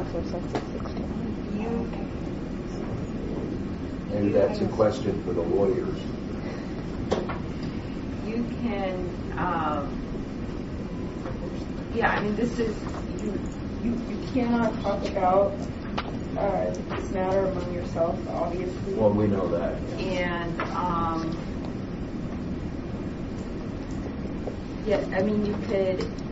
you can instruct what you want me to do in terms of these findings of facts and conclusions of law. I mean, you have different options. Can you come up with a draft of what we've agreed to so far? Or do you want to wait till the end? I could do. I would need more deliberation in open meeting to know. I wrote down all the ones you wanted me to hold, but I don't know what you want me to say about them. So you guys would have to give me a clearer idea of, for instance, you held finding of fact 27 of what you would want it to say and what. Right. I can certainly do that, and we can certainly. There weren't that many that were held. We could certainly take some time to talk about them, but I don't want to guess what you want them to Right. say, because I actually do not know what you guys want. Right. But I think myself personally, the ones I know for holding, I wanted to be able to go back and go through the record a little more and just review, just to see if I'm either on the right path or just an idiot. I guess I'll go back to my first question, Camilla. Are we allowed to review this in the interim? What the lawyers presented today? Well, it was presented today, we that's could part of the go, record. if you have questions about the proceedings, we could go into executive session if you want to do that. I think that's wise. Well, there's nothing here that's outside the record. Is there? The papers in it? It's all, yeah, it's all in the record. Comment from the council? There is nothing that we presented today that is outside the record. No, there's So one stricken one. there's a stricken one from the other side, which was acknowledged today. I haven't had the chance to review the second pamphlet that was handed to you, a rebuttal pamphlet of 50 slides that I didn't see on the screen, so I don't know if that's inside the record or outside of the record. But I think that you're only allowed to review what's inside the record. So to the extent that the materials are part of the record, that's my understanding is that you can review what's in the record. If it's not in the record, you can't. Well, do you guys presenting this today make it part of the overall record, or is it just the historical record? So these things, if this matter goes on appeal, will be part of this record, but it is not part of the record that you are reviewing. Understand. Everything in that second book is in the record. We tore out one, before we gave it to you, we tore out one that's not in the record based on your ruling. So everything in that second book, we call our rebuttal slides, is part of the record you can consider. Okay. Stacy, do you want to confirm that and let Camilla know? I would like to confirm that. What I will do, unfortunately, because I do not want there to be any further briefing or any further papers from either side, but if compelled, I will look through the second pamphlet, and if there's anything outside the record, I'll file a formal document that's in the record here, but I'm really hoping there's not. But that's what I'll be compelled to do. Well, I believe Mr. Manning. So I can read on the plane on the way. Very fine, yes. And we're okay with that. If there's something, she'll let us know. Yeah. I'll let you know. Why don't you two consult and let Camilla know that it's okay for us to refresh our memory by looking at your presentation as well as the record. I think looking at the first two that you received, ours and theirs, is okay. Okay. It's our rebuttal slides that Stacy needs to confirm. Yeah. With the exception of that one segment from the privileged document that was written. But yes, that is correct for the first two pamphlets. And that's already taken out. Yeah, okay. So for our part, we would love for you to look at these arguments and your arguments. Yeah. We would love for you to have that. Yeah, because the record doesn't have, obviously, your side of the story as it states and Stacy's, so that's why it would be helpful. Don't know if I agree with that, but I understand your I have scheduling issues. How quickly are we trying to get back? The next 5 o'clock, okay with you? No, I'm heading to California as soon as I can. So I think we have to find out the availability. I don't know what we've scheduled as well. We will stipulate to resuming in California. Only if you're paying for all of us to go out there. Lock, stock, travel, room, board, food. Sure. Yeah. It's in the next 2 months. It's not in my budget. Or racing. We're going to need to. It's a trick. It could be in Central California. Okay. We would need to look and see what the availability of this conference room is. I don't have that at the tip of my fingers, unfortunately, because it's handled through our landlord, and it sometimes takes 2 or 3 emails back and forth with them to get confirmation of availability and then reserving. So, how quickly does council want to get back at it? You guys probably have the same vacation issues we do, don't you? You know, we're going to do it whenever you can. the sooner the better, but it's really up to you. We burdened you with a lot of stuff. So whenever you're ready. Same for us. Sooner the better. I think, yeah. I think do we need to go into executive session to just talk about procedure going forward, or if you we can do that at the start next time. If whatever you guys think is necessary. I mean, I will tell you that I'll tell Cassie, but my schedule starting late August is very limited. So hopefully, I'll make it more confusing. I'm not really good until the middle of September. I'm thinking about going on a 2-year religious mission.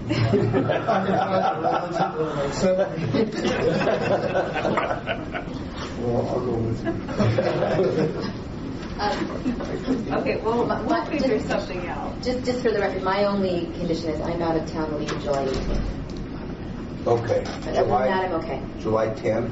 July 18th. Oh, The week of July 18th, I'm going to Yellowstone with my family. Oh, good. Yeah, I said she did the last time. Notice to everybody a bunch of give us a ton of dates. Sherry. We'll tag team it out. We'll figure it out for you guys. Notice what I say. No, I was not available today. No, yeah. My wife is extremely upset.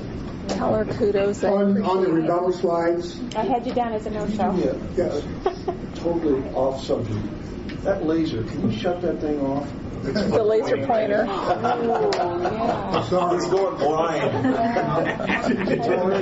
Now it's pointing Marshall.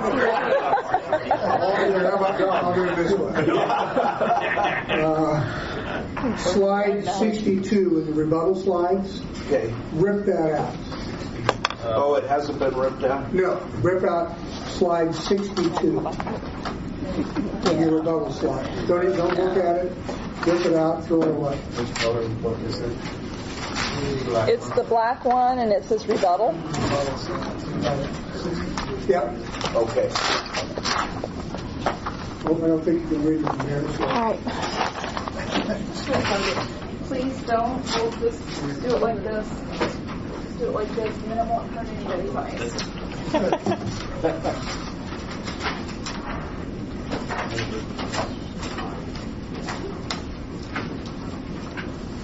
Trust you guys know which one to pull out. We got it, yes. Okay.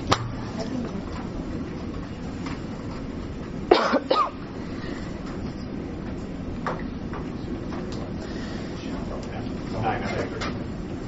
But if we send out something, I can when I'm in town.